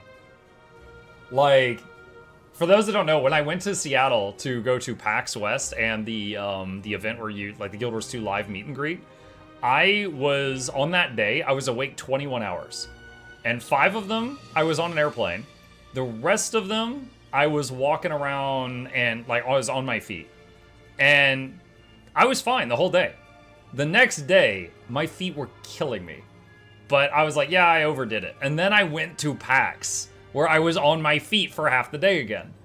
So the next day, I was like, oh my god, my feet hurt so bad. But I was like, all right, well, I have a desk job, right? I'm going to be taking it easy. I'll recover. It's been a month. They still hurt. I don't know what I did, but it feels like I'm just walking around on bruises all the time. I don't know what I did, but it's been a month. And it's like, all right, this is clearly not going away. Did you try the tennis ball thing? I did. I did try the tennis ball thing. So someone in chat told me about a tennis ball exercise. And it's basically like, if this is your foot, you put like a ball and you just kind of like roll it back and forth. And that helped me determine that the pain is right in the middle. But when I looked online at that exercise, everyone's like, yeah, use it like to recover from surgery. But when it starts hurting, stop. And I'm like, what if it's hurting when I start? The only thing, maybe you're just old. Yeah, that's it. I just got a new feature. Just my feet hurt until I die. That would suck. It's the arch, yeah. In the last month, trying to fix this, I got new shoes. I then went to a specialty shoe store where they like scan your feet. It was pretty cool. You like step into the scanner thing and it made like a 3D image of your foot. And then it recommended inserts. And I got some special inserts. And I've tried a few other things, like heat packs. Heat packs help, but it's like, it makes the problem go away for a short time and then it comes back. And it's like every morning is at its worst. Like I swing my legs out of bed and I stand up and it's like, ugh! And it's like, it's at its worst. And then it gets less bad throughout the day. I don't know what the hell's going on. Ugh, wait until looking left becomes an extreme sport. Muck in chat, is it normal to not find fun in Mad King's lab? Of course it's normal. You're doing the same thing repeating 1,000 times. There's tons of people that don't find it fun. I get bored of it pretty quick, but I put it on blast for people who like it. Sounds like plantar fasciitis. Sounds like the same pain I'm in, but I'm no doctor. Well, what do you do for plantar fasciitis? I don't know what that is. Muck, I just sent you something on Steam if you want to check it out. Wait, what? One sec. I'm trying to remember how to do that.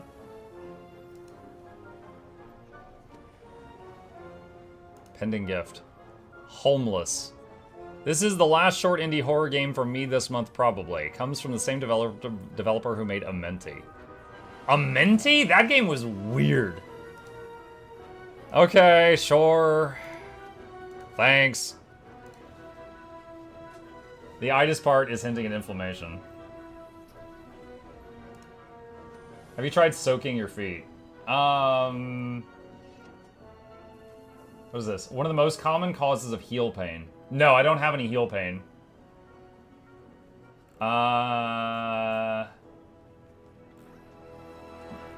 No, it's like, I can stand on my heels and stand on my tippy toes, and it's fine. It's in the middle. So, I don't have exactly this. Look, I have a plushie idea to pass along. Ghost Quaggan with Halloween Pale. That would be cute. Send me feet pics, I'll find the issue. What are we playing this evening? It's Guild Wars Tuesday. We're gonna do Guild Wars 2 until the usual giveaway. After that, I don't know, maybe work on Hades 2 for a bit. And then we'll get back into spooky stuff tomorrow. Dude, we have knocked out a lot of spooky games. These are the spooky games that we have written down. The crossed out ones, well, this one was taken down off Steam, but all the other crossed out ones we've done in the last 7 days. So we've been knocking them out. And we're almost done with this one.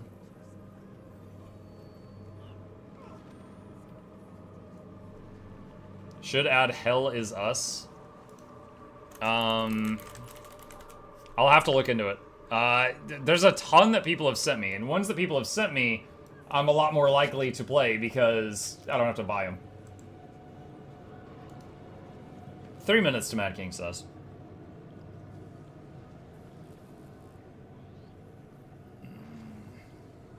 Time to start hitting the gym, Luck? Maybe.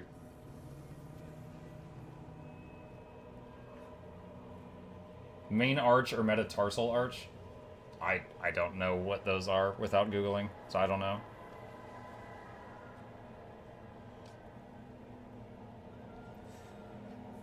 It sounds like you stretch the muscles or the ridges on your feet. Have you taken muscle relaxers that might work? I wouldn't take something like that without having a doctor tell me to do that. So no, I have not tried that. Like little things that people have suggested, like have you tried heat packs? Like, okay, I'll go try that. Have you tried the tennis ball thing? Yeah, I'll try that. But if someone's like, hey, take this drug, I'm like, I'll see a doctor before I try that.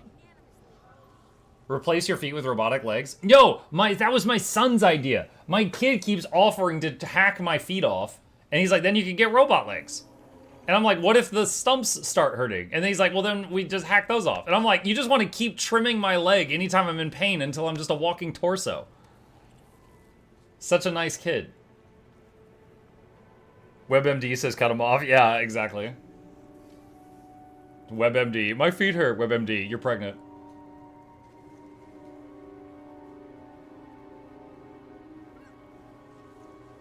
What if your torso hurts?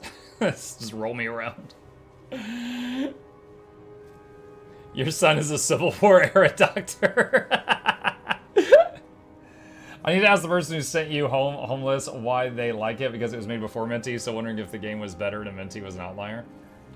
Yeah, Menti was, I mean, honestly, a lot of these games, like, what were the other two that were, like, dates that we played recently?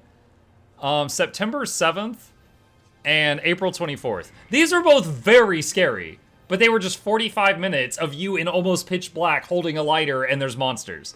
So it's like, they were very scary, but they were like 45 minutes. There wasn't much story or anything. It was just like, we're gonna muck and get you. So, like, of all the games that we've played so far this month, I think April 24th was the scariest one, and it was only 40 minutes long. You should play Silent Hill F. I've heard I've heard mixed stuff about that. Silent Hill F is like there's a parry, and so like if you can parry, nothing is scary. Now, fortunately for you guys, I can't parry, so mixed thoughts on that. It sounds weird for a horror game.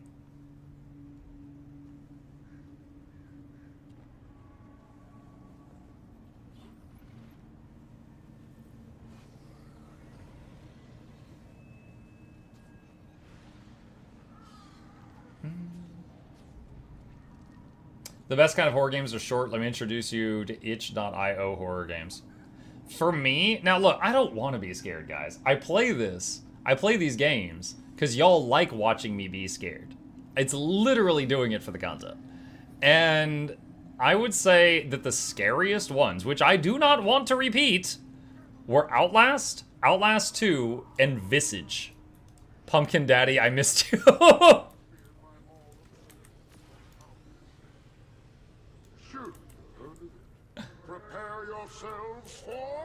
Alien Isolation. That one annoyed me. The monster looked like it was made of plastic. It wasn't scary, and also if you died, you had to replay like 10 minutes because the save system sucked. For all of you sad sops who don't know the rules, hear me now! You must do only what your Mad King says, and nothing else! Consider it aimless. Ready? If not, that's unfortunate for you. You just hurt yourself.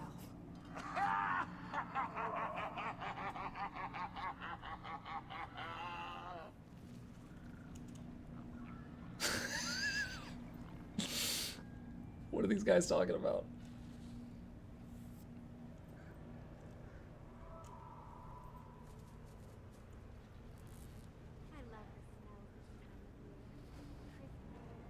There's a thief here, and his name is Stabba Kadabra. My daunting philosophy.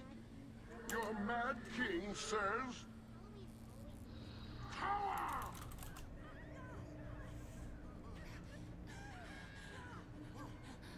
It's European stuff you wouldn't understand. Uh-huh.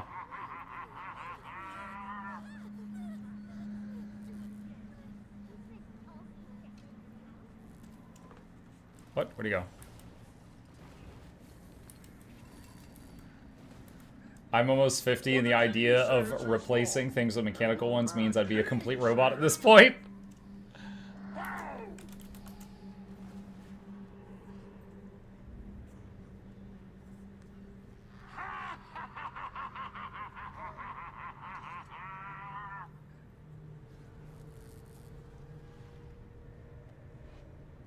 Curved glass and ornate steel comprise this mighty Have my games worn I you don't know all about out? you, but Your I Mad wouldn't King want to says. stand under it if an earthquake were to happen. On that note, let's continue. Pick up the pace, people. Sleep! Flop.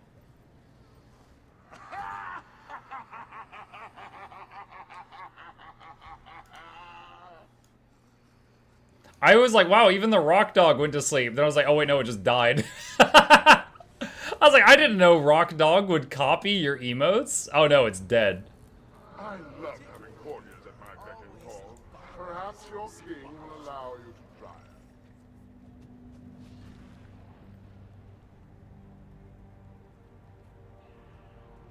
it. Beckon! You didn't say Mad King says. Anyone who beckons is gonna get shot by lightning.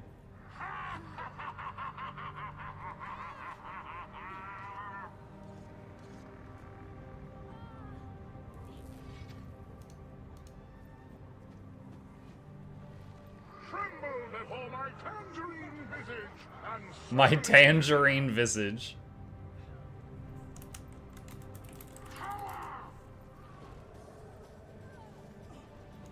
Shut up and give me candy. I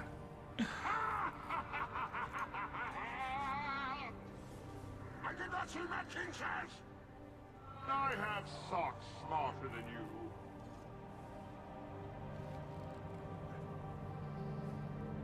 Sorry, Daddy. Let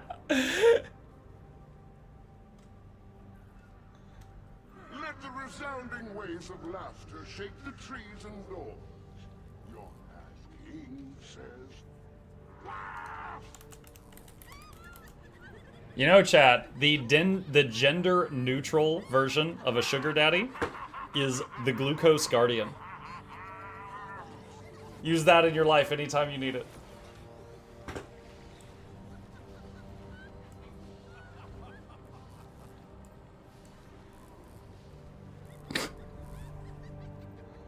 Oh, poor little subjects. Have my games worn you all out?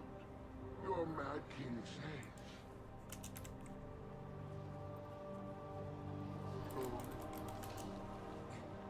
Sleep!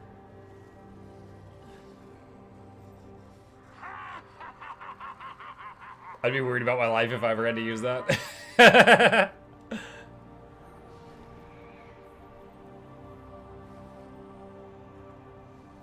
This Mad King says, dance! Dance for me. Tomorrow I get my first real weapon. I think Solari should get goodies too, since they don't get to be kids. Alright, that's kind of funny. That kid just ran past and said Sylvari should get candy too, because they don't get to be kids. Praise and confidence. Elbow, elbow. Adult Sylvari trick-or-treating, chat. Wave!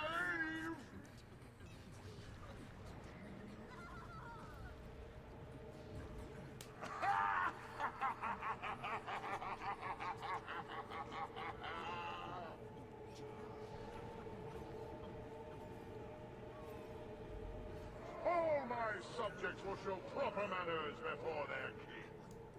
Bow. Wow! I'm just gonna keep dancing. Have fun, Halloween. See you, got us.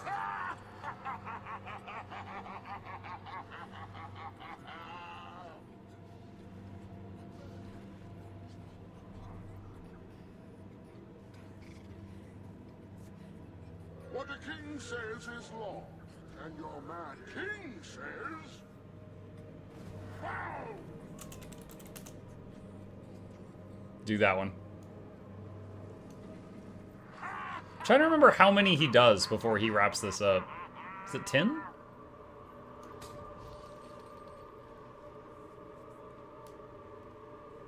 It's 15. I'll not have my subjects looking like dimwits, weird as they are. Ponder. Your Mad King says, pond. Can't believe you're doing a festival activity. The timing lined up well.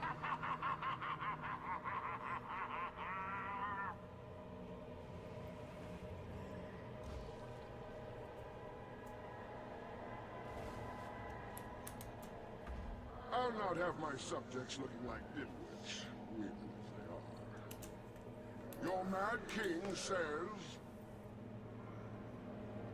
pond.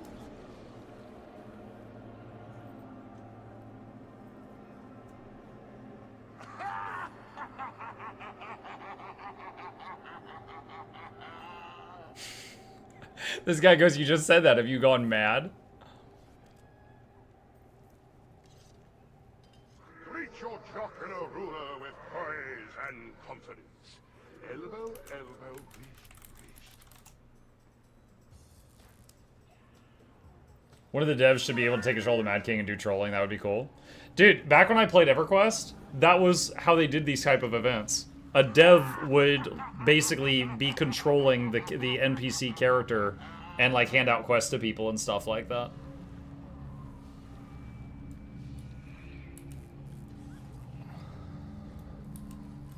But considering how many instances of Lion's Arts there probably are right now, it might not be as feasible these days. Attain, hut, start again, chest out. that smirk off your face, soldier! Salute!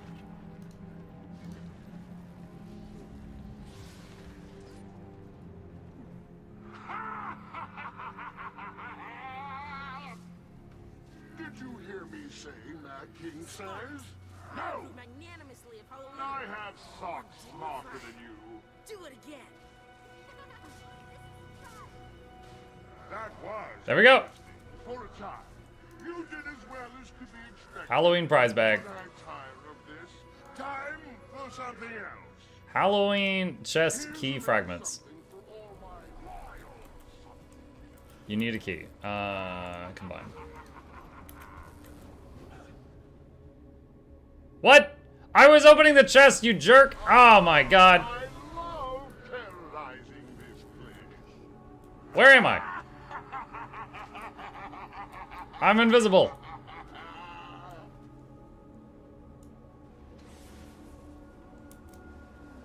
For the Emperor! I'm a spooter.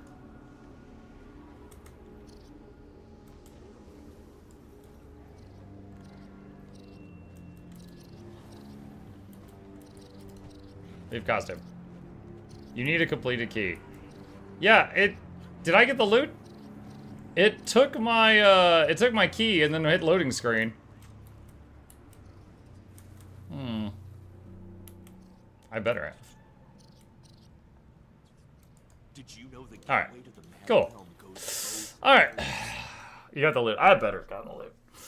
Well, with that, uh-oh, knocked my earbud out. With that, chat, it is past 2 p.m. Little bit overtime. I need to wrap it up here. I got some stuff to do, but thank you guys for joining me this morning. I hope you guys had fun. Couple plugs on my way out. If you guys are new to my channel, my name is Muck. I stream every evening and every weekday morning. Haven't missed a day in 7 years. I'll be back in 5 hours for the Guild Wars 2 stream on the NA servers. We'll do the weekly giveaway and just hang out. I might do some Hades 2 after that in the late hours. Hit the follow button on Twitch. Subscribe on YouTube if you haven't already. These are links to my 2 YouTube channels if you don't already know about those. And a special thank you toward your patrons. They keep this channel alive with their support. I could not do this without them, and there's a link to that in the chat if you're interested. I'll have the news video up as soon as YouTube is done processing it. That'll be up soon if you missed it. And let me find someone to raid on the Twitch side of things. Let me see who is live right now. I'm even 10 minutes late. Is Laura on time, or is she more than 10 minutes late? Where is she? I don't see her. Who do we got? Madigon. Madigon is doing a cooking. Madigon's good people. He treats me good. I'll treat him good. Madigon is currently doing some kind of cooking stream, I think from the Tyrion cookbook. So we'll go spoil Maddie. I'll see you guys over there. You guys have a good rest of your day, and if you fancy it, I'll be back tonight. See ya. The crunch is like the crunching of the bones.